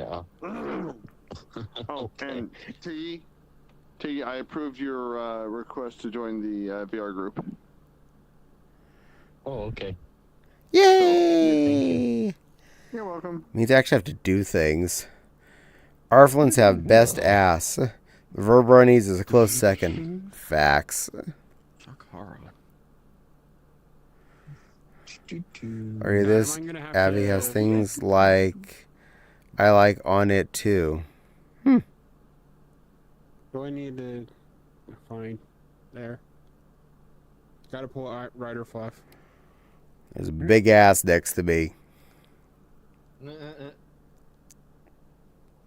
There. Strange children. But yeah, Steam has my loyalty as a game purchaser because out of all the time I've had Steam, they have yet to even hint they wish to do me wrong. Nintendo, Sony, Microsoft have not only hinted, they have shown off they're willing to do wrong. And this angers me. There is no point in closing down stores to video game systems. I can see you turning it down to just being on like a tiny server with minimum bandwidth.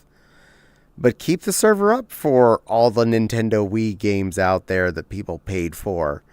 Or the PlayStation 3 games, or the Vita games, or any of these other game systems that we've paid for games on and we own. Don't shut them off. Steam does that a lot with older games. You'll notice you're downloading it like butts on some random rare ancient game. But it'll come to you. That's the important part. You download a brand new game. Comes in stupid fast. Yeah. Alrighty, what did I don't get that. Well, that's where the Stop Killing Games movement is based off of. Prevent companies from doing exactly that. Yeah. Yeah. Also, see, the only good thing Microsoft did was save Minecraft. Because Notch was going to give up on it. Yeah. That's the only reason Minecraft is still getting updates to this day. Because Microsoft bought it. Yeah, but they love taking things off of their online availability of playing games. They like you to be on their subscription system where you're paying them like, what is it now, $35 a month for Xbox Live? Ew. So you can have all those games. I was gonna say, you do know it went down by a decent chunk as well. But it went, Still. but it was, They lost billions on it. but I think 35 is what it went down to again. So yeah, I was not willing to get that for a very good reason. I don't buy a new game every other month. I don't want to pay the cost of a new game every other month that I don't have time for. So, currently, Game Pass Ultimate is £17 a month for me. Yeah. Which should be $22.70 for you guys. Yeah, that's not what they charge us. They don't charge us $22.70 for the ultimate version. So, yeah. And you don't own anything. You're just paying them rent every month. You're basically paying for video game Netflix, as it were. Here's the funny thing. We've never actually owned games. It's been proven. Since 1972, since the first console was ever released, we've never actually owned the game fully. we own a license and we can resell those licensed games, we still technically don't own them. Yeah, but if Nintendo decides they're taking Luigi's Mansion off their digital store and erasing off everybody's Switches, Luigi's Mansion gets taken off of the store and off of everyone's Switches. If they... Yeah. But Atari cannot say that they're taking back Combat from me. They could take it back when they pry it out of my cold dead hands, because I have like 6 cartridges of that. That's because with digital games, it's a lot easier to enforce the licensing than it is with physical. Hence why I'm really mad about Sony's lack of physical discs. Physical is how it works best. No. What? Here's the thing. They have actually came out and said something on that. Are they not getting rid of it? No, they're not. Any game released before that cutoff period that has a physical disc will still be getting disc production. But they said... And all future games should be getting disc production anyway. Yeah, any game after that cutoff won't be getting disc production. It's still a shit dick move. Yeah. Excuse my language. Yeah, I buy games. If I'm buying a game for Game System, I'm buying a copy of that game that sits on my shelf, and I have. I do not buy digital, because what happens? What has already been proven will happen when they get tired of one. The Vita store gets shut down. The PS3 store gets shut down. You cannot buy any game. Any games you have bought on those things are gone. How do I not trust that's going to happen to the PS4, the PS5, the PS6, the PS7? No. Any games that you've bought on those aren't actually gone. The Xbox 360's got the same thing. That store's been shut down. You can still download the games that you bought. Can't download any DLC for Forza Motorsport 4. Proof, I've tried. 4. You can't download any of the Wii games anymore. The 360. Really? I cannot download any of my paid DLC from on my 360 because the store's gone. Here's the Even thing. into my profile, I cannot re-download stuff. And Nintendo actually did shut down the DSi, the 3DS, the Wii, and the Wii U's digital shop. So if you did not already have any of those games downloaded, you cannot re-download them. There's not some like special magic dance. There's not some server up there. They're gone. I don't trust Sony to not do that. I do not trust Xbox to not do that. They have the keys. They've already proven they're willing to delete things whenever they lose licenses to them, even if you paid for them. Even if it's a movie you paid to own on your system, you just paid for the temporary rental of it till they decide it was gone. No, apparently you can still download those games you paid for on the Wii. You cannot buy new games on the Wii because Wii Shop channel is permanently closed. However, you can still download games and content you bought in the past. I've been told you're not able to. Patty, Stats to re-download. here's the thing. This is satire. This has been coined by everybody. If buying isn't owning, piracy isn't stealing. Facts. Yeah, connect your Wii to the internet through the system setting. Open the Wii Shop channel. Select start and then start shopping. Choose titles you've downloaded to view your history. Select the game you want to click click re-download. When was that published?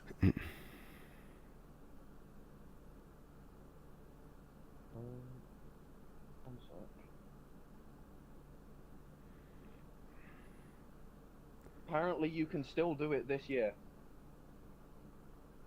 It's just most people don't know about the feature Because Nintendo's been telling us we can't specifically.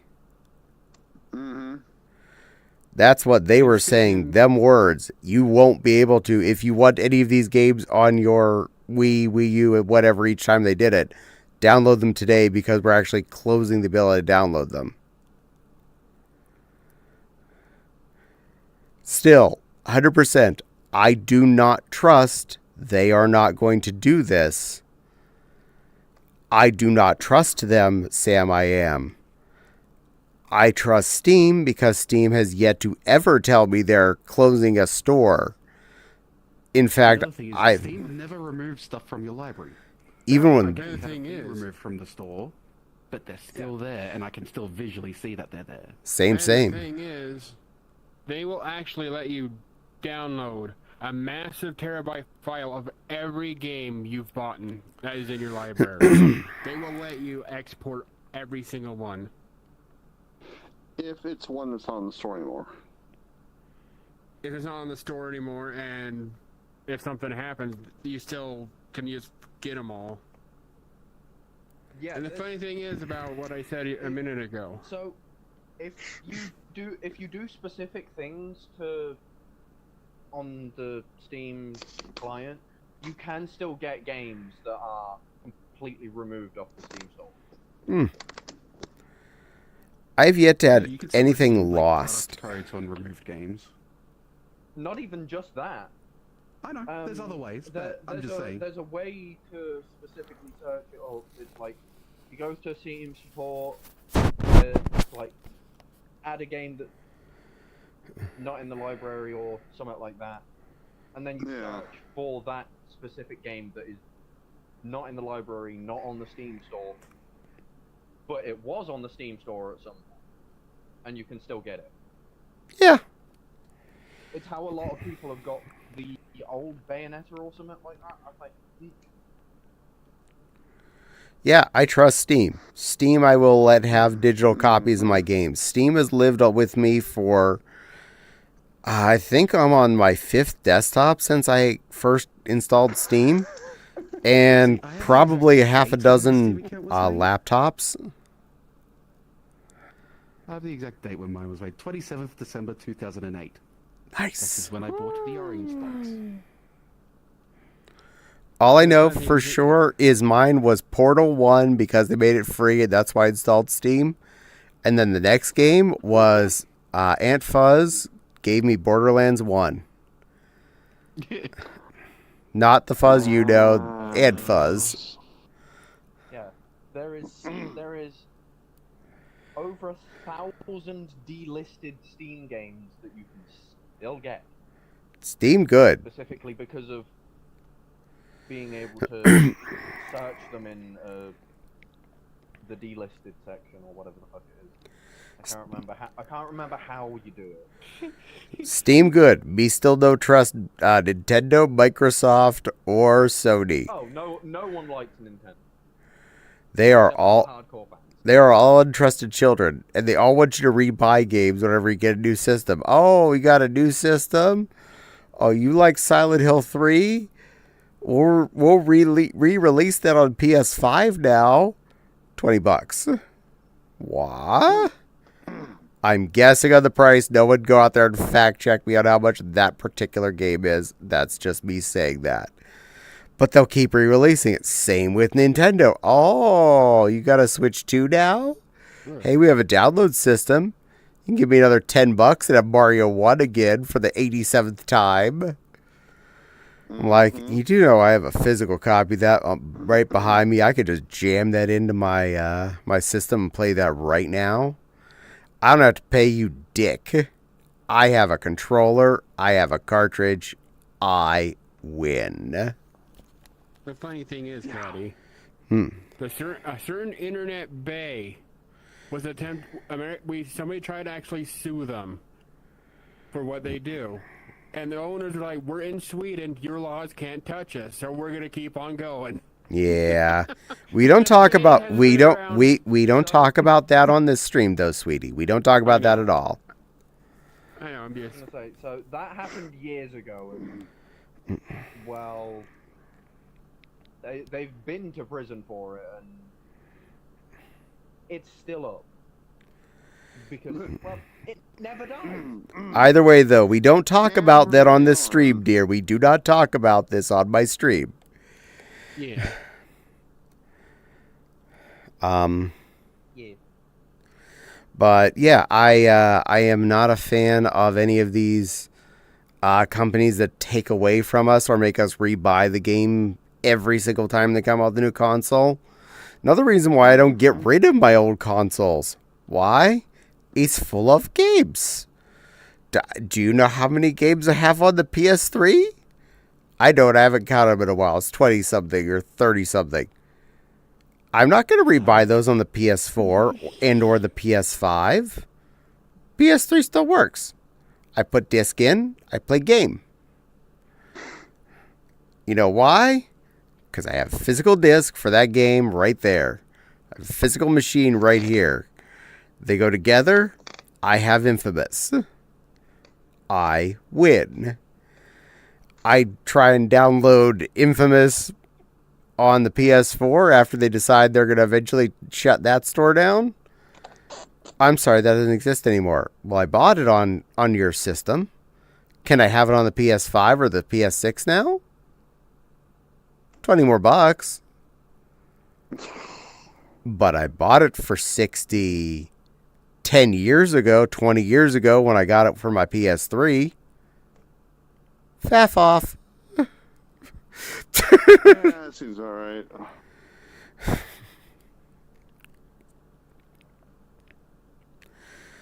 I only technically ever bought about 5 things on the Wii U shop. And they're all still installed on my Wii U. And I love sitting down on the couch and playing with them on the Wii U gamepad. And that's all of the Super Metroid engined Metroid games. So Super Metroid, Zero Mission, and Fusion. I have all of those installed on that system.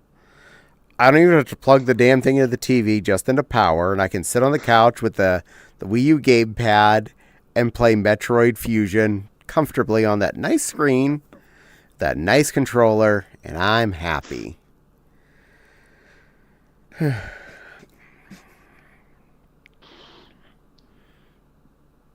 Y'all are I tapped cute. over to the stream and saw what he was doing. What? I've been watching. I thought it was cute. Mm-hmm. You have cute little feather floofs to play with. You're a sweet little angel. Mm-hmm.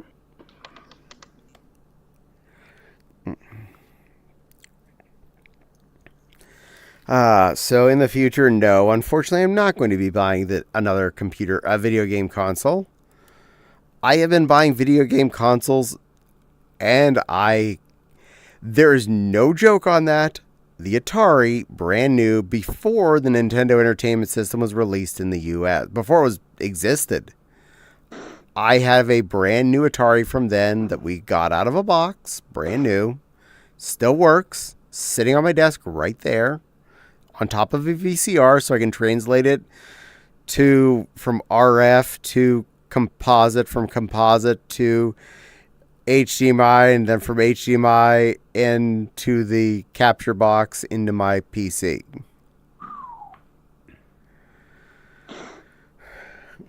That's a long road to play Stampede, isn't it? Yeah, I was gonna say that's a Rube Goldberg type setup there. It worked. How bad was the delay on that? Not much. It's pretty good.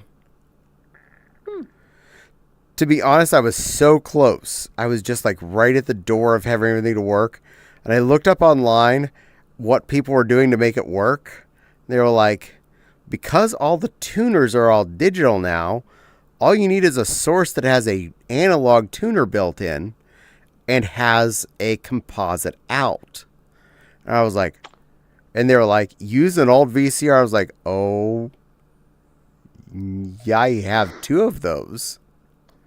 Yeah. So I just squizzled that thing in there, turned it on, flipped it to channel 2, turned on the thing.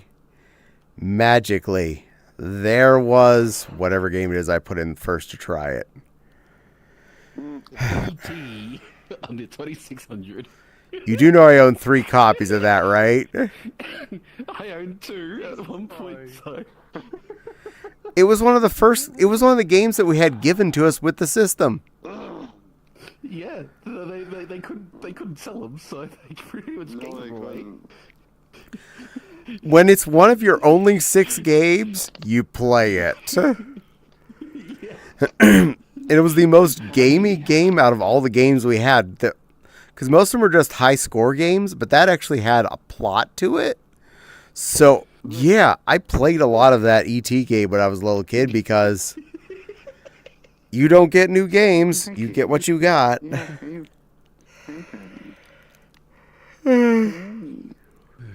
Okay, so how much did Gage attack you when you got back? a lot. Did he wonder where Mommy gone? Yeah, right. Right here, yeah. No, this is you know this is not gonna work. Gage is such a creature. And you're such a I've been good girl. constantly spray balling Nope. him. I've been constantly spray balling him because he's been like in and around my feet. I've shuffled across his paws a couple times because I can't fucking see. Poor thing. Paul, he misses you. For all we know, you died. Human disappeared. Yeah, I did for over a week. Yeah, and he's still little, so he has no idea where you went. Thank you, Betty. Hey, little benefit of me being in your room next year if I'm there. You have an easy COD script you could order around. I know I can't be your staff or anything, but, I'm like... Don't volunteer too eagerly. Oh, boy. There's no such thing as volunteering eagerly. There is accepting my fate. Yeah.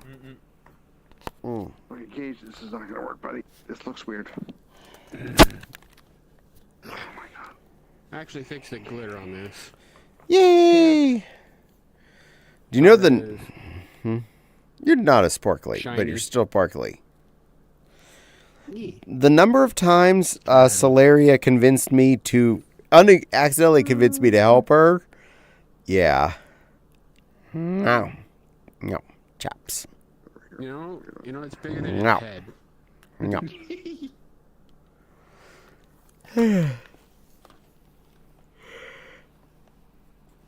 Ugh. Yeah, while Guest of Honor was still kind of a thing at Anthrocon, more than a few times inadvertently just happened to be hanging around her and be like, do you need something done? Yes, this needs done, or this needs picked up, or this is over here. I'm like, okay, can I go get that for you? Yes.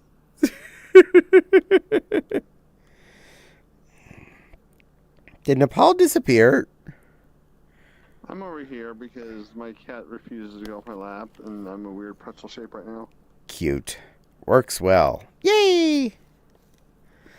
You know what? I feel like being kind of small. That's a first.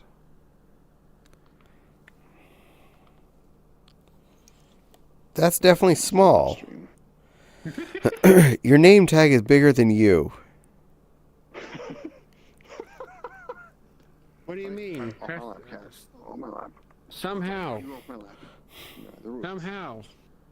He's still bigger than Lana. True. Please, I could go smaller. It'd just interfere with my menu. Oh my god, you're adorable. And somehow bigger than Caddy and Lana still. No, I'm bigger than Zeffy right now. Zeffy's smaller than me. I don't know.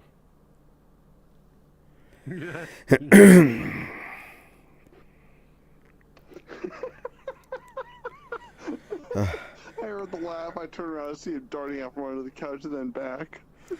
But yes, seriously, as far as con volunteering goes, when I'm around people that are working, it's basically impossible for me not want to go help them. I'm here early. My roommates are busy plugging wires in. I'm lonely. I'll go plug wires in with them. What do we need done? Can you run this coil of wire over here or carry this thing over to that section? Okay. I do that. I don't mean to do that. Or Zeffy reinflated. Yes. Give it a few minutes and we'll talk.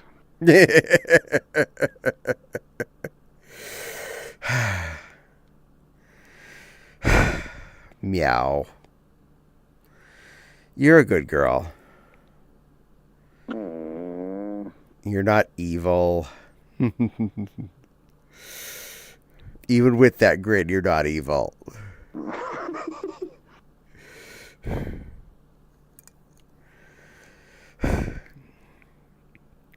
The number of times the biggest reason why I don't do as much volunteering at Anthrocon as I could is because I fear the union people in the convention center.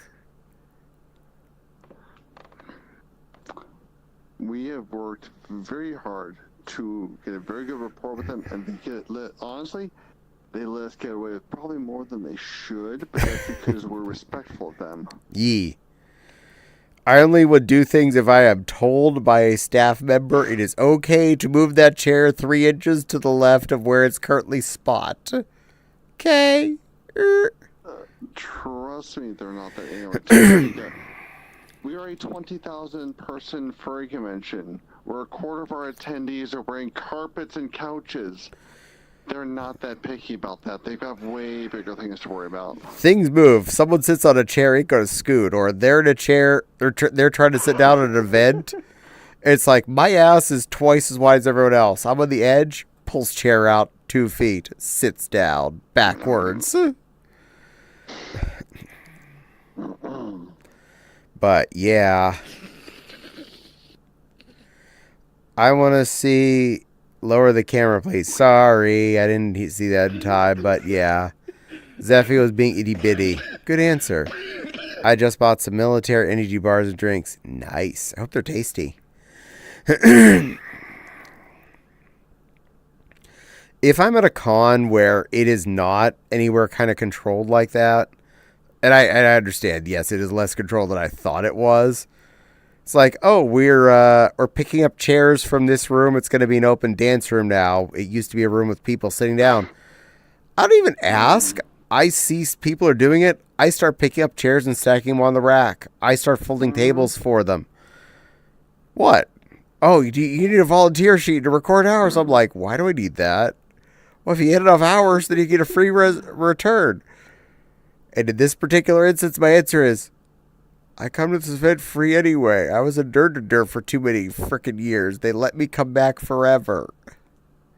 Oh my god. There are feet.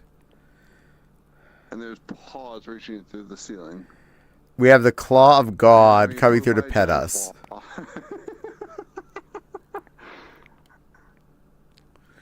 my god. The layout stream, I love it. We've been attacked by a macro. That's some Rexar type shit. So we have it. That is actually mildly creepy. He just needs a big red balloon that's carrying him around. Should we invite Tricky over? They can be giant together. Apple Cinnamon First Strike bars. I've heard of those. How are they? I've actually been intrigued by that. I do love energy bars from survival kits and whatnot. Gojira! I like them. Nice. My biggest problem with a lot of energy and meal replacement bars, especially high protein ones, I can't eat them anymore. Because most of them are full of whey protein. And you know what whey protein does to someone with a major lactose intolerance? Ew. Good times. Yeah. I ate an Atkins bar on the way to MFF a couple of years ago because I missed eating breakfast before I left. I thought, this will be smart. These are peanut butter flavored. They taste good. I've had them before. They're a really good bar. It's a good...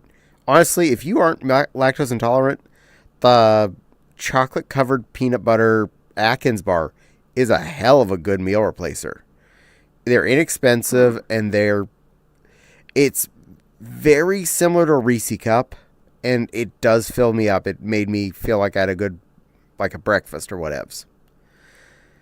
Nice. But my lactose intolerance had changed since the last time I'd had one. And I severely regretted the fact that I ate that halfway to MFF. Because it does not make me poo. It just makes pain. Bad stuff. I can't hear anyone anymore at this scale. Oh no. Alright, Caddy. I'm gonna go actually officially world hop. Alright, you be a good girl. Welcome back home. Thank Glad you made it you. home safe. Safe. You know what's weird? Hmm. I don't have claws. Even though they are... They're still there, but they're textured out with... I don't think a Vaporeon has claws, though. Oh. Anyway. I do. You have clobs. I have clobs.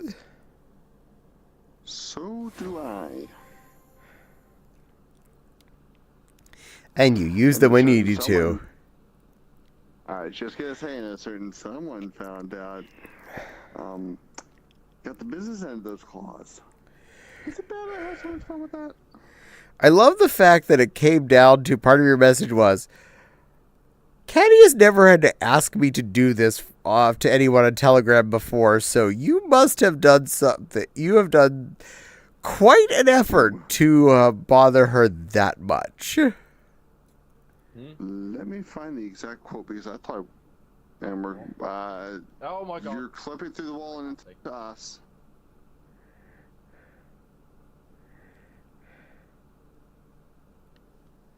Yeah, Stand by, beginning of people. stream, you're clipping through us.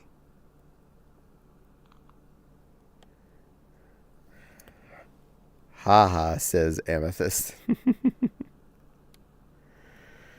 Hey, Jeffy. But yeah, this avatar has things. It's a cutie.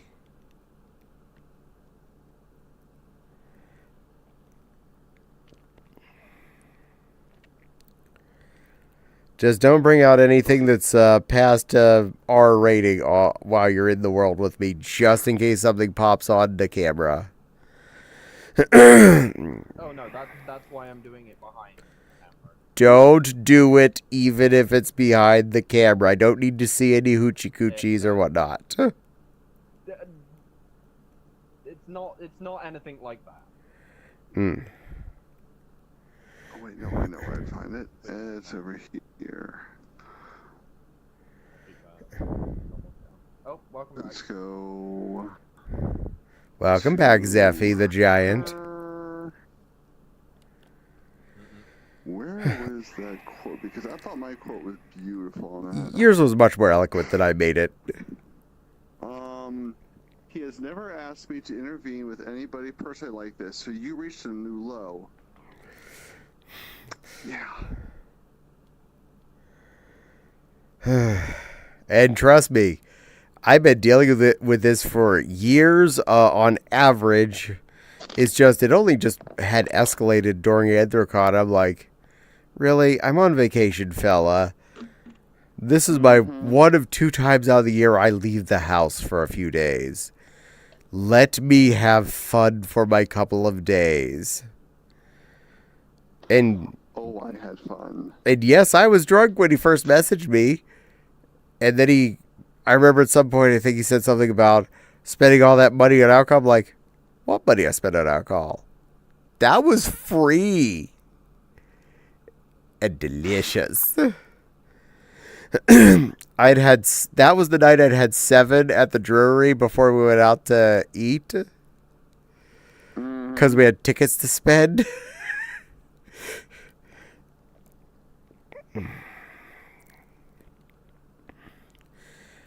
Though, for the record, the stuff we had in the room tasted better than the stuff they had downstairs this year, so I spent a tiny bit of money on it. I don't know. The margarita I had was pretty decent. It isn't bad, but to be honest, the stuff we had upstairs actually was a little nicer, and I was getting kind of a tummy ache most nights when I had more than 3 downstairs, and I don't normally get a tummy ache from too much alcohol. And upstairs, there's enough days where I've knocked back way more than that and didn't have a tummy. Yeah, Cute. though I do like the way I make blue margaritas. You make beautiful blue. Your blue is better than their stuff by far. Thank you. There are reasons why I joke about how amazing the color blue is. Sounds normal? Yeah. Nepal, look up.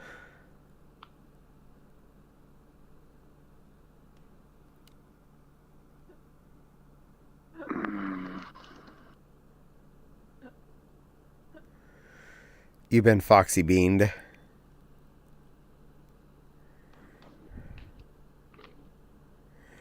I was just going to let it sit there.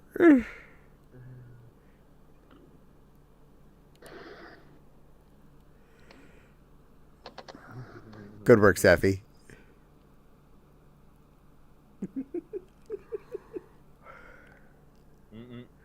Yeah. Yeah. Also, I achieved a very, very important goal while I was at Anthrocon this year. While in fursuit, I successfully snuck up on Tavy. Apparently, sneaking up on him in general is very hard to do. I did it in fursuit. That's an accomplishment.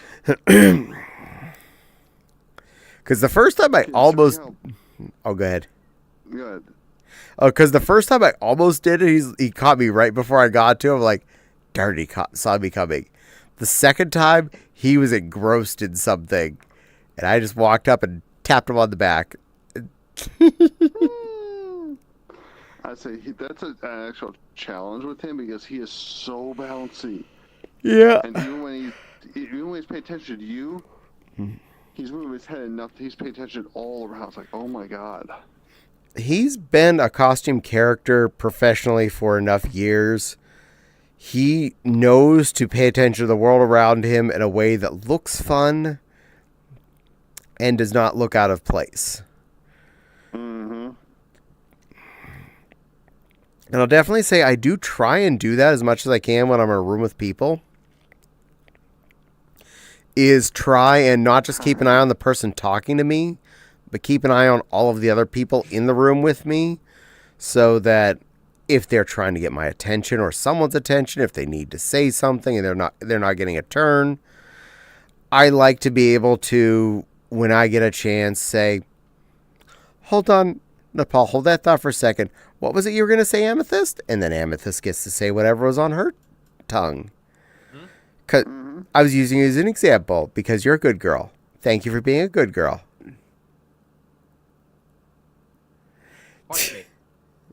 What? Me. Nah, maybe later. See, my response was going to be where, but whatever. Moving on. But yeah, I do like the idea of keeping an eye on all the faces in a room, because he also does that. I've noticed that if he saw someone else trying to talk and was not getting a word in edgewise, he will interrupt the conversation and say, Zeffy, you wanted to say something. I saw you looking like you had wanted to talk there, and then give a turn to the person who hadn't got a chance to say what they were thinking about something.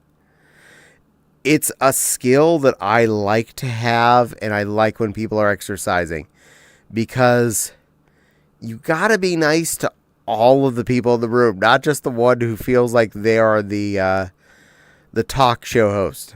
Now here, I am the talk show host. Welcome to my talk show. Welcome to my CAD talk. But I do still try and hear what people want to say because that's half the fun. But if Caddy is talking and you interrupt him, Caddy gets grumpy at you until I have to keep talking louder or mute you. This has happened. And this is also what you see me doing sometimes, trying to shush various people up. Yeah. And it does happen in VR that there is a delay in conversation. This is why karaoke with friends is so painful sometimes, depending on what the latency is between you and the other person.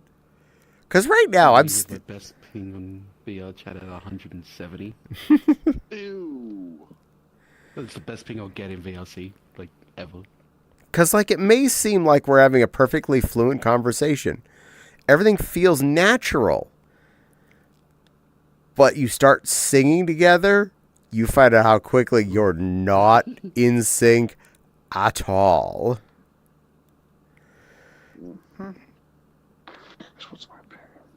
VR is very good at what it does, though. I am very pleased with how well it does everything it does and makes it feel as close as possible that I am hanging out with my friend over by Chicago, my friend over in the UK, and my friend all the way on the opposite side of the world in Australia. And it feels normal enough. Yeah.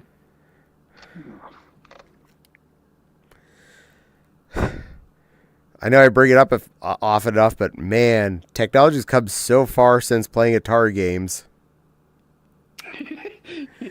That it is. I've known since I first touched a computer back when I was in second grade, this is my future. This is what I want with my life. And I have not turned back since with that. Yeah, I started building computers with my father at the age of 4. Jealous? It's only because we didn't have that kind of stuff available to us. It was all stuff that my dad would bring home from work. To be fair, my first computer I bought was stuff Dad brought home from work out of the dumpster. Yeah, pretty much. My Coincidentally, I ended up doing a little bit of work at the same shop that he was working at the time. My awesome little 3D620 with a math coprocessor, I put that all together out of the garbage. Nice. Both floppy drives and a whole 80 megabyte hard drive. I even acquired a sound card and wired up speakers into a 3.5-inch jack cable. I am Comment. I am getting Thanos snapped. Oh no! Well, I'll give you a hug before you go. You be good. Mwah. Yeah. Good little dragon foxy. Take care of yourself, sweetie. Yeah. Did you ever imagine the tech would get to this level where we can be sexy rabbit girls in it? No, I had no idea. Honestly, for as slow as it seemed to be going initially, I wasn't sure if it would get here in my timeline. I'm a child, and that we could do it all for almost free?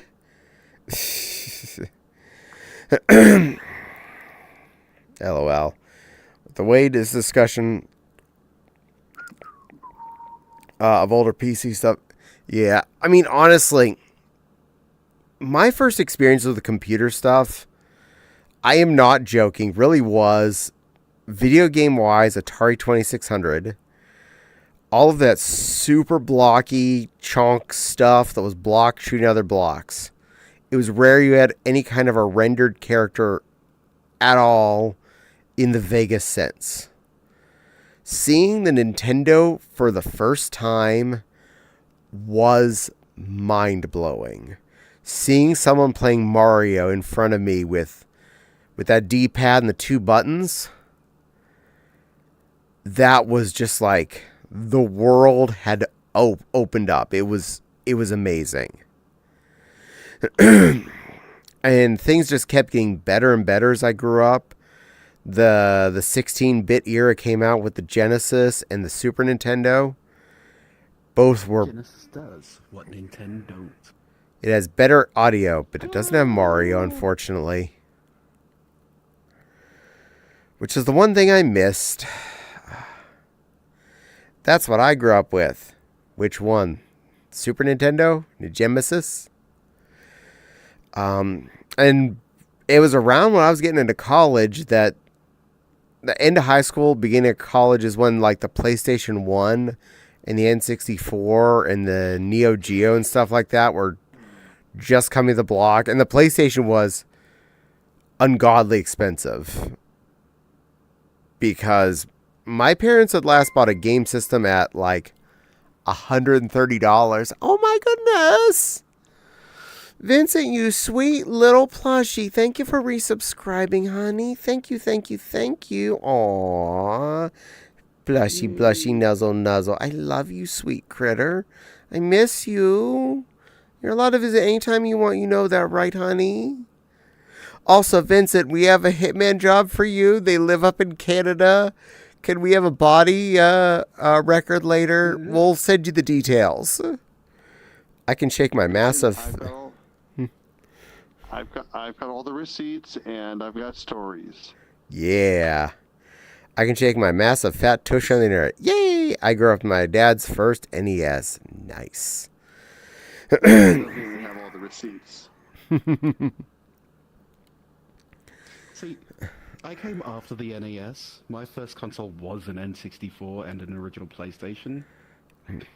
But in saying that, I have experienced older hardware, like a Commodore 64 and the 2600.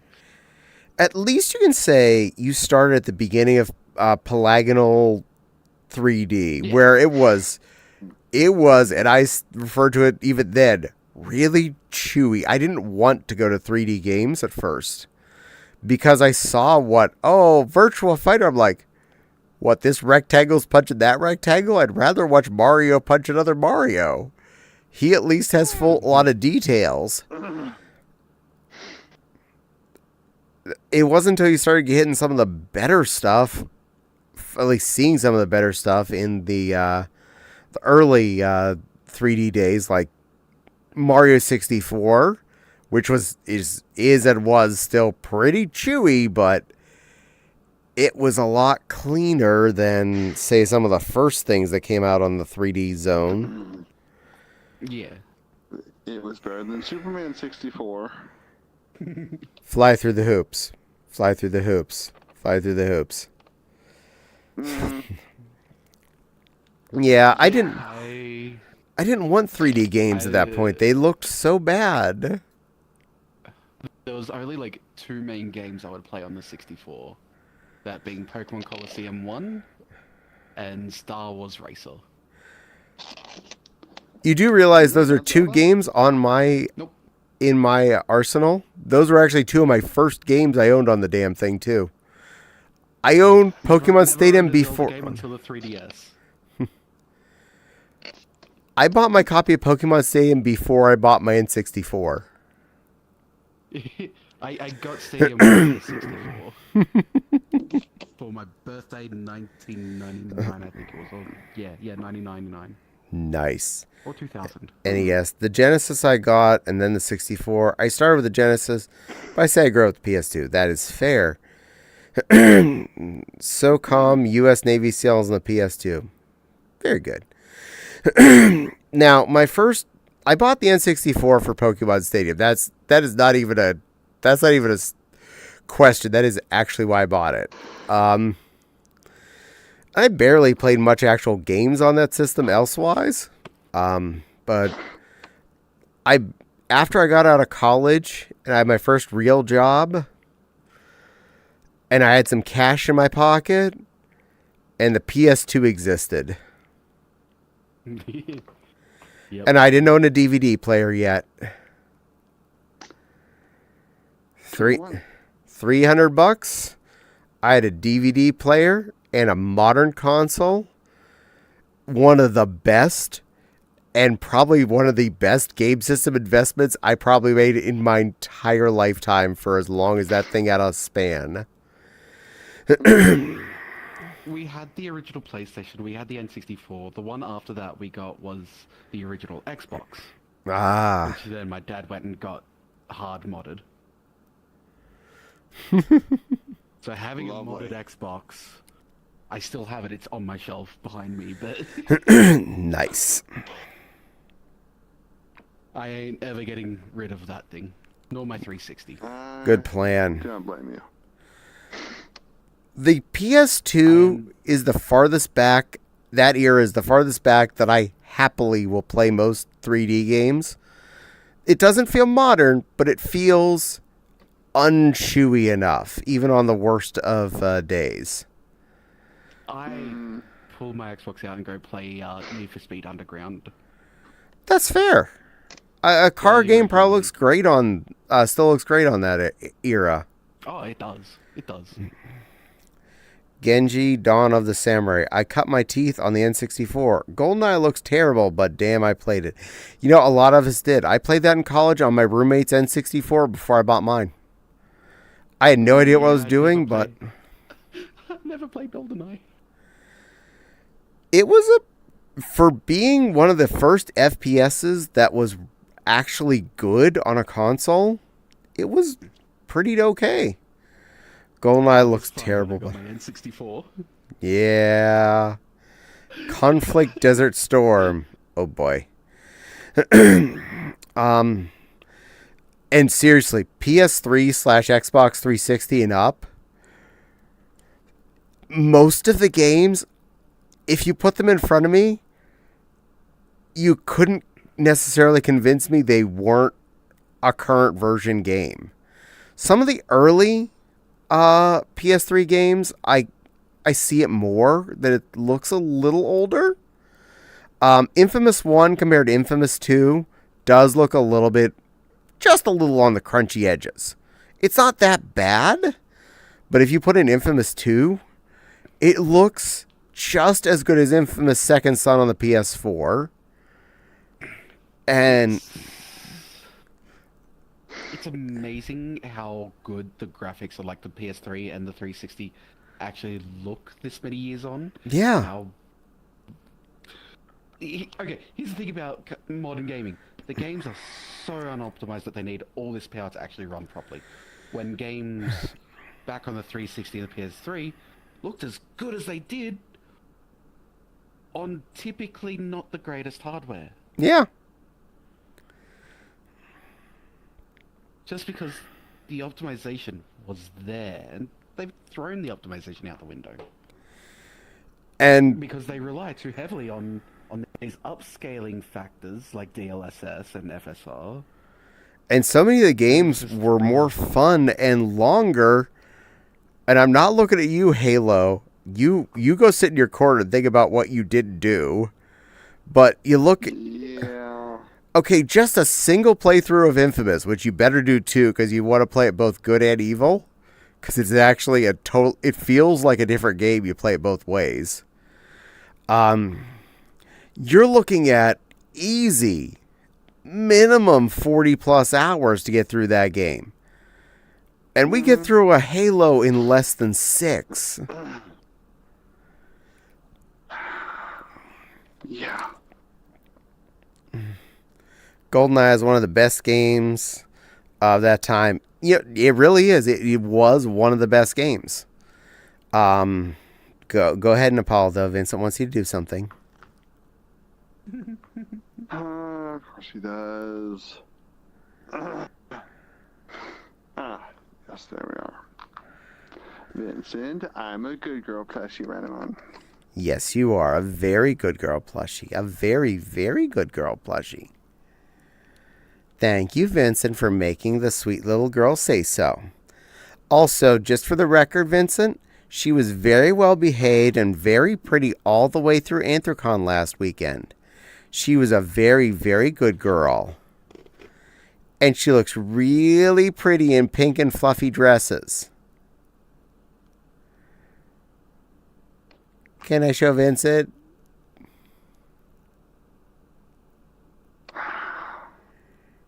Yeah, you can show Vincent. I'll send you that after stream. That was cute. No. And you know what you did. Such a good girl plushie. You're such a good girl plushie. Clicker. Stretch. And a Cheerio. Vincent's being cute. Goramit says, all stands. Why? Because I had to click? Adorable. Aw.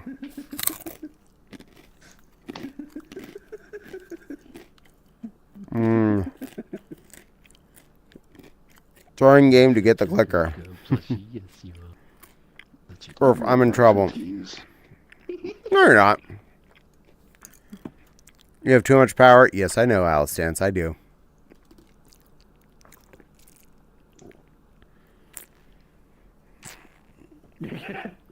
Maggie playing with others on Star Fox. Heh heh. That reminds me. Let me just go in here. And block user. Yes. There we go. That's taken care of. Thank you for trying those, sweetie. That helped me make sure you were blocked. I appreciate that. That makes it easier to know your account is locked down. Honey, that doesn't work. You can block that one that just tried to join our team. I'm innocent. Oh, Vincent, sweetie. I have homework for you since you do live north of the border. Vincent. Contact me. Contact me. I've got a story for you. I'm assuming you're doing a good job of making sure that's blocked. Debating. Do I just block or do I go further than that? You can do what you want. I know you do. Shit, wrong one. I wondered why you were asking for me to join you. Bloop. Oh. If you want to join, that's fine, but we would go out to another area of the world, and I would tell you personally because I've got additional details that we didn't disclose on stream for reasons. Not you, sweetie. We love you, sweet Vincent Plushie. No. You're a good boy. Not you, but you will thoroughly enjoy the story. Yeah. Hey, boy Flynn. Thoroughly enjoy. Yeah, let's just say Silver's upset with me a little bit. What did you do? I'll tell you after stream. Okay. That's fair. Might tell you after stream, though. Silver's listening. Hi, Silver. Also, for anyone that happens to be watching my stream right now, if you haven't figured out, I have more than one fan, and none of them are asking me to do anything that makes me uncomfortable. You're not asking me to do anything that makes me uncomfortable, right, Zeffy? I'll admit you're a good little teacup and Oh, yes, sir. Ooh. What? He can do that. I mean, if it's I'm not... not saying he can't. I'm not saying you're wrong. We both know if it's not anybody, he'd tell you to take your panties off. Yes. He says that a lot. He says that a lot. Yeah, but he'd do the same for me. So, you know. Vincent's... We have 2 naughty bunnies. Yeah, Vincent, sweetie. I'm a good girl, Vincent. I'm a good girl, Bun Bun, who does their best to be nice to their chat and be friends and be polite and do a good job to be a good entertainer. I love you, sweet little Vincent. Wait, is that type of stream? No, but you can follow me on the other side to get that. want that detail, either contact Caddy or myself. Yeah, we'll happily give you a link. But we don't talk about that here, and we don't talk about this there. Yeah. If you know, you know. And Yep. we'll leave it at that, moving on. Meowsers. I miss Naughty. They're such a sweet little critter. Yeah. I was talking with them the other day. It's good to run into them occasionally. You took care of that? Yes, I did. Thank you, dear. It took me just a moment to type. Vincent, dear. I'll tell you after stream. Join us after stream if you like. Yeah.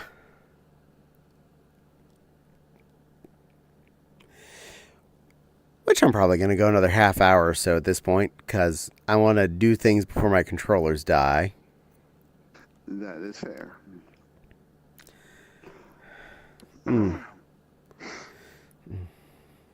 I did get to see Mama Reina Monday night after stream for a little bit. Oh, really? Ooh, yeah. Nice. You mean a week ago yesterday? Yeah, the week ago yesterday, Monday night. Yes. Oh, she stopped in, or you went over to her? I went over to the group that she's in and hung out there for a bit. Oh. Oh, yeah, nice. Nice. Yes. Oh, did you see her new avatar? Which one? The black wolf one with the red, I think it's with the red accents, am I right? A Hained? It's the super realistic, like, really amazingly beautiful one. But it doesn't narrow it down, I know, but... I think you're talking about the Hained. Possibly.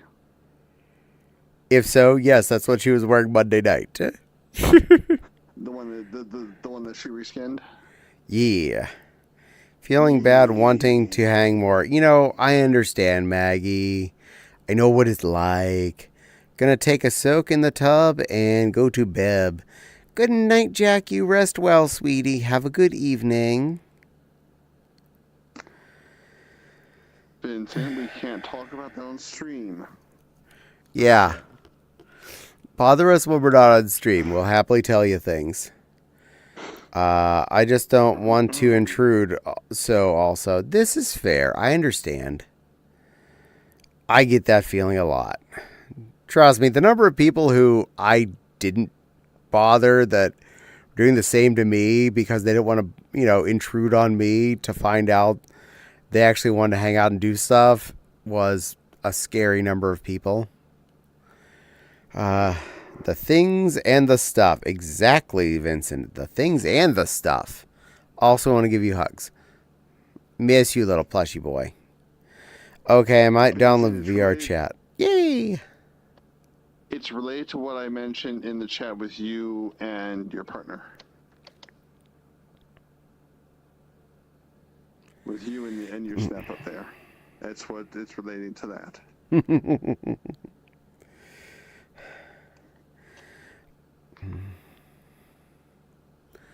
Also, a little innocent angelic marshmallow goes onto that website, which amuses me. Yes. Every Friday. So innocent. Such an innocent little good girl she is. Any quotation marks around that? I've wanted those quotation marks for a long time, and she knows it. She ain't fooling me. I've known them since before they were an angel.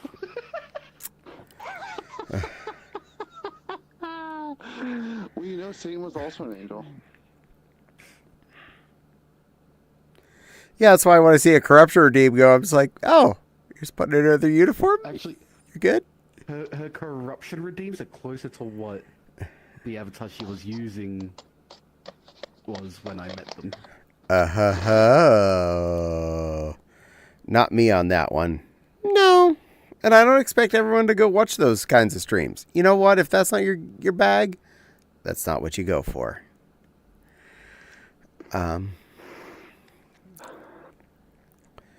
Work uniform. Yeah. Anyways, y'all are beautiful. Even little boy Flynn. So are you. I do need to ask, can you say anything about a certain parade that didn't happen? Oh, you mean the fursuit parade at Anthrocon? Oh, sure. Oh, yeah, it was just too damn hot. That's why. Basically, I can repeat this part of the story though on stream. That's fine. If you're okay with that, Caddy. Sure. Basically, the call was made the night before in the middle of Okokage's story hour, and it took our social media team about an hour and a half, maybe a little bit more, to write the public response that was put out. It's not bad for that response because there was a lot of deliberation about how far we took, what did we do, how are we going to say it. And me being on part of the social media team, we were prepared for a lot of people to be upset, but almost nobody was upset. Everybody understood it's hot. It's the third day in a row of a code red heat wave. We don't want people to fall over, collapse, and have issues. So after just that fail walk to the Eagle for us, which is only about a block past how long the block party is, which would literally have been me walking to the end of the block party and back into it, and we were feeling rough just from walking one more block past the block party's length. Think about that in fursuit and or when you got a crowd around you, because that generates even more heat around you at all times.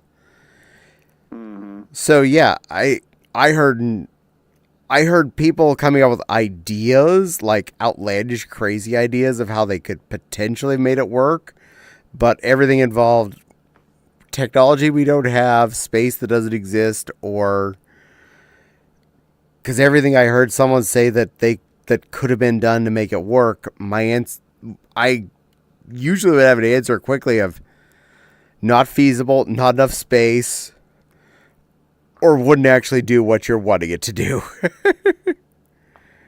Yeah, because part of the concern was not just the fursuiters, but even more so the crowd sitting in bleachers in the sun. Yeah. Because at least as fursuiters, one, we're aware of how hot it is, and we're much more aware of our own body temperature mostly. And walking, you're getting some amount of wind. Sitting still in the sun? No. When you're sitting there and you're just watching it, you're not thinking about that. There was actually somebody, there were a couple, like one or two people over at PNC Park that collapsed earlier on Thursday from heat stroke. And the number of people that would potentially be there, potentially older and younger, like little kids hanging out at the block party. Little kid is not going to tell you they're too hot and need to go in when they're doing something they're enjoying. They're going to go till they fall over, and that is not a safe situation. Would you say you dodged a bullet for other reasons as well?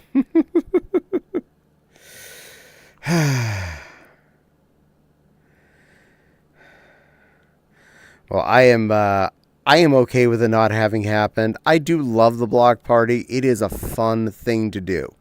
I hate the parade. I'm sorry, I hate the parade. No. Personally, and yes, I am a staff member. I am saying this 100% personally, as someone, even if I were an attendee, I would not be sad to see the parade go. The block party, yes, the block party, I would love to see that replace the parade. Like, change make the block party go all the way under the convention center, down the ramp, both side streets. Mm-hmm. Utilize that shade. Why have it be roped off with the parade? That could easily be a more comfortable location for the block party to extend into. Yep, and think about it. When the parade happens, it closes, it really chokes off Dealer's Den for 6 hours on Saturday. It really does. Because there's no access for the front of the convention center for the majority of that day. I know a lot of dealers I spoke with that were happy to say that the block party was closed, that all that was closed, because they still had customers on Saturday. Yeah, I was going to say exactly that. I'm going to need that link, Caddy. Absolutely. Jax, DM me on Discord. I will send it to you. I also know that,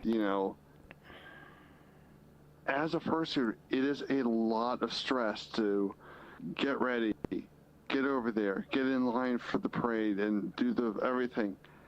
Not having to worry about that on Saturday, there were so many fursuiters I knew that were like, this is the most relaxed Saturday I've had AntlerCon in a long time. Yeah. Yeah, because they want the parade's at 2. The last year I did it, they actually announced they wanted you there at 10 a.m. inside that room. I did not do that. I showed up at noon in that room. And it was full shoulder to shoulder, way past fire code, in the Hall C of fursuiters. Mm-hmm. It was very much a dangerous situation.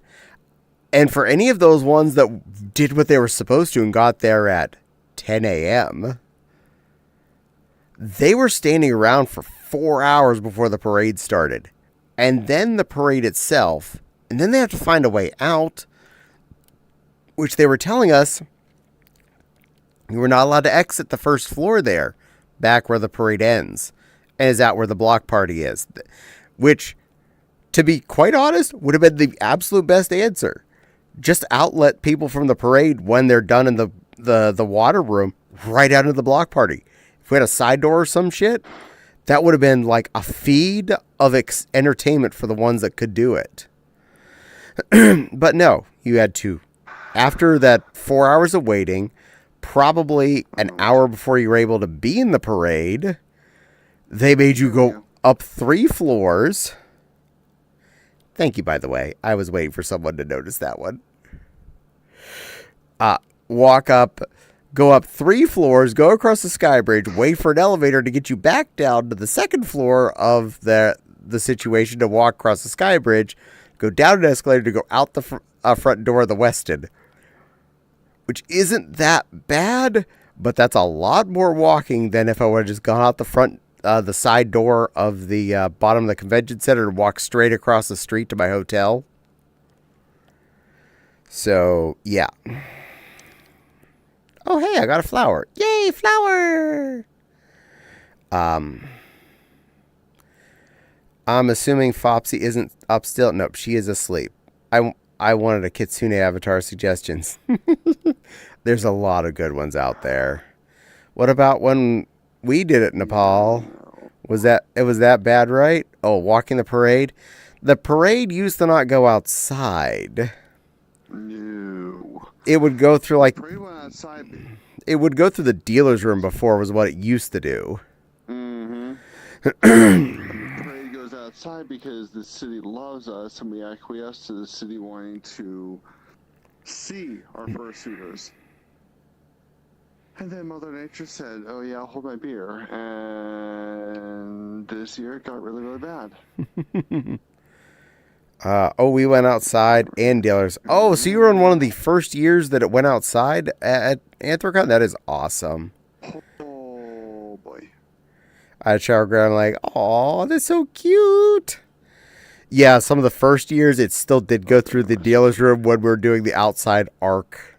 I remember that. Mm-hmm. Yep. But that parade is, even with them playing the cut down game on it, it has gotten too big and unmanageable. Yeah, it has. Most other larger cons have given them up, and I definitely feel Anthrocon should follow suit. One thing Pittsburgh... But that's not a public reason. Yeah. One thing that Pittsburgh definitely did this year that made me smile right away was the mayor declared July 1st is Anthracon Day at Pittsburgh. Not just this year. That's an official holiday in Pittsburgh now. Anthracon Day is July 1st. That is odd. That shows how much love the city has for us. We did a good. Did we do a good, Nepal? Did we make Pittsburgh Sorry, happy? I'm just. Yes, we did. Yay! You know what? Nope. Mods, I'm gonna let that one sit. I'm gonna let that one sit until after stream. We'll deal with it. No, actually, nope. Never mind. Taking care of this. Another one? Really? Another one bites the dust.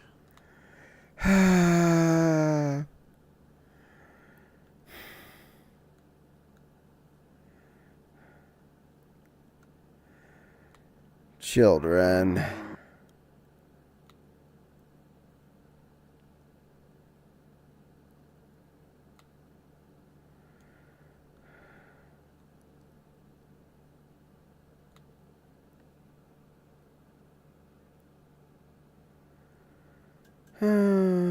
Yes, I want to deny that. There we are. There we go.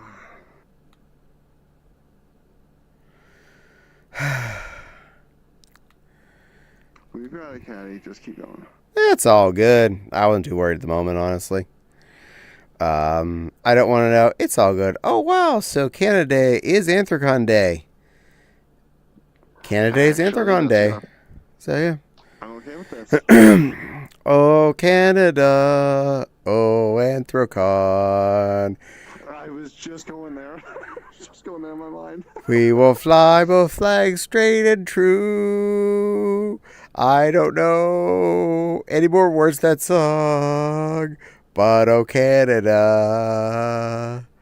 And we love you, Vincent. You're a good little plushy puppy. Why do I have a sudden urge to start singing the Australian national anthem? Because I'm making things difficult. Vincent's giggling at me. Yay! I love you, sweet plushie. You're a good boy. And we are all in agreement that Vincent is a good boy. Duh. Was there any question? Was there really ever a question? No. No. Okay.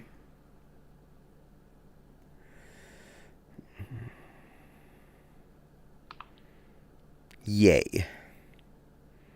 Y'all cute. Oh, why? A boy? You are. I'm not cute, you silly little puppy.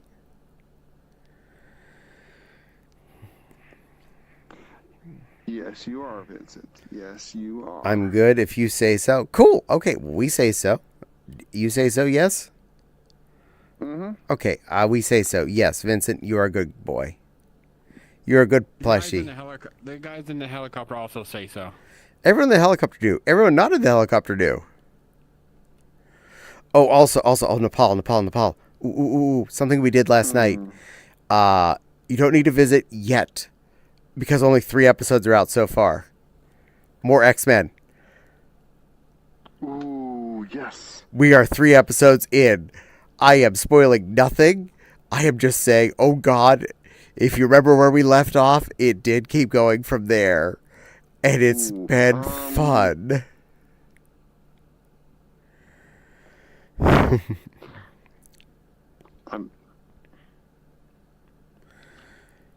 moment.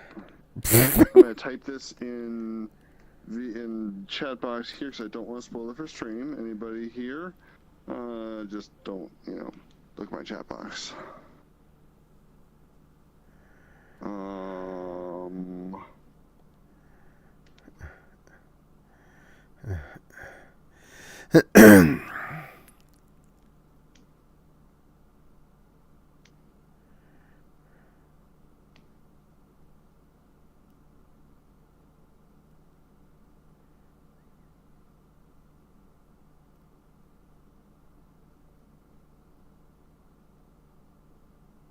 Actually, no, wait, that was after. Yeah, no, I remember. Typing that, I remembered.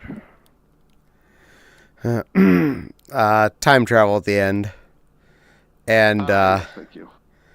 Yep.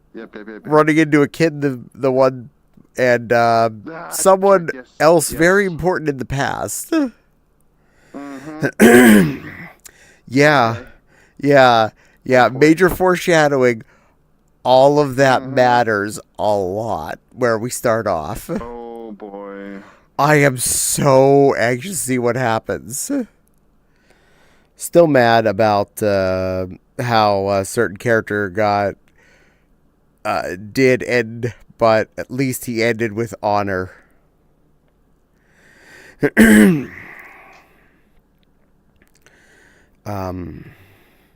back where I'm supposed to be. I would have, though, was more chaotic neutral, but whatever you say.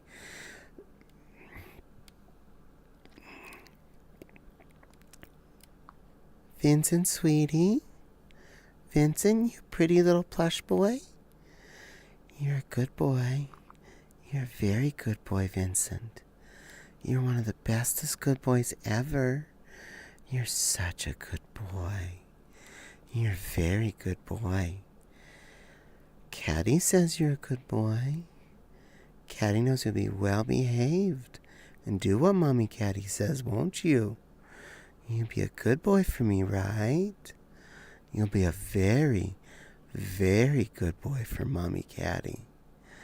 I love you, sweet plushie. I love you very much, little Vincent. Now remember, Mommy Caddy wants you to come and give her snuggles, okay? Mwah. That was for free. I love you too. Yay! Wait, we're in VR. I can do this now.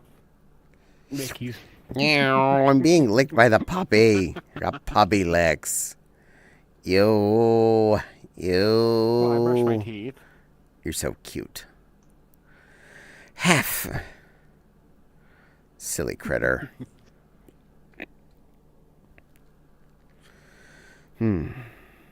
Yay. I'll be honest. I've been staying in the Drury at Anthrocon for probably 10 years now. It will be very interesting to be in the Westin again. I'm just saying, we had stopped staying in the Westin and moved over to the Omni at some point because we were just tired of elevator hockey, but we were also younger at that point. And then when the Drury came up as an option, that became God mode. Free breakfast and dinner and drinks with dinner. It's kind of hard to say no to that. And location only a half a block further away than the main con hotel.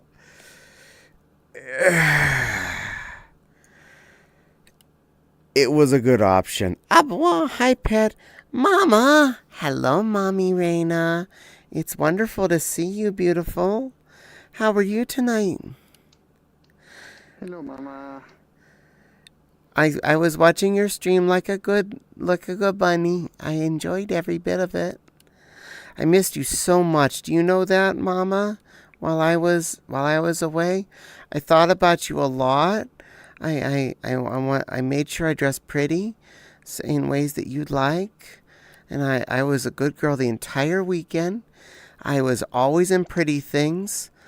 And I got a lot of people complimented me that they liked that I wore extra petticoats and looked my best for them.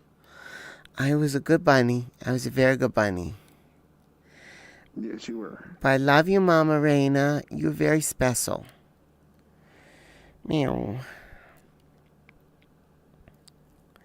And this one was very good, too.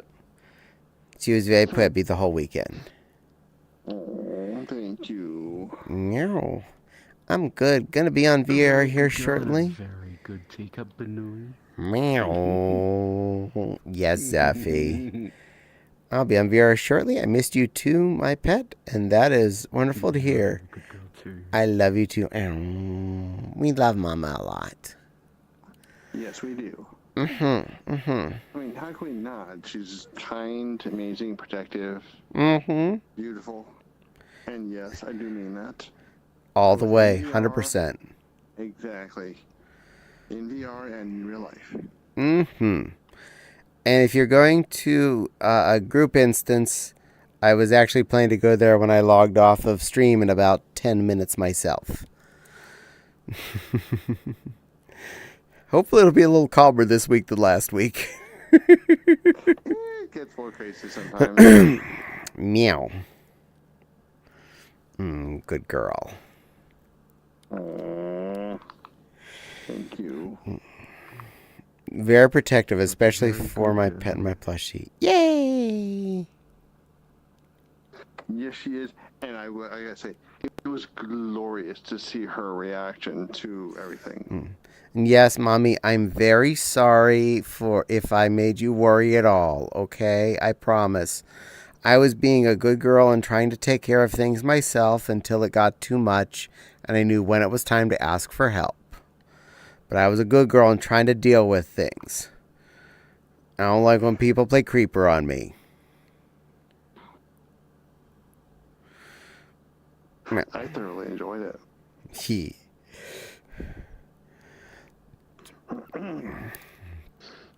It is very amusing, the concept that you are my bodyguard. I never thought I'd need one of those. I like it. Caddy. I think you're level 1 bodyguard. Yeah. Mama Rain's your level 2 bodyguard. Ooh. Oh yeah. Key. My anger doesn't hold a candle to hers. Hey, Nepal. I'm the mayor that calls you when I need the Powerpuff Girls. You don't make me worry. I'm proud of you for trying to handle it on your own. But now the mama wolf is going to be out. Okay. Mm-hmm. Thank you, Mama. Get the wine and popcorn ready. It's going to be a show. Well, most of the rest of our mixed drinks that didn't get finished at the con are already in the fridge. We're set. That's fair. Out of all we took, though, we only had 3.5 of those liter and 3/4 bottles left. I'm pretty proud of us. And our livers. Yeah, my liver actually did okay. Let's say I have friends in cybersecurity for a reason. Yay! Thank you, Mommy. You're a very wonderful wolf lady.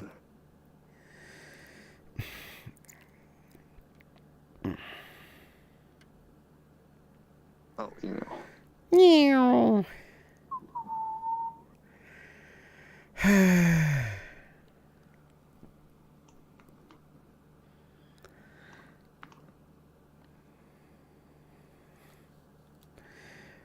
I have never once had to ask anyone for to be like protection or anything.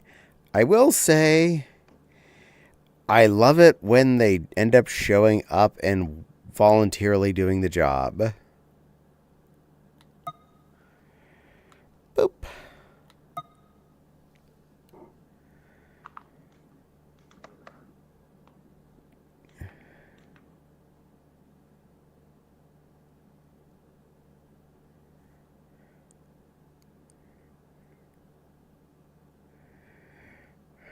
Oh, and Dingleberry, if you are still listening for some reason, yeah, I actually read all your messages there tonight.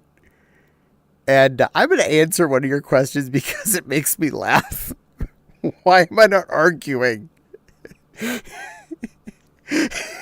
You weren't worth it.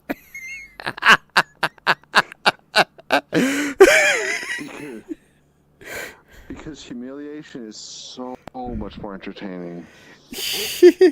Prepares personal order. We need a band hammer.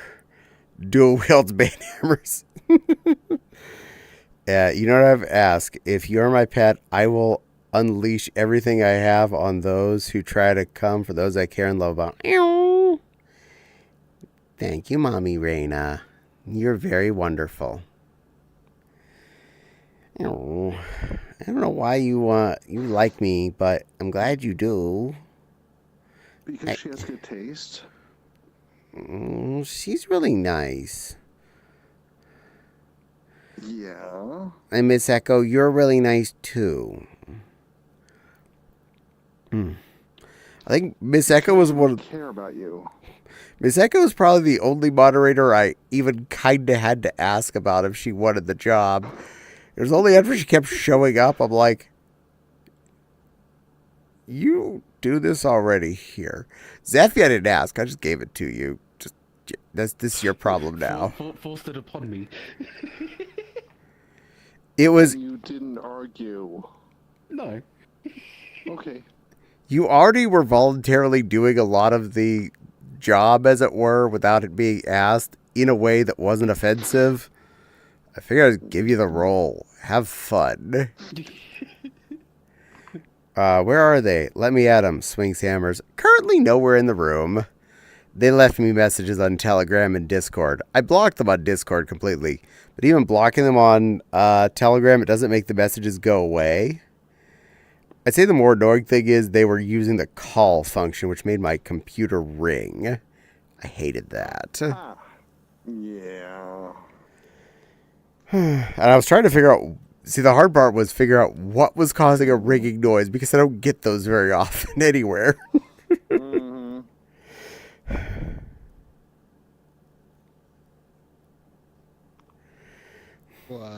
I also think it was cute. They were like, you're lame for not bringing up our drama. Oh, but I did. You probably just weren't here for it. You can watch the VOD back and enjoy it later. It's more fun that way. You have a Telegram? Yes, Miss Echo dear, I have a Telegram. Same name there. If you pop onto that, I will happily add you into my accept you and whatnot. I like Telegram way better than I like Discord. Discord is so unwieldy for being a single messenger program, to be honest. Yeah, it can be. I've got Telegram for one group chat, which I read once every 6 months. This is fair. I use Telegram a lot more for DM type conversation because it's a lot easier to maneuver for that. Discord just has so many, like, especially if you're in a bunch of groups, you have all of those to look at, and people can change their names too easily. People change their names too damn often on there, and I get confused if they're who they were and are. Grumble. Fair. My name hasn't really changed since I was going by Vaping Husky back in 2021. Yee. Oh my god, so edgy. Yep. I'm very much glad I moved away from that. But Caddy, honey, be careful, you might get a paragraph. Oh no, not a paragraph. Anything about a paragraph. No, this one doesn't give many paragraphs. They give little one-liners, tons of them. Oh, I know. You know what I was referring to, though. I know. At least that one, if I see them in another chat room, I duck out at that point. Crayon! You sweet little critter. Thank you for the raid. Welcome in, Raiders. Welcome in, little muncher. How was your stream? What were you drawing? And I care for you because you are sweet, loving, and kind. You have a beautiful heart, Caddy. I wouldn't have made you my pet otherwise. Thank you, Mama Reina. I try my best. The Omnis want me to raid you, or they'll delete my System 32. Oh, you were gaming tonight. You were playing Warhammers. Yay! I hope your Warhammers went well. Aw, but thank you, Mommy Reina. I appreciate you saying that. I try my best to be a good girl. Hi, Alvernius. Hello, sweet burb. It was chaotic. Yay, chaotic. Real, I am doing very well, Alvernius. And how's your other half? How they doing? But how's VR? It is VR-licious. We started the stream with about an hour and a half to 2 hours of talking about how Anthrocon went this year. I went through all the good, the minor bad, and the everything else was great. She's well, thanks for asking. Yay! I only got to meet her the one time, and she was such a sweetie. I need to see her again, too. You're a really nice Borb.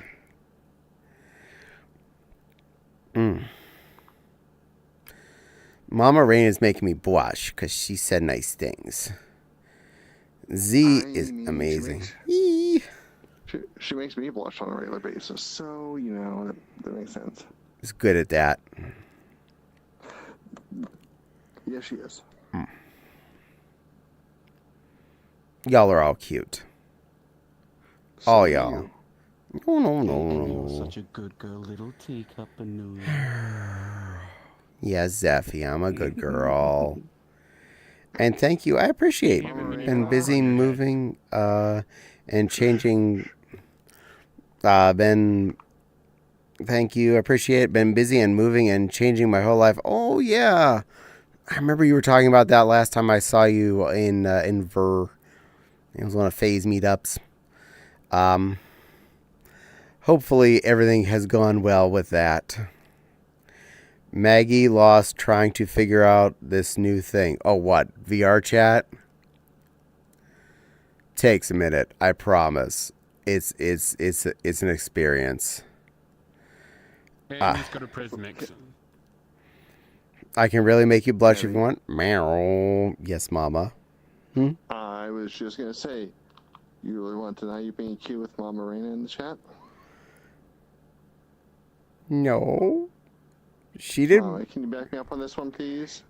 Yep. Oh, yeah. Everything has been going pretty smooth. Just a bit homesick, but I think that's fair. Yeah, that is fair. Even when I moved from Central PA, which I was just kind of living in for 8 years, out to here, I was a little bit homesick for the Carlisle area. I missed Chen's. I missed my walkable Walmart. I missed a lot of stuff.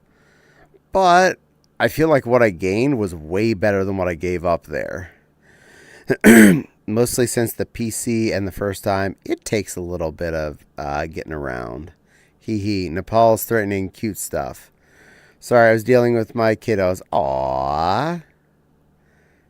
Mama, I need you to back me up that Caddy is actually cute. She keeps denying it. I hear Kitty use the bike. Yes, you do. That will be little Gage. There'll be little Gage running around my feet, so I trip on him. I'm gonna go nom and lurk. Yay! Am hangry. Well, your name is Crayon Munchers. Are you all out of purples? I mean, would make sense. But yes, go get some nom noms. Eat your foobs. I ate my foobs before I came in. You have not eaten yet. Eat. Nom nom.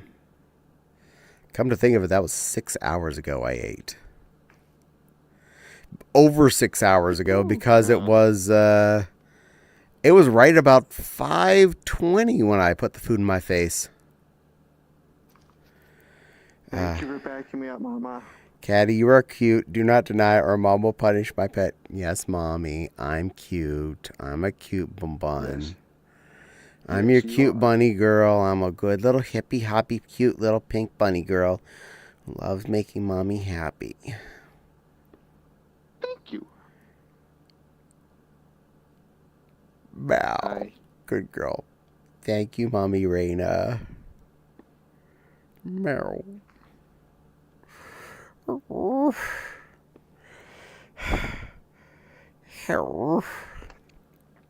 Thank you, Mama Marina, for backing me up on that one. I appreciate that. Bully caddy o'clock time? No. It is. Such a cutie little teacup, Benui. Yes, you are. Such a cutie little teacup, Benui. Yes, Zeffy, I'm a cute little teacup bunny. Giggles. It's not that often I can wield this kind of power.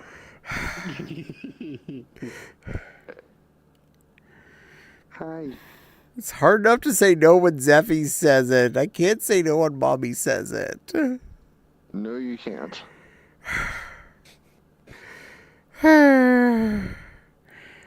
Vincent be giggling at me. Yeah, that's accurate.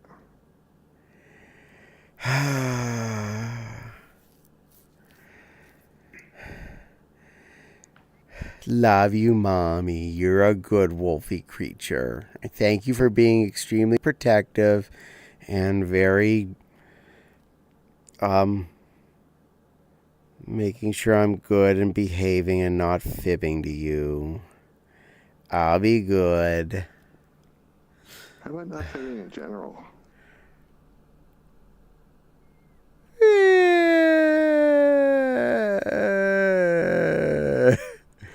She's not around to hear it. I didn't fib. There's still the odds. Yeah, and by the way, yes, I've seen for a while. Have you been having fun stacking things on my head? I wasn't doing it.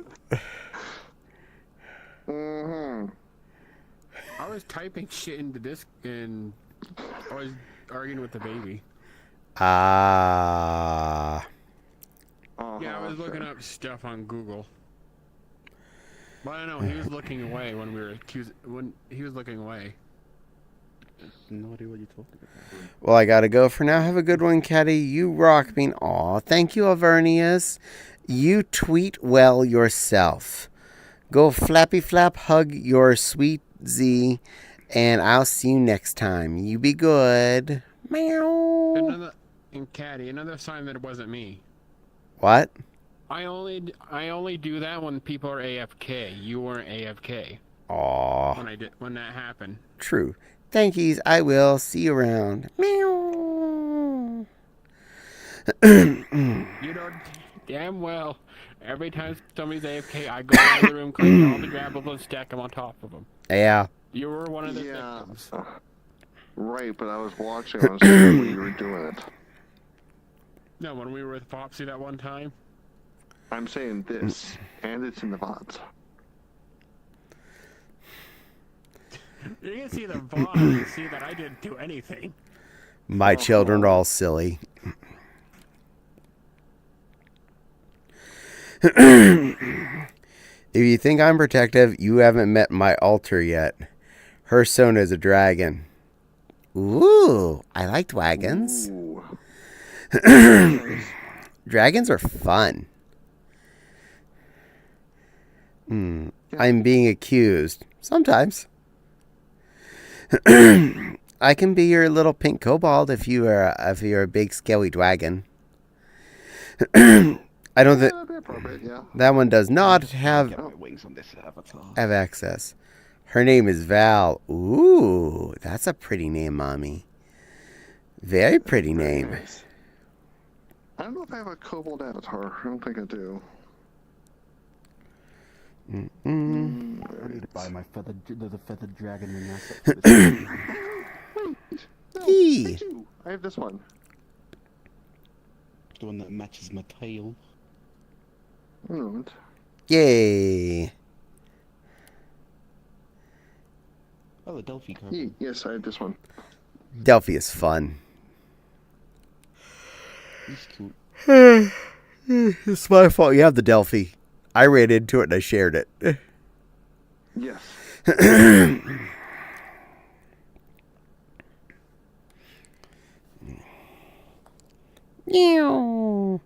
I have a similar thing, but I can't really bring him up. Silver gets fussy about it. She has control over lightning. Ooh, zip zaps. Yeah, I'll explain more on that after stream.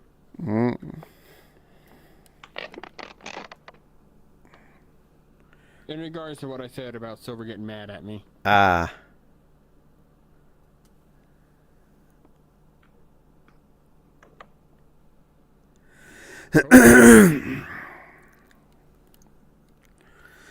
I am definitely taking another Benadryl tonight to make sure I'm doing my best to alleviate the itches and hopefully keep reducing the heat.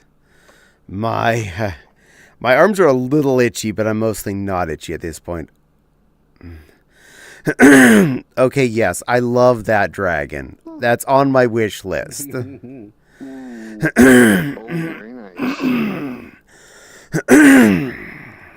I feel that.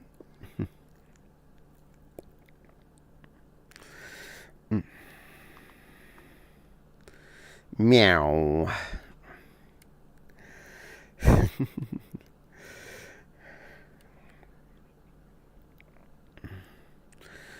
Also, definitely Anthrocon. My husband, wife, and I had a lovely dinner for our anniversary.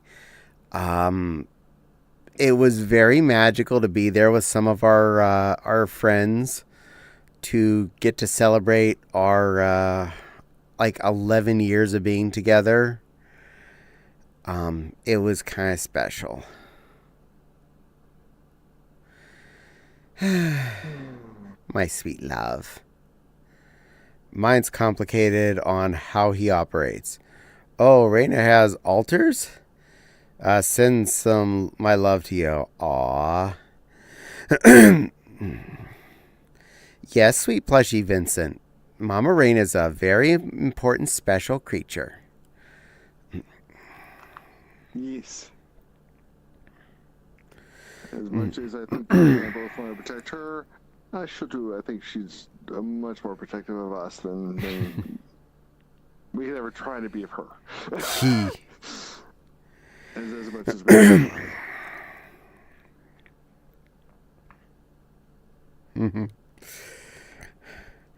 Though if mommy ever needed it, yes, I can be very without question. protective. Mine doesn't matter. She likes being used as a threat. She thrives on chaos. Yay! Real life Caddy is potentially very dangerous if you ever somehow really got on my bad side and threatened the lives of anyone important to me. Same. Because Same. this whole thing, when this whole thing happened on Saturday, it's Friday into Saturday, I wasn't angry. I was giddy. I Yeah. had an adrenaline rush because it was so much fun to do everything. Meow.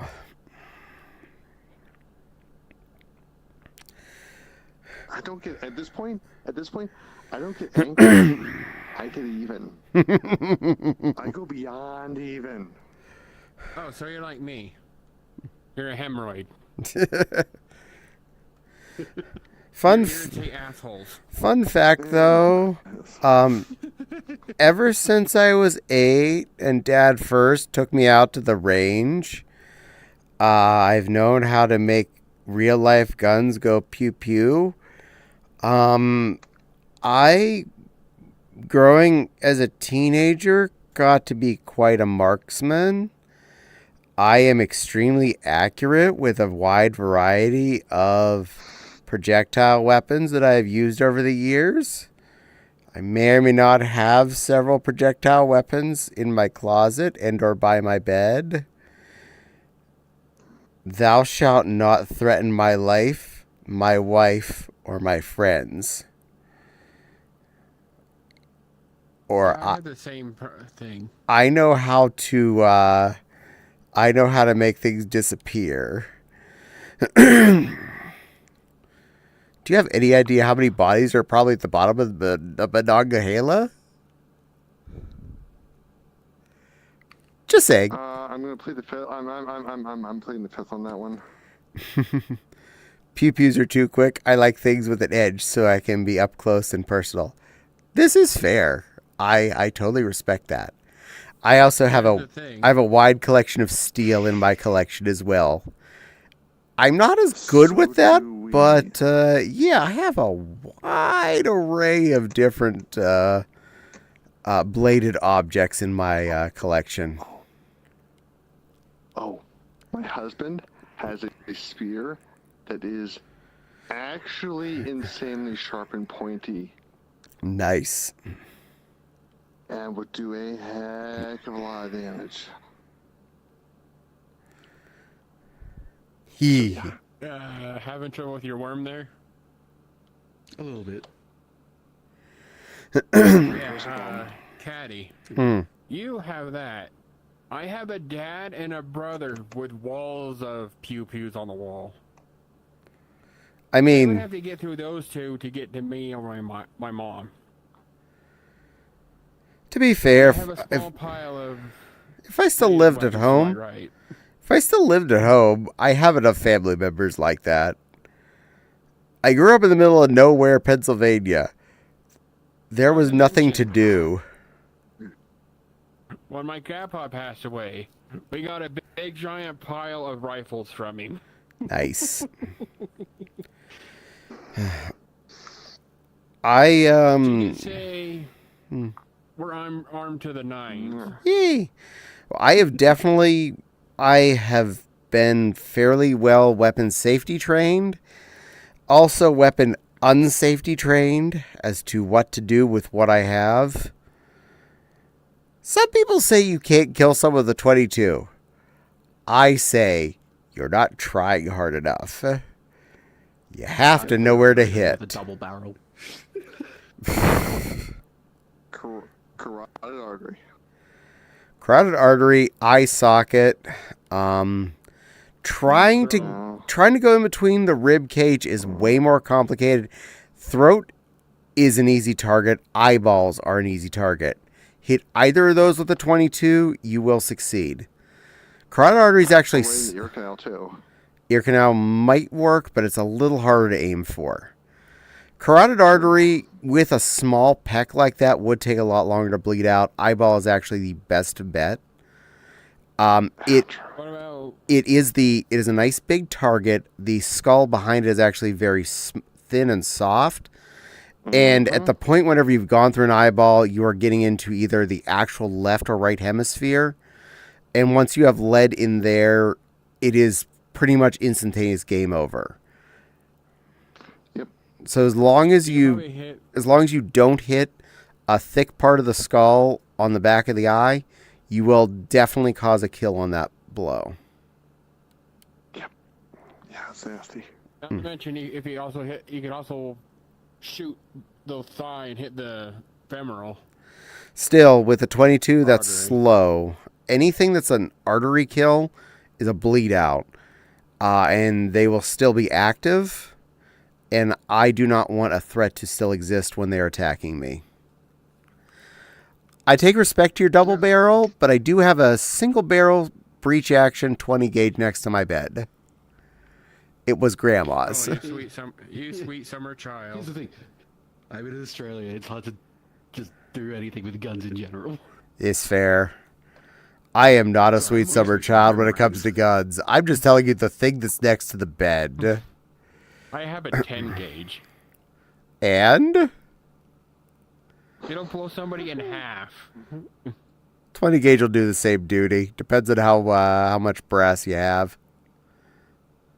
So if I remember right, the smaller the number on a shotgun, the bigger... It just means the bigger the circle is. It's not... It doesn't make them bigger boom. What makes a shotgun bigger boom is how tall the brass is on your shells. Mm-hmm. I have 20 gauge shells that are very tall brass. High brass hot loaded slugs. Also, if I were ever to go to the family farm and find any of the shotgun shells there, chance of hurting myself, but yeah. And the Uncle funny thing is, Rick... I don't have any guns. Yeah, Uncle Rick, when he was drunk and younger, thought it was fun to reload shells. Way more powder than you're supposed to. So the brass say stops there. The gunpowder, when he reloaded, was up to there. And it'll rip your shoulder off and shoot very little shot because there's not much space left in those things. Actually, you know what would be a good gun for this person? The hunt gun. Putt. I was just reading about those the other day. Daddy. I don't have any guns. I lost them in a boating accident. Oh, sure. Yeah, I totally lost them. Darn. It's like, what a shame.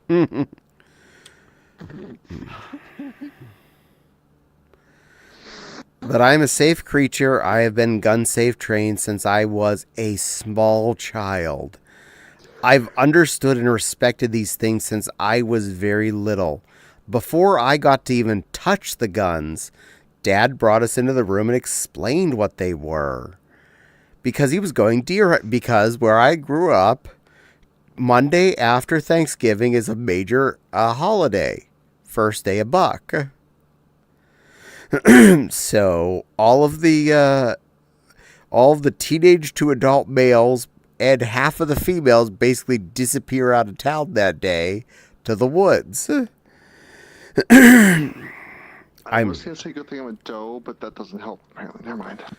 That's called doe tags. And if you own land, you get certain numbers of those by default. If you register for them, you get more of them. Ironically, it's easier to potentially kill a doe in deer season in Pennsylvania than it is to get a buck anymore. Well, they put so much regulation on what counts as a buck now. Must have a certain number of points to count as a buck. Used to be a spike was a buck. But no, if they have to have a certain amount of rack before you're allowed to kill it. But anything that's not a buck is a doe. Doe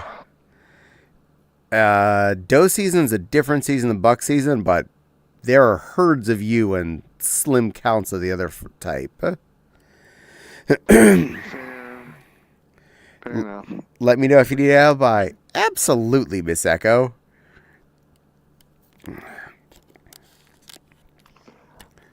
I have never shot a person. I don't want to ever have to shoot a person. I know how to shoot a person. There's the important part, and I'm not scared to do it if it's to defend my life, or my wife, or the life of any of my close friends. I'm not going to hunt some down and shoot them for being a creepy ass. That's not worth my time. I'll let the police handle that if necessary. If you threaten my life, I take stand my ground rules to the letter. You stop breathing. No questions. I'm nice. I'm one of the nicest people you will ever meet. You try and take my life or my family, I will show you what teeth a lion has.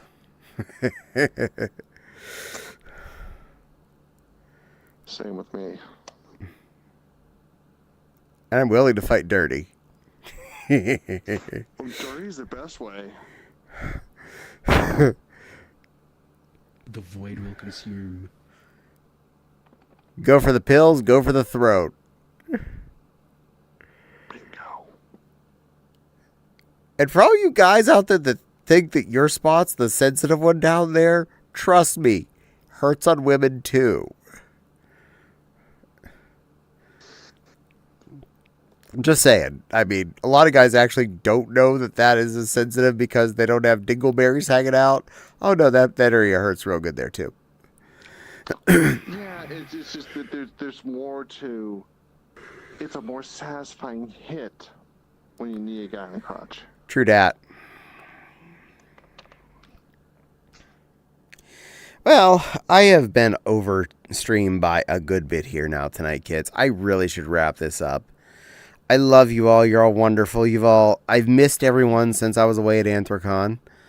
I'm not sure if Nylet wants to do Borderlands tomorrow. I'm going to ask him sometime during the day if he wants to finish up the BL3 stuff we haven't done. If not, it'll be Prison Architect, or if the stream goes short, it'll be more Prison Architect after that. Love you too. Thank you, sweet Poisies Vincent. Miss you. Come bother me on VR. I always welcome you. Yes. Also, Mama Reina, you always do have free reign. If you ever see me on and you want to visit, you're allowed. Doesn't matter what my status says. Unless I'm like in the middle of something, I will probably say yes. Yeah, well, Yeah, that's fair. Although that statement is hilarious, but that's beside the point. And I think, Mama Rainey, you might actually like my wife. Wave. Hello, Maggie Oh, Plush. I think so. I Mm-hmm. very much think so. Yeah. Hey, Love you very much, my pet. Yay! Mommy loves me. All right. She does. Let's find a victim. Desktop number You and I 3. both love her. Heck yeah, we do. Who the hell am I watching? What did I get rated to? All right. Which? Marina, I honestly think you would get along with her quite well. I'm just thinking, Fopsy, you, me, and Mama Raina together, that would be a hell of a time.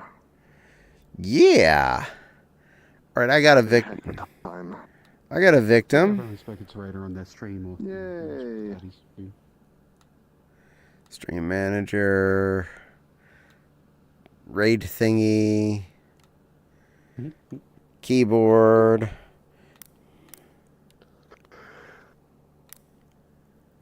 There! Only took me 3 letters and I got it. I win.